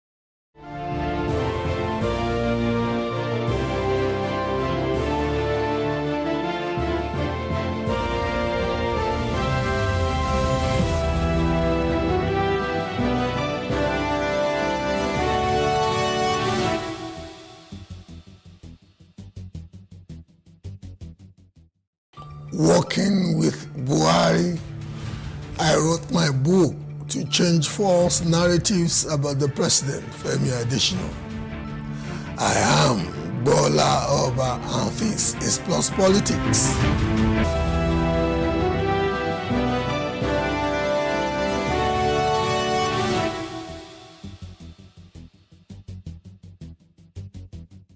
Special Advisor to former President Muhammadu Buhari on Media and Publicity, Mr. Femi Adesina, has explained that he wrote the book working with Buhari on the former president to change the false narratives out there. He said when he was offered the appointment to work with Buhari, he was reluctant to accept it because he did not know what he was going into. Quote, I would say I had known President Buhari long before I came to work for him as advisor on media and publicity, unquote, Adesina said. He went further. Before then, I had not worked in government and I had no desire to work in government. But when the invitation to work with him came, I took it because he was a man I admired. After he won the election in 2015 and said, come and work with me, I wanted to say no because I was managing director of the Sun newspapers. I was president of the Nigerian Guild of Editors, NGE. I did not want to leave what I was doing. I was very reluctant when I was asked to come to government. When I resigned my appointment, I began to cry because I did not know what I was going into, unquote. We have the honor of having Mr. Femi Adesina literally in our studios. Welcome. Thank you. Good evening. Let's start on the lighter note. How are you fitting back into normalcy, quote unquote? Well, the truth is that even while I was in government, I was not out of normalcy. I was still a member of the society. I didn't cocoon myself in government. I didn't make myself unreachable. I was still part of society. So finishing 10 months ago and coming back home was not difficult for me. Still on the lighter note, were you also stricken by the reported voodoo, invisible voodoo phantom in the presidency? One of your predecessors actually was once quoted to have stated that there is a phenomenon that ordinarily plagued those who worked in the villa. Were you? Well, I think if you have read the book Working with Buhari, it's a whole chapter that was dedicated to that. I didn't see anything untoward. I didn't see anything mystical or mysterious in the villa. I think it's just a myth. And anybody that claims things like that happened is the one that can defend it or justify it.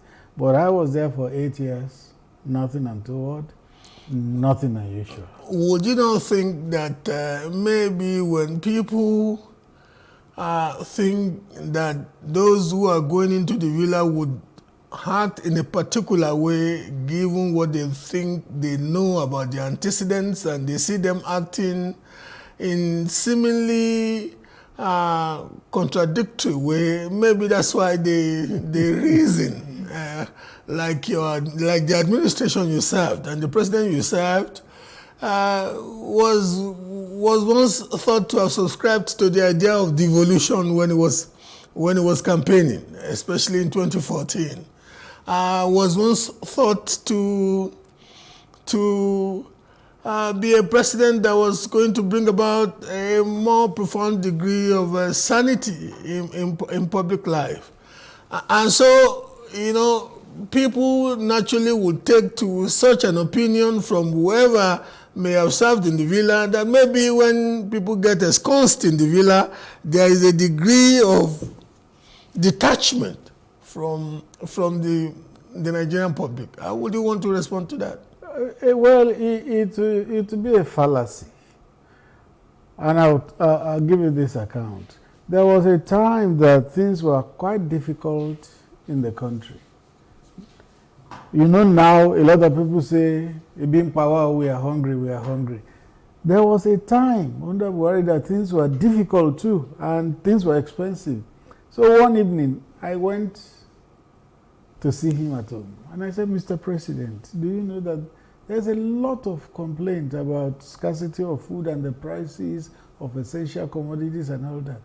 He said, I know. He said, I have people from my constituency who give me feedback.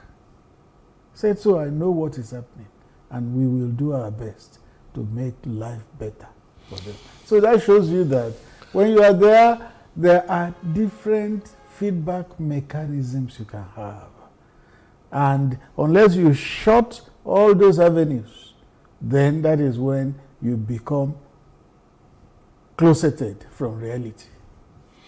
But there was this particular audio leak from the then Honorable Minister for Transport, Right Honorable Rotimi Amaechi, when he said he was jocularly referring to some characters who felt they could complain. He said Buhari who doesn't even read newspapers. Buhari, what concern Buhari concern. There was that audio leak there. And it gave the impression of a man who was living in his own world. A man who was so far away from the reality of the Nigerian environment that even, a ministerial character could have the temerity to allude to his principle as somebody who could not be bothered by any opinion or any especially social media opinionation that some people thought would reverberate to him. Well, just like you said, it was a leak. And the nature of leaks is that you can't authenticate it. So, for all we know, it could have been cooked up. It could have been manufactured. I didn't hear Minister Amaechi saying, yes, I said so. Neither did he say, no, I didn't say so. So, for all you know, it may not be true. But the President Buhari I worked with was the one who told me as his media advisor that 10 a.m. every day, I want the media highlights on my table. And when you give it to him, he begins to read it immediately. And one time he told me, he said, when I read the media highlights, at times I may not even read the main paper again. So when I read the highlights and I want to know more, I find the paper you have referred to in the highlights and I go to read that story. So, I guess in this age of information inundation, that is what most of us do anyway. Yeah. Even those of us who are in the trade. In the morning, you want to look at the highlights and those items that are of interest to you. You then dig further by. Yes. I'm not saying, it's your brief to hold. It's a lifelong brief. You and Garba Shehu. Yeah. I was a bit sympathetic to you and Garba Shehu. And I must confess that on a number of occasions, I think just repeating some of the lines I had used, I would say, I can't really blame Garba Shehu and Femi Adesina because for me, it would border on a miracle to competently speak for an incompetent government. Many of the things that happened, and it's not very inconsistent with the presidential system of government because it's like a big orchestra. Somebody inevitably will miss a chord. Somebody will miss a note. That's not Even in America, where we've copied it from, we know that the president may be speaking to a particular agenda and you could have one or two. But having said that, what was the greatest challenge that you personally had whilst loyally and faithfully working for the man Buhari as his official spokesperson? Well, let me first attend to one word you used, an incompetent government. That's your opinion. That was what I used to say. Well, I never say it's not my opinion. It is your opinion. You have a right to it, but it doesn't make you right. I never said that. I never said it was gospel. I said, but I used to empathize with you and Gabashewu, because sometimes, I would look at the two of you looking like, if I were to swap places with this gentleman, what could I have done better? You can't begin to pontificate that whatever is my opinion is the gospel truth, is what is right. I never said it was gospel. But you have a right to it. Oh, thank you. You have a right to Thank you for, at least, if that makes you more democratic, more of a Democrat than I would have thought of somebody that worked with a principal that, that's a mistake you have made again. No nonsense. That's a mistake you have made again. We'll get to it. Okay. You were asking what is the challenge. Specifically that you perceived, that you encountered, that you had to, within the context of your personal values, your principles, your understanding of your profession, how did you juggle it? Well, I wouldn't say there was anything that came up that was insurmountable. The nature of challenges is that they are meant to be confronted. Any challenge that came, we confronted it, and as much as possible, we try to surmount it. I wouldn't say there was anything in my 8 years in government that gave me a stiff challenge and maybe it amounts or amounted to regret. No, nothing. I just took things in my stride as they came, and I believe that I did my best. A particular passage in your book speaks to the fact that when the distinguished Senator Bukola Saraki emerged as the president of the Senate, yes, we knew that it was against the run of play of what the establishment, the party establishment, that's the APC establishment, wanted. Yes. But many of us just felt that he ultimately emerged because a man who was predisposed to allowing democracy to run its course was not, President Buhari was not ready to use any form of intimidation but from the way you have reported it, he seemed not to have liked it. You had to work on him a little bit to even concede to really congratulating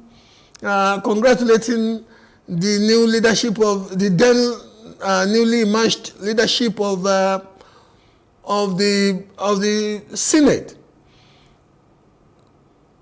How could we have bought the line? Those of us who thought we were tea leaf readers and political analysts, how could we have, on the one hand, bought the line that it was just because he didn't want to interfere with the process, and yet somebody as proximate to him as he were, still is, and writing from the perspective of somebody who still wants to portray him as a Democrat, write that.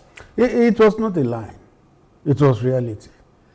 Because President Buhari is on record as having said before the proclamation of the National Assembly that whoever emerged as the leader or the leadership of both houses, he will work with. He was on record as having said that. That means Yes, the party has this prescription, or rather that the prescription of the party is what happens. But if it happens the other way, we will work with anybody that emerges. But then, somebody else emerging through subterfuge was what the president couldn't brook. If he had emerged fair and square, there would have been no issue.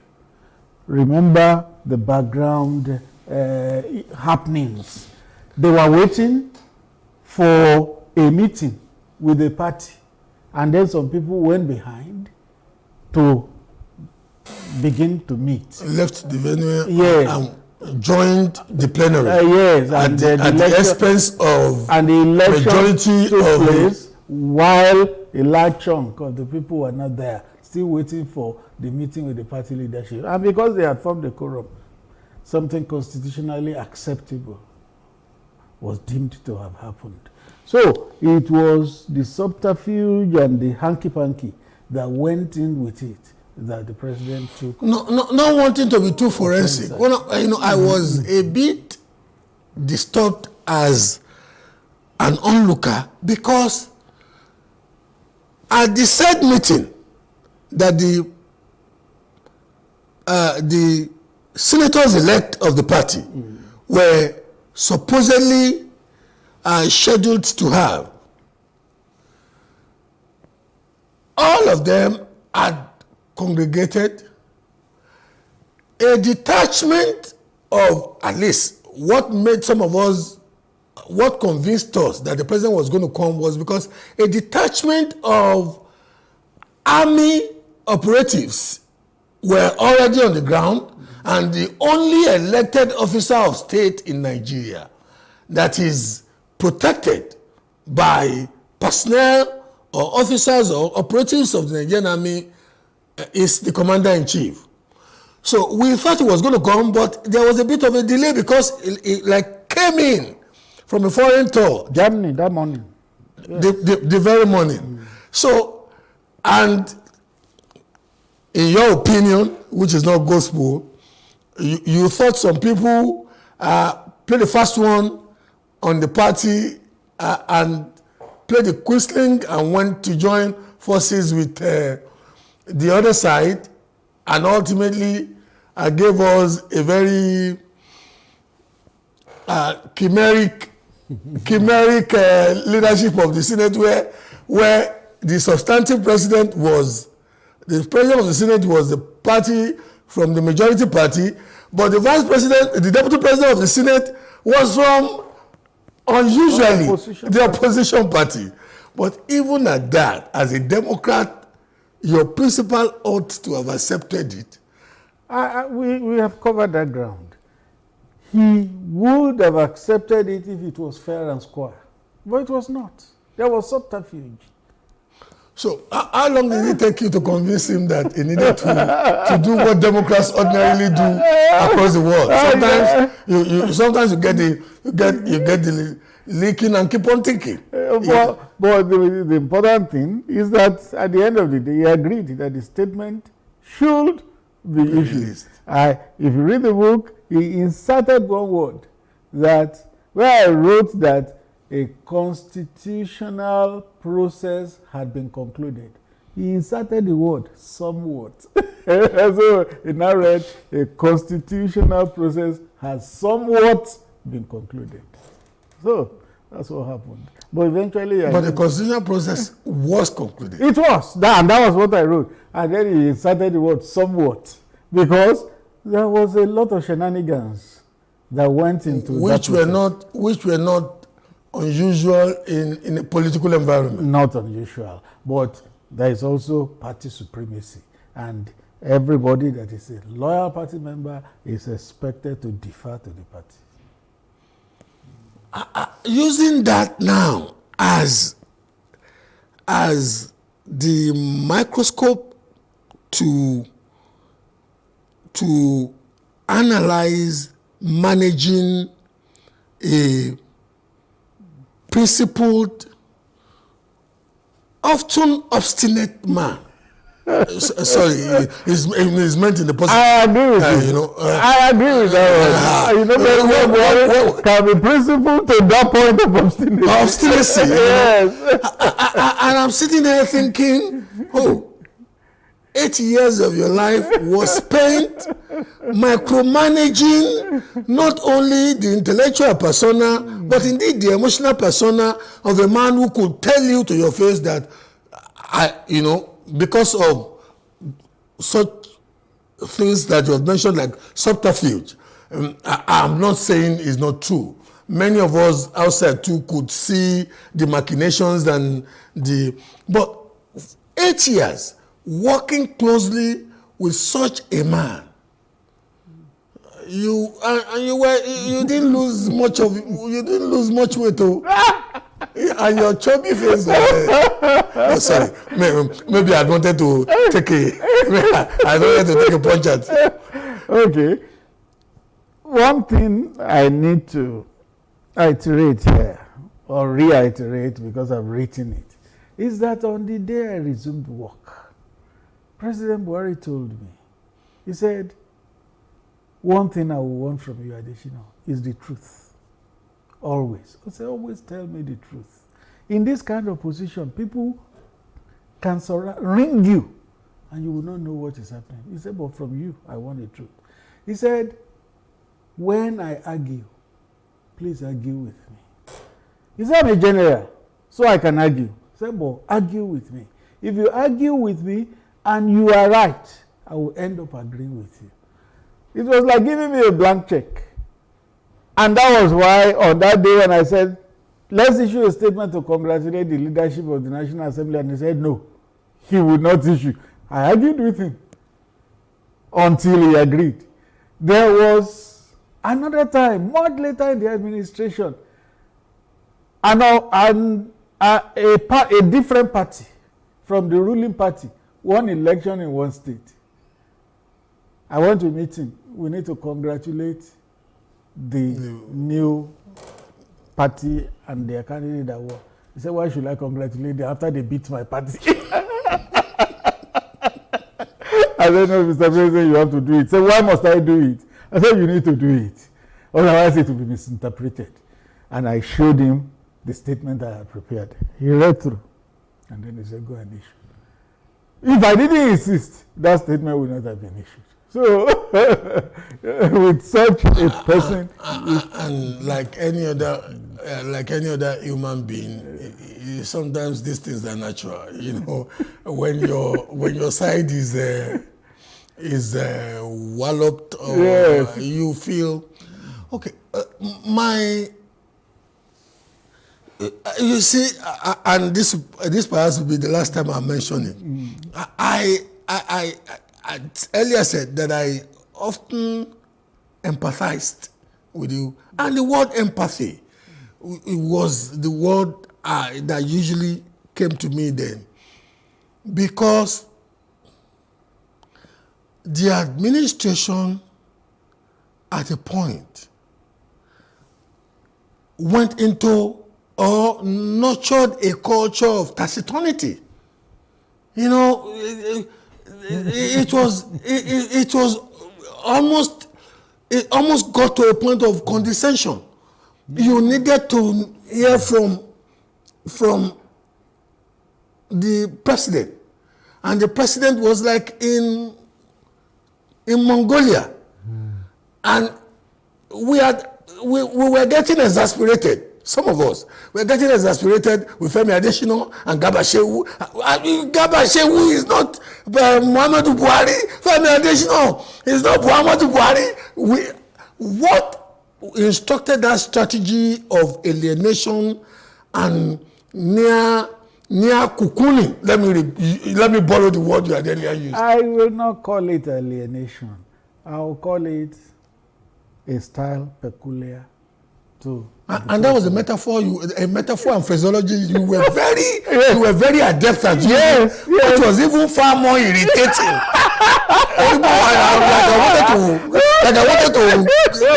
It was even far more irritating. Yes, because I had also been a student of stylistics. in school. I remember my stylistics lecturer telling us that style is idiosyncratic, which means it differs from person to person. Soyinka's style is different from Achebe's style. Achebe's style is different from J.P. Clark's style. Style was peculiar to each of them. So also with the president. Donald Trump had his style where he would personally tweet and land himself in trouble. And leave his media team to be running. They not be packing the And then President Buhari left things to us. We just needed to cross-check very crucial things with him before we issued. Now let me give you an illustration. During COVID, you know, there was a lot of trepidation everywhere. It was going to wipe out the world. It was going to wipe out Nigeria particularly and the black race. So, when there was going to be a shutdown, the president made a broadcast. A week after, he made another broadcast.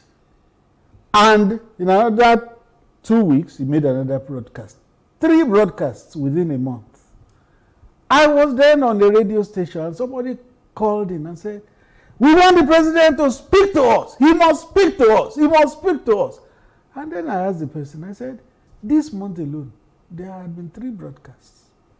Isn't that president speaking to the country? But that was a time. Then what they wanted was a president like Donald Trump who would be tweeting and... but that was a time when many world leaders, many more world leaders were almost literally in the faces of their populace. The president rose to the occasion and he set up a presidential task force under COVID, headed by the Secretary to the Government, Boss Mustafa, which did a fantastic job. In fact, the UN Secretary General commended Nigeria for the way it tackled the COVID challenge. What mattered was results and not just the body movement. Nigerians just wanted a president who had all the body movements. Okay, let's speak to some of we've tried well enough to psychoanalyze the idiosyncrasies of the president. But you also have some very peculiar idiosyncrasies. That means the style is idiosyncratic. I'm coming home to you. Okay. Because at least I could sympathetically pardon you. Speaking for your principal, but you also took on some unnecessary battles. How did the Wailing Wailers, how did that emerge from lexicography? Yes. If you also read my book, a whole chapter was dedicated. But you must tell our viewers. Yes, I'm going to tell it now. A whole chapter. Maybe that will even make some people buy your book. A whole chapter was dedicated to the Wailing Wailers. What happened? In the early days of the administration, Olisa Metu was a spokesman for PDP. Anything the president did or did not do, he will issue a statement. If it rained too heavily, he will issue a statement against Buhari. That was his portfolio. If it didn't rain, he will say it's Buhari's fault. Anything, he issues statement. It became very exasperating. To you? No, well, to anybody who was following and partisans of your party. Oh, well, we were in a large number. So one day, he issued one unnecessary statement from my view. I then did a tweet. I said, these people were in power for 16 years. Now they have lost it. They do not seem to realize that they are not going to taste that power for a long time. I then ended it with Wailing Wailers. So who was I talking to? PDP and a spokesman, Olisa Metu. That tweet was done in August 2015. Remember, the government came into power May 29. So it has only served June, July. The 3rd month was when that tweet was done. War followed. He has abused us. Not PDP people generally on social media who are anti-Buhari. He has called us wailing wailers. He is disrespectful. He is this, he is that. So they assumed that epithet for themselves, that they were the wailing wailers. And because I didn't refer to them as wailing wailers, and they adopted it. So I said, well, if you have adopted it, you are welcome to it. Would you want to agree with me that you see sometimes you present a very innocuous facade or visage of a face, you act like you can barely kill an ant, but you are a very mischievous. When it comes to matters of the pen, you could be very mischievous. What instructed you signing, even if it was Metu and PDP, what instructed the phraseology Wailing Wailers? Yeah, because we knew Bob Marley and the Wailing Wailers. And then we had a party which wailed about everything. So I then called them Wailing Wailers. So as innocent and chubby as the face looks, don't be fooled. This man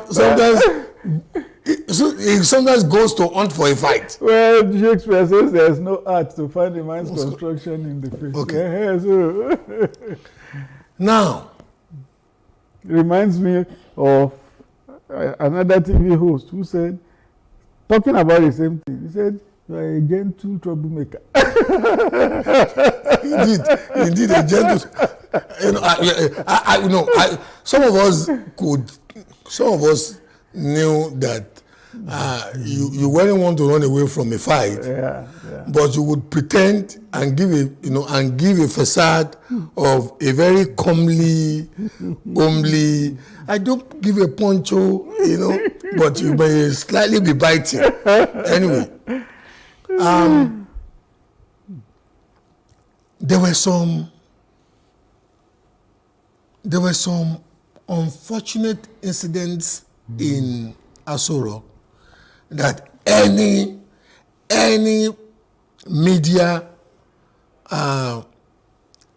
media professional would find it difficult to manage. Some reported encounters between Her Excellency the First Lady and some family members. One incident when there was a chase and somebody jumped the wall and there were some reported shots fired. I'm picking my phrases well. I wasn't there. It was in the public domain. And moments like that, somebody like you and Malam Garba Shehu would have to not only sit by yourselves, but sit with your coterie of strategists. What did it take? How did you manage such, on the one hand, it related more with the family than with the person of the president. Exactly. On the other hand, the people would need some modicum of logical explanatories, quote unquote. And I was thinking, I once told a friend then, what would you expect? What would you expect a Femi Adesina or a Garba Shehu to say about this now? If you say a bit too much, Madam could be offended. If you say a bit too much, president was such then that you would even know he had this emotional management style that he could go blank. You wouldn't even know. So how did you guys? Yes, for me and for us in the administration, family was off limits. Off limits. We didn't touch family. I remember that you emotionally lashed us with that line too. Some of your lines are coming out to haunt.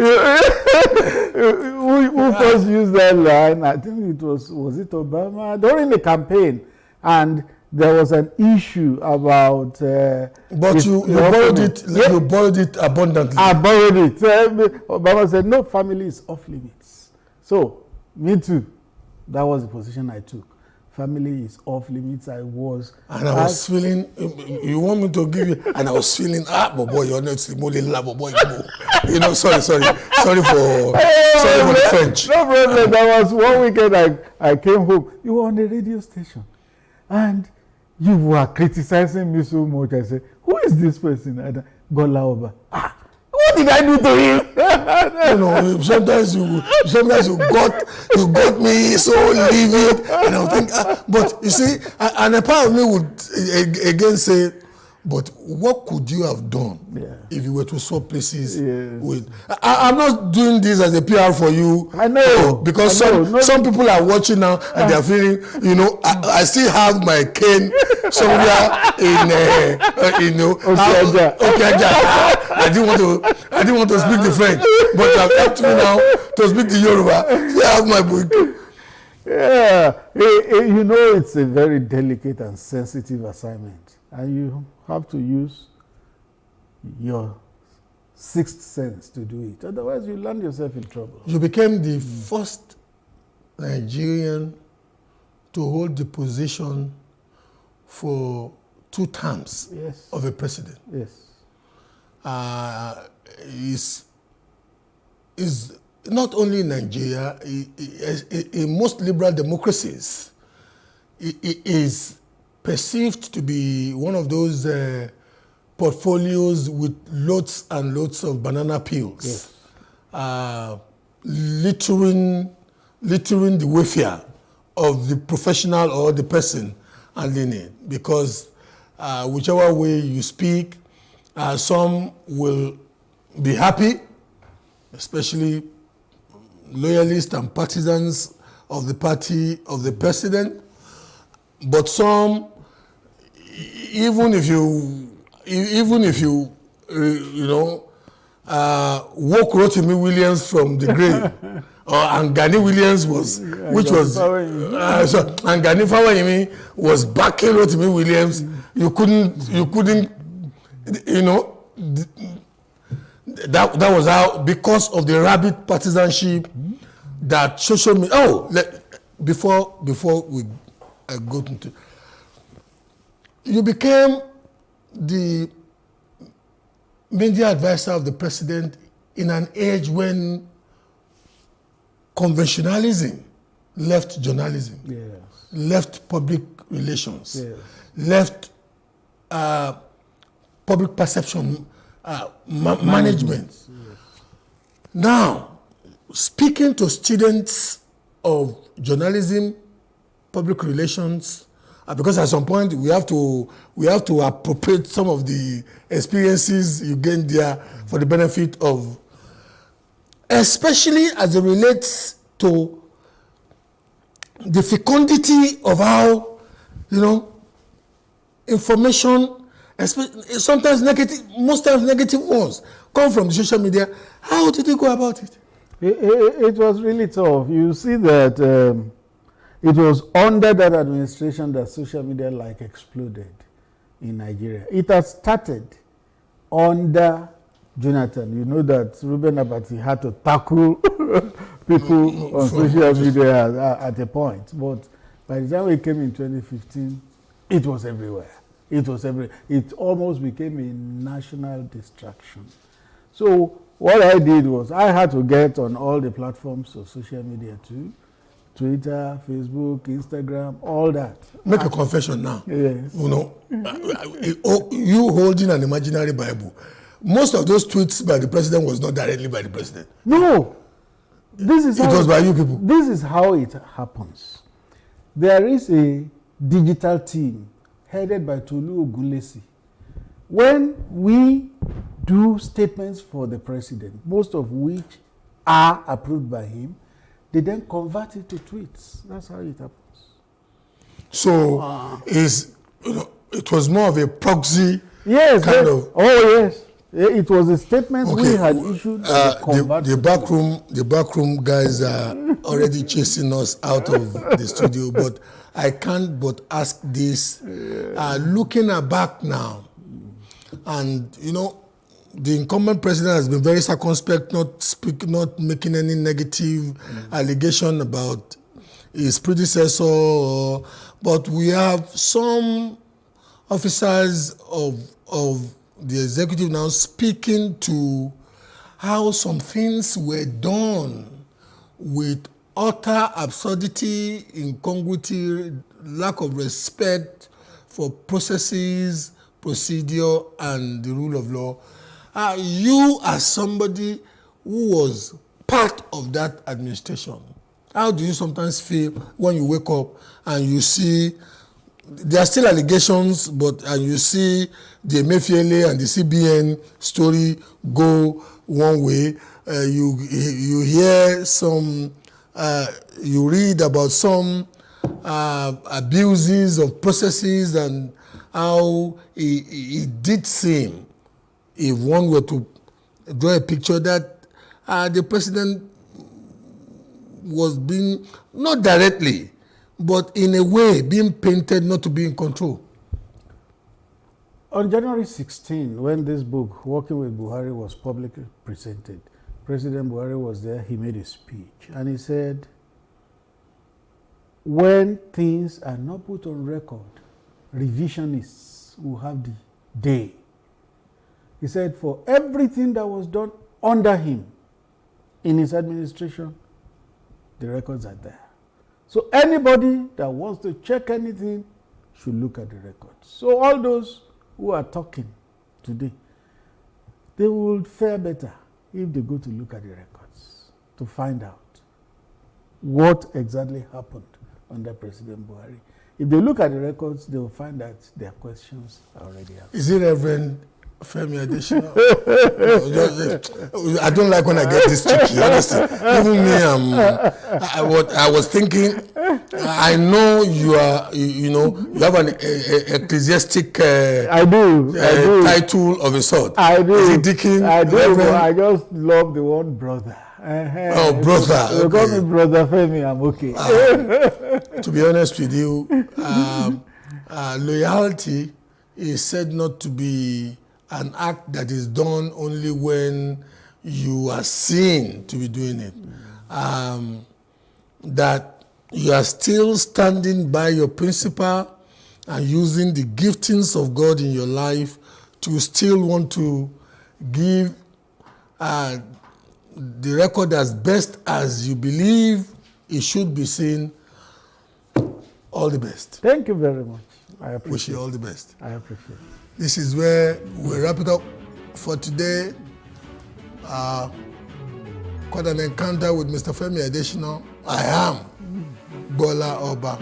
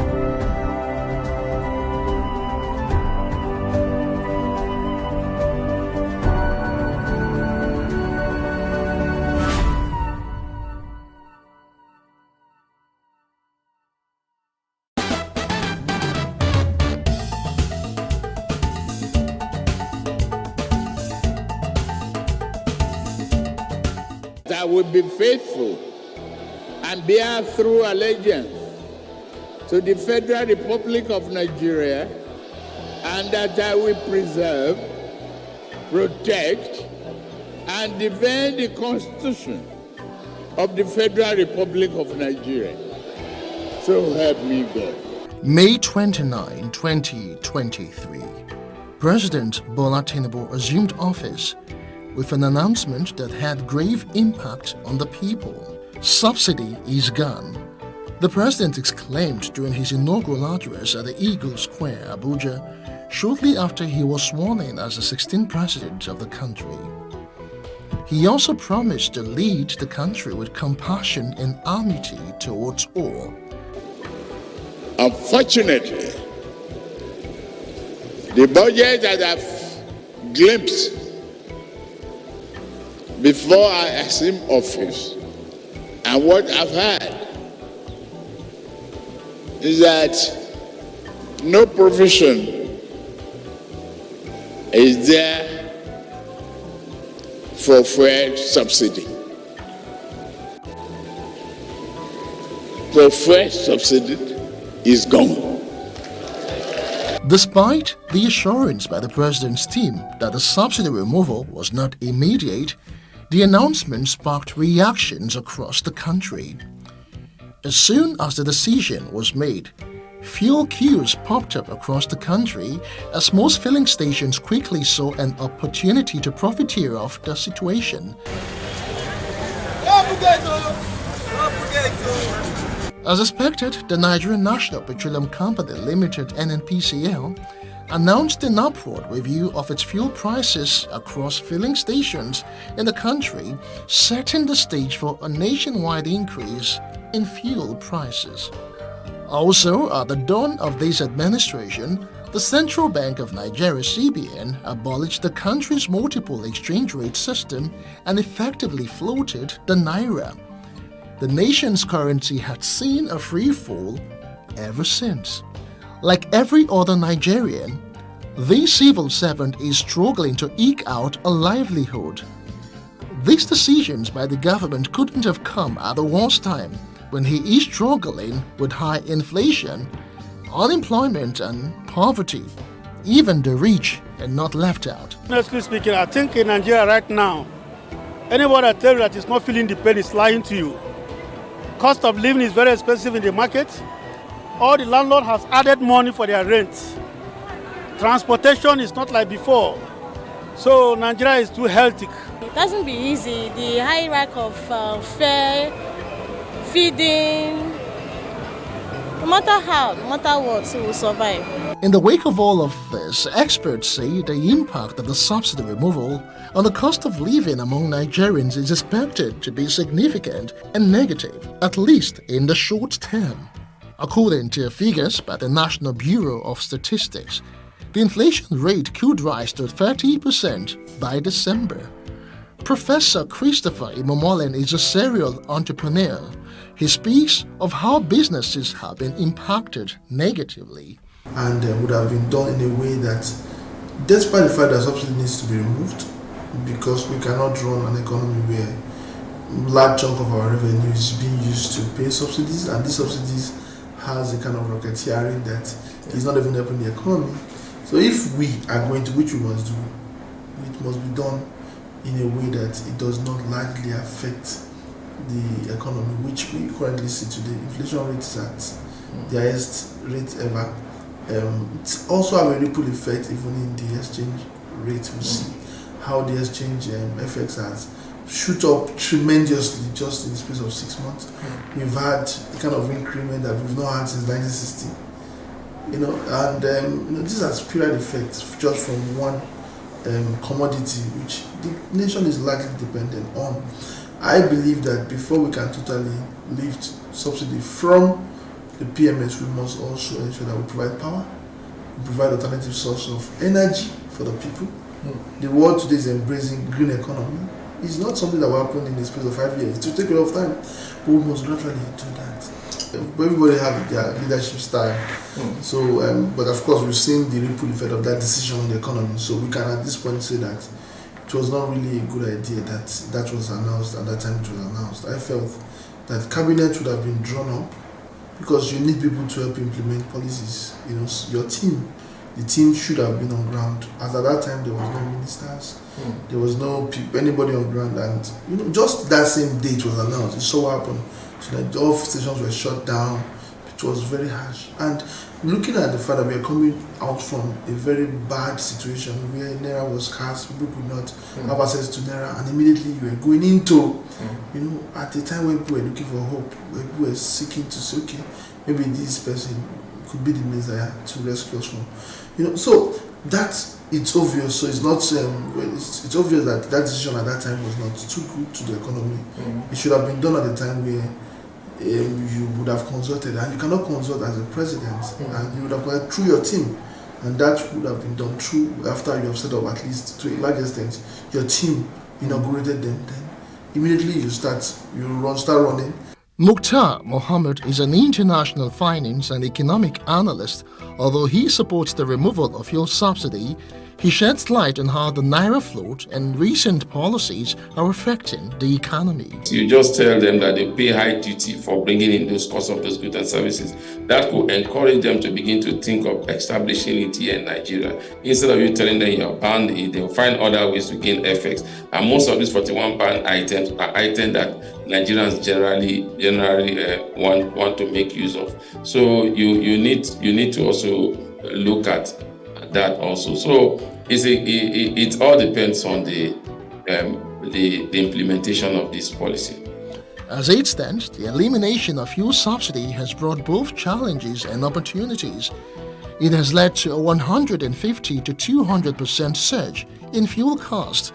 That is about 500 to 600 Naira across the country, that is per litre.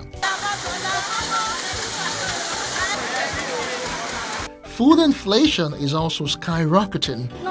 It's not cheap at all. Though. Many people are suffering. To even get the money to buy food is a problem. And the market also now is very expensive. You are not making it at all. Even you that are selling it, there's no gain on the market these days. Small and medium-sized enterprises are facing difficulties in accessing affordable power. Come and tell us, how much did you buy it? How much are you buying it for? Residents say they cannot afford even alternatives as they are disillusioned by the hack in liquefied petroleum gas, LPG. We don't really, they should try and help us. The thing is tough, everywhere is hard, but they should, at least gas is what we survive with, we cook with it, so they should try and help us. So what alternative do you think you will use outside of gas? Charcoal stove, that's the alternative for me, because here you cannot use firewood inside your house. The gas 1 kg is 900. So before we are buying it, is it 350? Yeah, so these are costs now, so I think they should help us to reduce it.